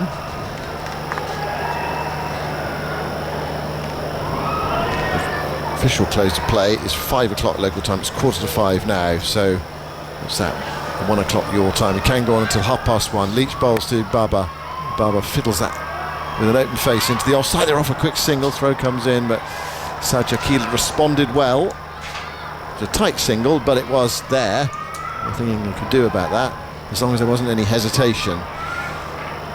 2 batters are coming down to have a quick chat with each other. I think Sajid Akil, didn't expect Baba to run there. I think that was the problem. The 300's up anyway for Pakistan, so that's a very good day's work done by them. 300 for 3. Things have slowed up a bit. What were they at tea? They were 233 for 1. That run rate's ticked below 4 for the day now, which is the first time, I think, since the very beginning that it has done so. England will feel they've had a good session. 233 for 1 at tea time. And it has the potential to be 360 for 1 or 2 at the close. Picked up a couple of wickets, looking for another one. Shakil is forward, playing it back to Leach, who bends down to pick up. And there's no run. He's looked pretty solid so far, but he's not taken any liberties. Shakil, he's 15 not out from 41 balls. You feel he's trying to bed himself in for a big score. Leach bowls down the pitch. Well, there we go. He goes down the ground in the air, out towards the straight long on boundary, taking Leach on for once after dead batting him. Crawley runs back. He didn't get all of that. It was kind of stroked, lifted really, rather than pummeled down the ground. Crawley was after it, stopped it inside the rope, and they come back for 2 runs. You must have a very curious sequence of scoring, because he hit 3 boundaries in 4 balls from Jack Leach, 2 conventional sweeps and then a reverse sweep, and then has barely scored outside of that from his other 39 deliveries. Now 17 from 42. It was deliberately played. It was lifted down the ground with control. He's on to 17 at the end of the over. 302 for 3, Pakistan. Yeah. He began with 5 dot balls, then those 3 fours in 4 balls after that. Before that 2, he'd hit just 3 singles in 32 deliveries. To highlight the deceleration of this innings, looking at how long each 50-run block has taken. The first 50 took 11.5 overs, then 10.2 for the second, 9.5, 10.2 again, 12.5 overs, and then the 6th 50 runs from 250 to 300. After Bashir bowls to Baba down the leg side, it comes off the pad, stopped at leg slip. There is no run. Took 20 overs and 3 balls, so just under 2.5 an over. So there'll be a lot of positives being taken in that England dressing room. this final passage of play. Here is one down the leg side again, just turning Bashir. Barber looking to glance it, doesn't get anything on it, taken by Jamie Smith. Tough day for him, behind the stumps, helmet on large parts of the day. It could so easily just brush something on the way down the leg side. Anyway, it didn't, that's the key point. Bashir bowls again down the leg side, and Bashir is firing it in, taken by Smith again. Barber staying inside the line of it, largely speaking. There is a strong leg side field that Bashir is bowling to. 2, 4, 6, 7 on the leg side. Goes in now to bowl to Barber. It's forward, playing it towards straight mid-wicket. There's no run. It's an unusual field. I mean, you can sometimes see 6-3 leg side, but 7-2 leg side. I think it's inviting Barber to take a risk. It's saying if you want to score runs, you're going to have to try and hit it through a very congested part of the field. Bashir to Barber. Barber leans forward, out towards straight mid-wicket again, picked up by Atkinson. And there's no run, though the lights are just flickering into action. There's still plenty of natural light at the moment. We do know, it's the old cliche, isn't it, when we come to this part of the world, that the light tends to go quickly, the natural light. Bashir to Barber. Barber blocks it. And goes away towards mid-wicket again, and there is no run. 302 for 3 at the end of Bashir's 16th over. No wicket for 69, because the new ball is 3 overs away. Thoughts on that, Stephen? I was just saying to Atif, actually, I think maybe the spinners might have a go with it. I'd be surprised, I think, if the seamers did. But I do think the spinners, just with that extra bite that you might get off the more proud seam of a brand new ball, they may opt to do that, but I would be surprised at this stage if the seamers were to take him. What's coming out here? Is it the dreaded light meters, or is it the new ball that's being brought out? It feels like there is enough natural light, but you certainly towards the right where it's starting to get orange and a bit huey, it does feel as though the night will close in very quickly, as you said. I made a note of looking out the window about this, about 5:15 yesterday evening, 20 past 5, to see what the light was like. It seemed okay, but it's very different. Hotel room and buildings around, seeing actually what it's like at a cricket ground. But you feel with the floodlights on. And they used to play 5.5-hour days in Pakistan. That's why there were so many draws. Really? Yeah, flat pitches, 5.5-hour days. It's not easy to force a result in those circumstances. Saud comes forward and plays it back to Leach. Ben's down to pick up. They probably bowled more overs, mind you. Said that, he rattled through. And they definitely bowled quicker then as well. Much quicker, yeah. I mean, the pace bowlers, wow, goodness me. But why would that? What time would they have started? Well, I think the problem was, there's Leach to Saud, reverse sweep, contact, runs. It's going out towards the boundary, chases on, Cast is after it, and he will stop it. They're looking for 3. Barber decides not to come back. As the throw comes, a difficult one for Jamie Smith to take. Hammered back by Bryden Cast. 2 more to Saud. He goes to 19, 304 for 3. I think the reason is that they played later in the year, and they didn't have floodlights. So, I mean, this is quite unusual, it seems to me, to play in October.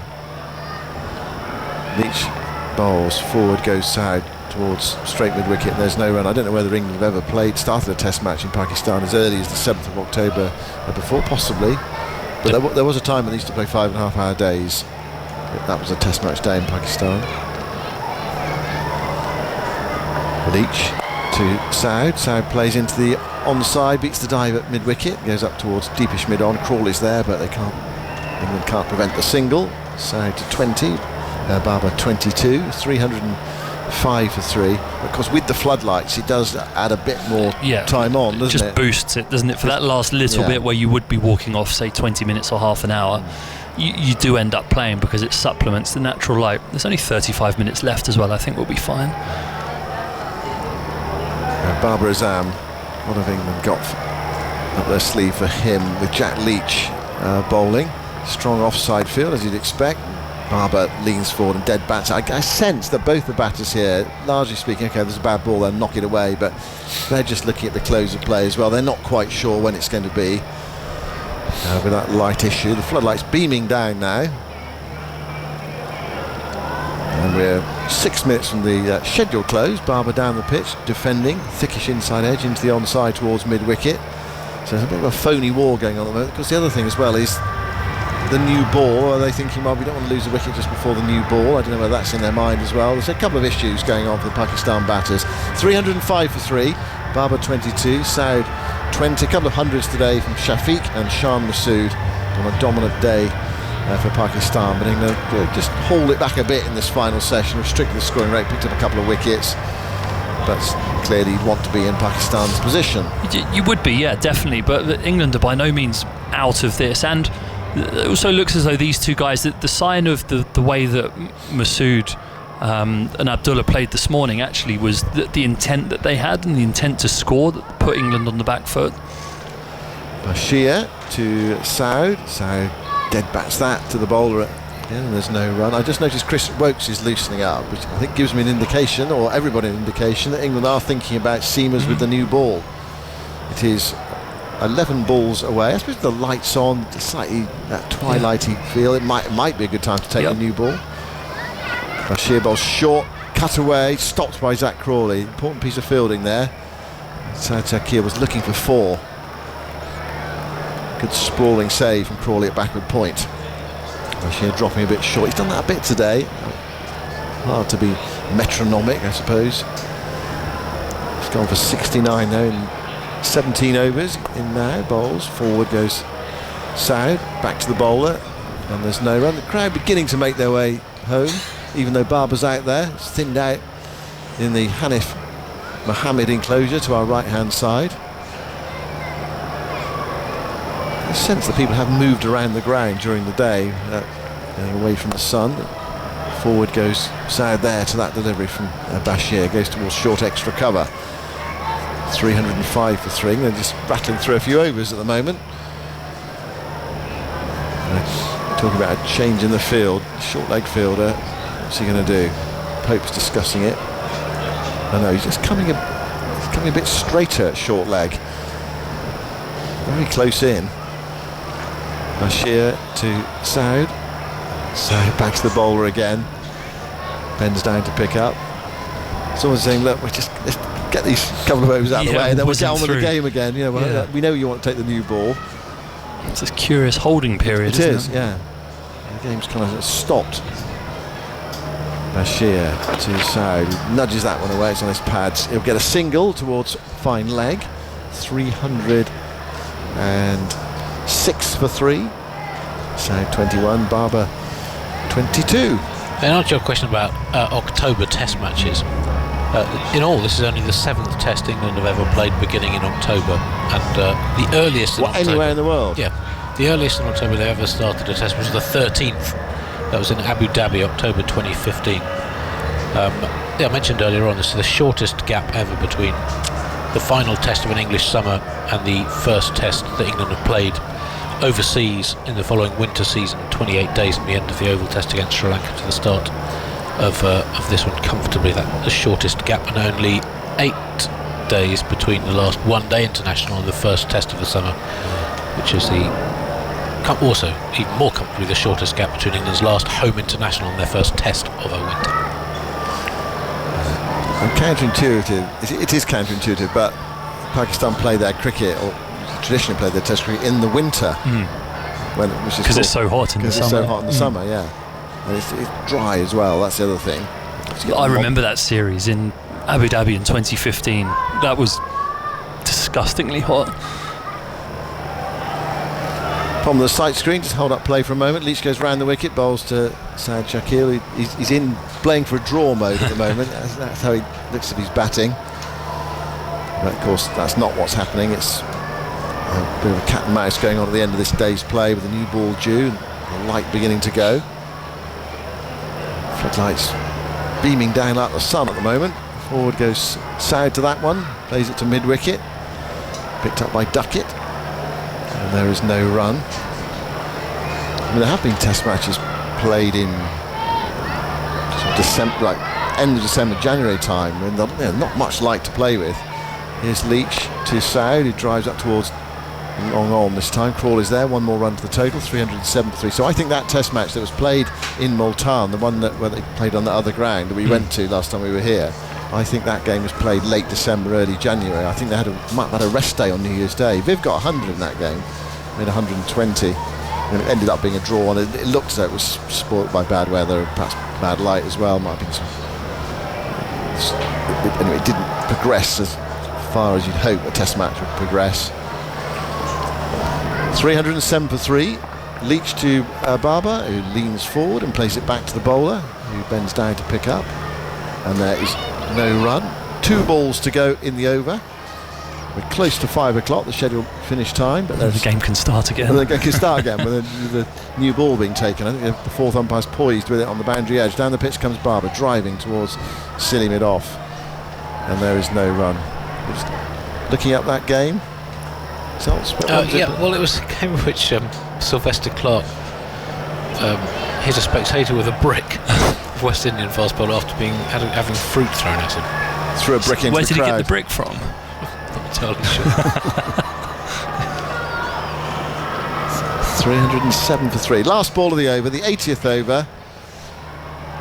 And Leach bowls it to Barber, who's blocking it, going down the pitch and blocking it back to the bowler. So that's a holding passage of play. Might well come to an end now.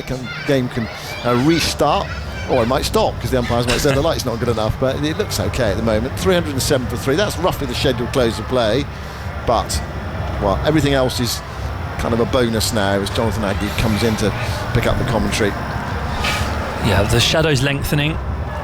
And the light is going, but the floodlights are beaming down, which means that we are going to get, I think, this extra half an hour of play to take us through to 5:30 this evening. England, the seamers are congregating at the back of the run-up.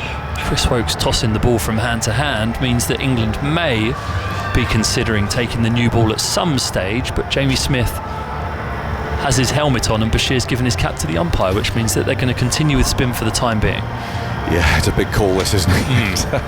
They went out there, but yet a couple of wickets, and it would be a very much even Stevens day, because 307 for 3. Yes, it's a good total, but if England can just get another couple of wickets, 340 on the board, something like that by the close of play, and that's not a bad day. And in these conditions and on this pitch, and with the way that England go about attacking the totals that they're presented with when they're batting, Pakistan will know that they found out 2 years ago how England will go about it. They will bat with great aggression. So there's lots to go in this game. 307 for 3. The new ball has not yet been taken, and Bashir is going to bowl from the far end. He's had better days, if I'm honest. I know it's been quite tough for him today. He's turned a couple. Round the wicket he comes, bowls, and Saud defends and plays that back to him. Yeah, 17 overs, 2 mains and none for 70, but he has got better through the day. His first spell was 6 overs for 42, his second spell 5 overs for 17, and this current spell 6 overs for just 11. Yeah, reflected by the wickets that have fallen to there. Abdullah really got after him to start with. 307 for 3, Saud on 22. Floodlights on. I was going to say needlessly, they probably are needed, but there's still plenty of natural light around. Bashir moves in, bowls, and Saud defends, rolls up the pitch. So an orangey golden glow to the right, in the west. Shadows now, that floodlight I was talking about earlier, stretching all the way across the ground. Bashir again, with one slip, bowls, Saud defends, tucking it into the leg side, he'll pick up a single there. Stopped there by the boot of Atkinson. I think the quick bowlers all feel a bit like that at the moment, but it may be they've got to whip themselves and come in and take this new ball, Alex. Well, it doesn't look like it at the minute. You can't see anybody warming up or looking like they're swinging their legs, getting ready to bowl. Kars looks tired. Yeah. He looked tired in his last spell. It's Bashir, tucked away out to short leg. Perhaps you wait and see how Pakistan bat. If they're just going to see out this half hour and there's not much damage done, then you might think, well, let's wait till tomorrow when everyone's fresh. Yeah. I can see Chris Woakes now doing some... Yeah, well, he was loosening up a few minutes ago. This is the 81st over.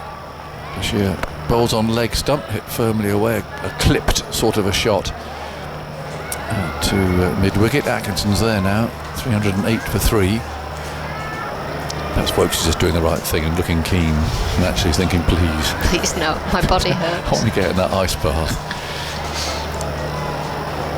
Bashir bowls, tucked away out to short leg is the end of that over. I've never fancied the idea of an ice bath. But I think, no, and I think that a day like today possibly could be the day you would quite look forward to one. Yeah, so I was never an ice bath girl, and I always used to say that I'd been in it when I haven't, because one, I'm a spin bowler, I don't get Didn't they check? tired. How are they going to check? Oh, let people see you go in and see you come out. I'd be like, yeah, I've been in, don't worry about me. I'm playing one day cricket, my next game's not till five days time. Right. But the only place I would get in was the subcontinent, because it was just ridiculously hot. Sri Lanka, I'd be the first in. It'd be nice for a moment, wouldn't it? Just go, whoa. Yeah. But then I think after about 5 seconds it probably gets a bit... And you got to do your 3 minutes. Is that what it is? Yeah. That feels quite a long time. Well, we can stop talking about it, because they are taking the new ball. And it's going to be Atkinson who's going to bowl the first over with it from this end. And this is tough. There's a quick bowler out there in this heat all day. They've all put the hard yards in. Just looking at the overs that they've bowled so far. In fact, they've all bowled the same, I think. They're looking at Andy's lines there. Wokes 13 overs, Atkinson 13 overs, Cast 13 overs. So there can be no complaints when they get off. They've all put the same amount of work in. And Atkinson, who took the early wicket, he's got 2 to his name now, is on his way, and he bowls on the off stump, and that's a lovely shot.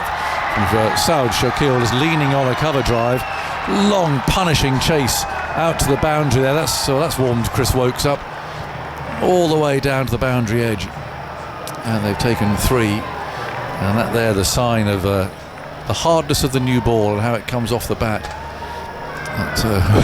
Wokes, he needn't have bothered with that, doing that stretching earlier on to run all the way back from mid-off. It's flicked back to him by Pope, actually, who accompanied him. Yeah, pipped by the youngster at the last minute, wasn't he, there to the ball at boundary. It's a bit of a loosener from Atkinson, if we're going to be completely honest. A range finder, I'll describe that. 311 per 3. Babar on strike on 22. Atkinson on his way, bowls wide outside the off stump, and he drives now. Another chase, this time for Cast, labouring away. He's not going to get there. Just the last thing you need is a fast bowler. It just trickled into the boundary edge about a second before he got there. That's a horrible one. Australians have a term for that that's unbroadcastable. But it's just a real challenge at this stage of the day. It is, and it's not what you want your bowler to be doing. It's the exact same delivery, just to the right-hander this time. Just full outside the off stump. Atkinson, he's bowled a bad ball to the lefty, bad ball to the righty. Now find somewhere in the middle, please. Lovely shot again. Just looking at he reached for it. He was looking technically that the left foot wasn't absolutely in line with the ball, but it's just beautifully timed. Babar 26. 2 slips in a gully. Atkinson runs in again and bowls. It's quite full once more, punched hard, this time straight to mid-on, where Wokes can field. I was being asked on 5 Live earlier what it's like being a bowler in this situation, and I can only tell you as a spinner that your body hurts, your brain hurts, you're thinking how long's left of this game. Was a spinner? Yeah, because you've still been out there, you've still been feeling it. And then I was about to say, I dread Andy, listen to this. I dread to think you what it's toddle in like. off 2 or 3 paces and turn your arm over. Alright, I won't say what I was about to. In goes Atkinson over the wicket, and that's defended by Babar and played back to the bowler. Bet we bowled the same pace anyway. Oh, that's harsh. Mind you, around about this time of day, you might be right. No, so I dread to think what a fast bowler's body must feel like at this situation, because I know exactly how I would feel. And as you say, 5 or 6 yards, there's nothing on a full run up to the crease. Well, they are very fit, I've got to say. You know, and they've all stuck to it. I mean, there's been no cramp. You know, they really have. They've stuck to their task very well. I think the captain's looked after them well. Atkinson again runs in wide of the off stump. There's no stroke this time. 131 kilometres. I'm not very good at converting kilometres into miles. 82 miles an hour. 82, yeah. It's down on his normal pace, but then it just underlines what we're saying, really. It's tough. And he's walking back very slowly, mopping his brow. It is the 82nd over of the day, and there's 20 minutes of play left, so they're not going to get near the 90. Atkinson again, last ball of the over, moves in over the wicket, bowls very full, just almost Yorker length. That Baba jabs it out, it's picked up by Crawley, who's been all over the field today, and he has put some hard work in, I must say. He really has chased and he's dived and he's fielded really well. 315 for 3. Baba 26. Saud also 26. And 8 overs left, but they won't get bowled in these 20 minutes. Yeah, I think Zach Crawley and Ollie Pope have been two very busy fielders. Obviously, Ollie Pope wants to lead by example and chasing the ball down to the boundary with Chris Woakes earlier. Just shows that, doesn't it? I mean, you're an opening batsman in Crawley's case, and you might think, well, okay, but actually you can still contribute so much to the fielding cause that the bowlers need it. It keeps the morale of the team up. I think Crawley today has been the fielder of the day for me. He's been all over the place. Yeah, and me, and you just think, how's he going to be feeling? So if England did get them, all out, he's got to go and open the batting. Exactly, and that's the challenge. That's why I batted 11. Really, it's more out of choice than talent. I'm with you there. So Woakes will bowl from the far end. That's where he started off today. Floodlights fully on now, and getting close to the stage where the natural light is fading. You can see the shadows at the players' feet. There's 4 floodlights, and Woakes will bowl to the left-handed Saud Shakil, who's on 26. Woakes comes in Bowleston. Ball on the off stump, good length. And it's played to the other sun hat wearer out there is Jack Leach, who mops his brow. He's bowled nicely today. 21 overs for 61. He's taken a wicket. Caught and bowled, rather tired shot from Shah Masood when he made 151. It's a lovely sight of the sun going down over in the west. Let's pick up on our screen there. It's just out of our sight still at the moment.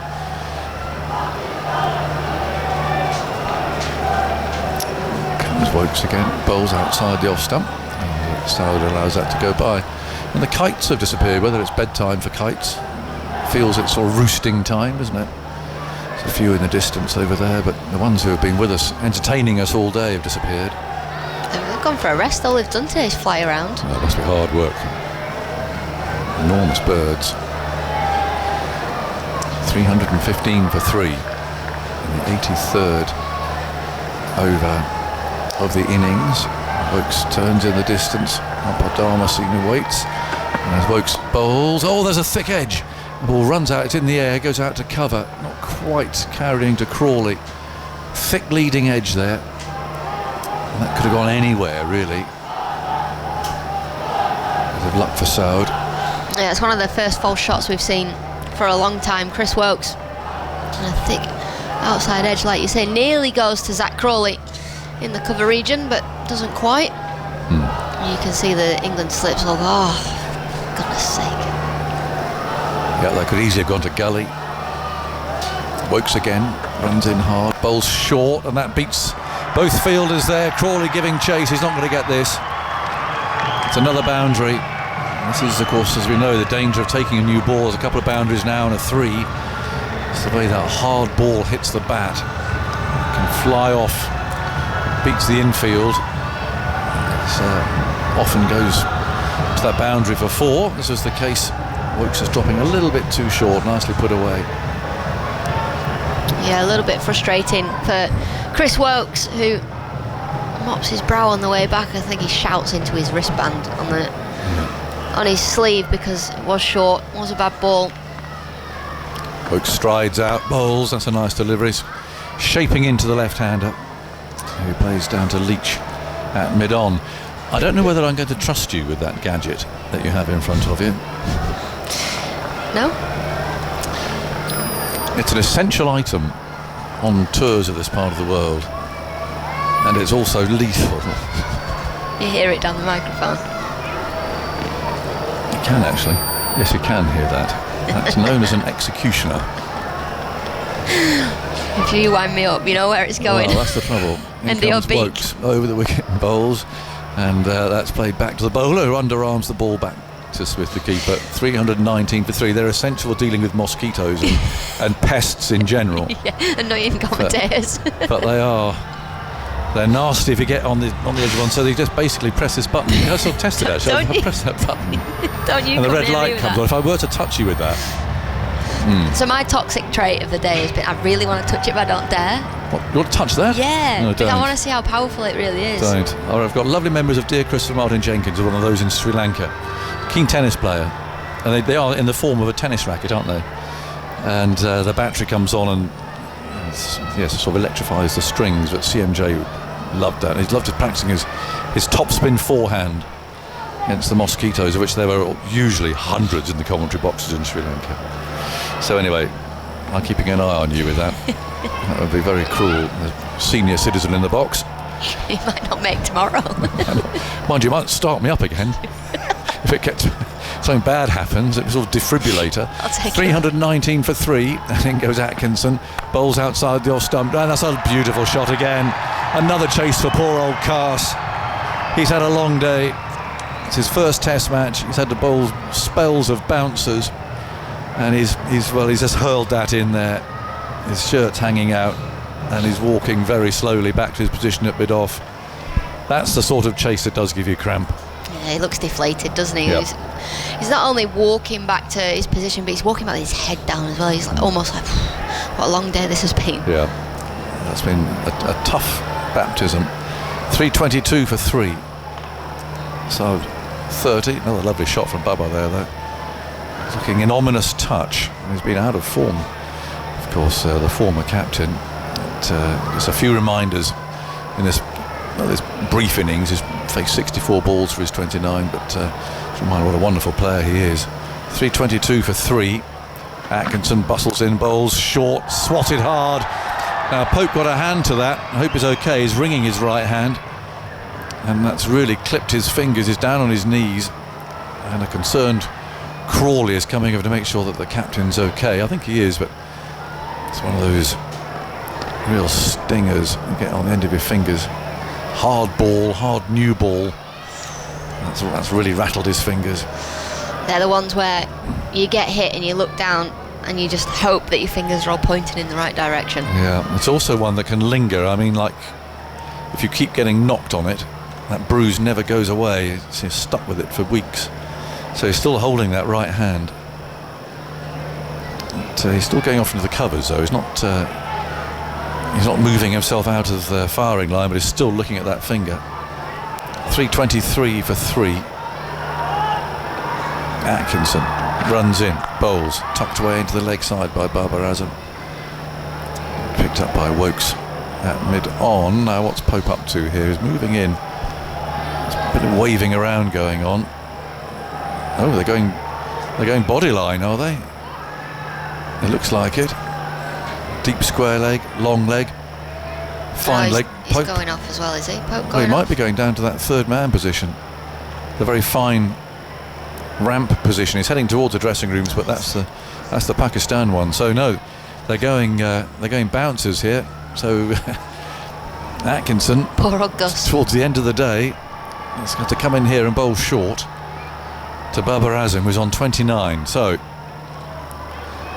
3 out in the deep, 3 in a sort of a leg side circle, if you like. Atkinson runs in, bowls short, and Babar just sways out of the way. Well, it is one of our tactics in the PSL is to hit ball bouncers at Baba. It's one of the shots that he doesn't play all that well, and he gets caught with fine leg quite a lot, but our tactic was body line bouncer, so it's probably a little bit what Gus Atkinson's going to do now and go for the badge of the helmet, because he will take it on. He's probably in white ball cricket, of course, a PSL, but when he does take it on, that's why Ollie Pope's so fine, because that's the shot he'll get. He is he's literally on a line of first slip there. It's almost long stop. Atkinson runs in, bowls short again. Baba's not tempted. He ducks underneath it with an air of "I'll see you tomorrow." You can run in and bowl this if you like. At the end of a long hot day. But I'll see you tomorrow morning, 10 o'clock. 323 for 3. Pakistan were 261 for 1. Stand of 253 between Abdullah and Shah Masood, the captain. Dominated the day after Pakistan lost an early wicket. They were 8 for 1, 261 for 1. Atkinson runs in, bowls short. Now he does take the pull on now. It's more leg side, so much safer shot. And Leach fields, throws it back in again, so just a single to Babar Azam. He'll keep the strike. That's the end of Atkinson. 324 for 3. The drummers are starting up again. Even they look tired. Well, they've put a stint in, haven't they? They have indeed. It's a very nice atmosphere here today. It's not been a big crowd by any means, but those who have been here are very enthusiastic. They've enjoyed it. They've seen lots of runs scored by Pakistan's captain and by Abdullah, and now their main hero, Babar Azam, is just nicely poised for tomorrow on 30 not out. Well, he'll bring the crowd 5. in. He will. Because that's what happened last time at Pindi, wasn't it? The crowd was all rushed in to watch Babar. Yep. He got out early and they all left.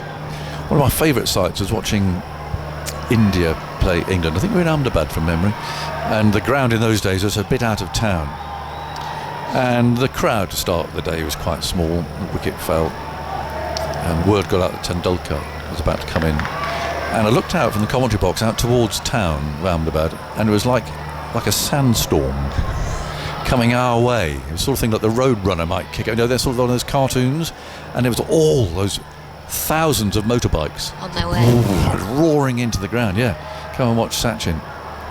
In comes Wokes, bowls on the off stump, and it's played back to the bowler by Babar Azam, and there is no run. I neglected to alert you to the 50 partnership 3 overs ago. Well, how dare you? Sorry. You're suggesting you've had a long hot day as well. Yeah, it came up from 18.5 overs, now 61 from 21.4 overs. I have heard it all goes downhill when you get to 50. Careful what you say. 324 for 3. And goes Wokes. Past the umpire, bowls. Oh, now that's beaten the bat. And I'm trying to remember, I remember one other instance of the ball beating the bat from a seam bowler today. I thought for Wokes to produce that. No wonder he looks so frustrated. Yeah, he's done that at 21 minutes past 5. And it's, I tell you what, looking at the replay, it's just done enough. I'm going for the second instance of the ball bowled by Seamer. It's beating the bat. Beating the bat today.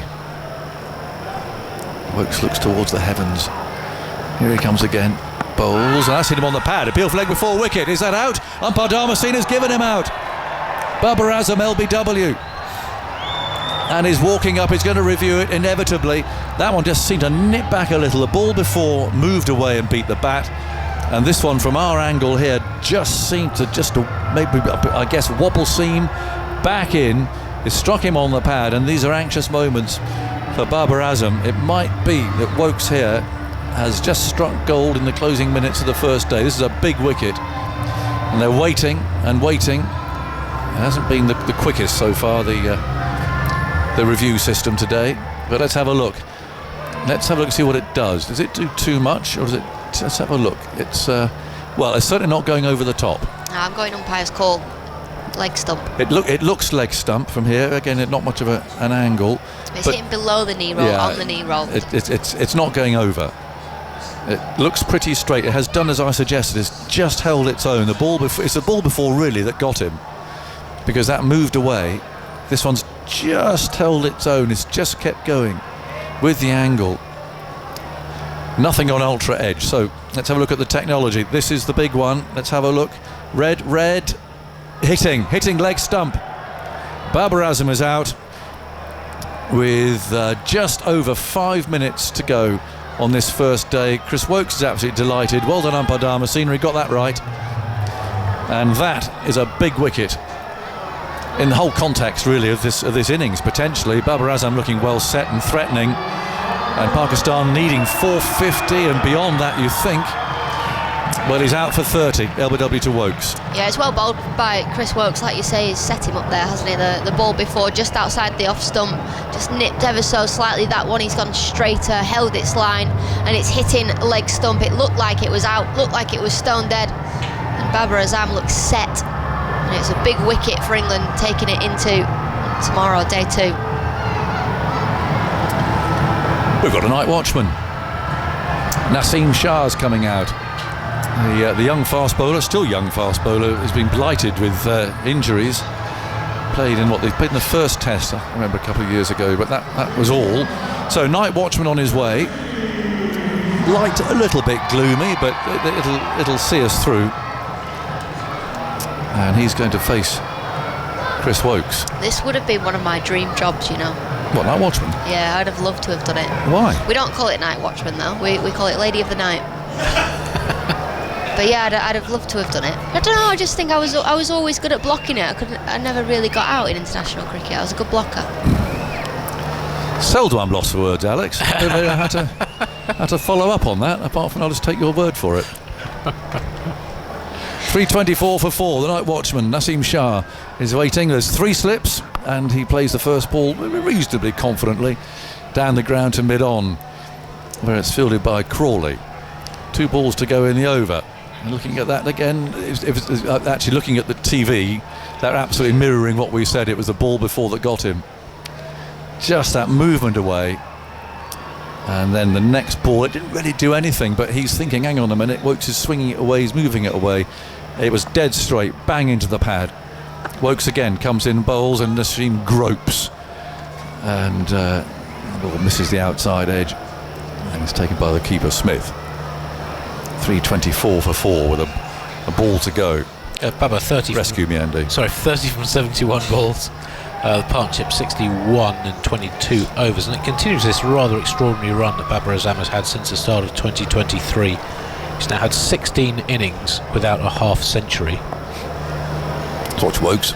Last ball of the over. Shah waits for him. Oh, that nearly takes the off stump out of the ground, and it actually shot along the ground as well. And Naseem's looking at that, thinking, well, what happened there?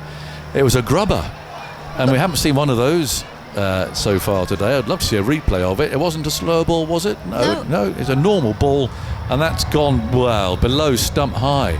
Well, Chris Woakes said, I don't know how that's missed, and Naseem Shah turned around and also said, I don't know how that's missed. No. I don't know how that's missed that. It's almost like it's brushed the stump. But it's shot along the ground. That's the first instance of that we've seen. Yeah, so Baba, since the start of last year, 16 innings, no 50s. But he's reached 20 now 11 times. He's been out 7 times in the 20s, also for 30 and 31. And there's high score 41. So numerous starts, but whatever is missing in his, almost like his mental form, he's been unable to carry on with those innings. And we've seen Virat Kohli go through a similar phase, and I wonder, could be something to do with mental fatigue, playing all format cricket, captaining a side. Anyway, we've seen a huge dip in the form of a player who was one of the top players in the world for the 3 or 4 years before that. Lovely, thank you, Andy. Now, is this going to be the last over of the day? I think so. And Bryden Cast has been thrown the ball. He's been chasing it his last 20 minutes or so. So he'll certainly be loose. Can he get his first test wicket here? 324 for 4. It's the 86th over, so 4 will remain unbowled. Cast goes round the wicket, bowls to Soud, hits him on the pad. There's an appeal for leg before wicket. I heard a hard sound there. And they all appeal. The umpire's given it not out. I just thought there'd been a little flicker of an inside edge there, but we are a long way away. But I'm happy to be corrected, but it sounded like it. I wonder if Ollie Pope's got to the stage where he just doesn't trust his teammates, because he's not got one right yet, has he? No, I think it's 11-0. Yeah, I think it's 11-0 as well. But he has nicked that, hasn't he? Looking at the replay. 324 for 4. Cast turns in front of us. Off he goes again, shadows at his feet. Round the wicket, bowls, and Soud this time defiantly gets behind the ball and plays it back to the bowler. 324 for 4. 4 balls to go in the day. Cast breathing heavily. Walks back to his mark again. Oh, Woakes will be pleased with that. It's just when something like that just comes off. It's lovely bowling. We see him do it at home. These very different conditions, but just a perfect setup to dismiss a batsman like Babar Azam. Cast round the wicket, bowls the big leap, going for the Yorker. Saud digs the ball out, looks at the bottom of his bat.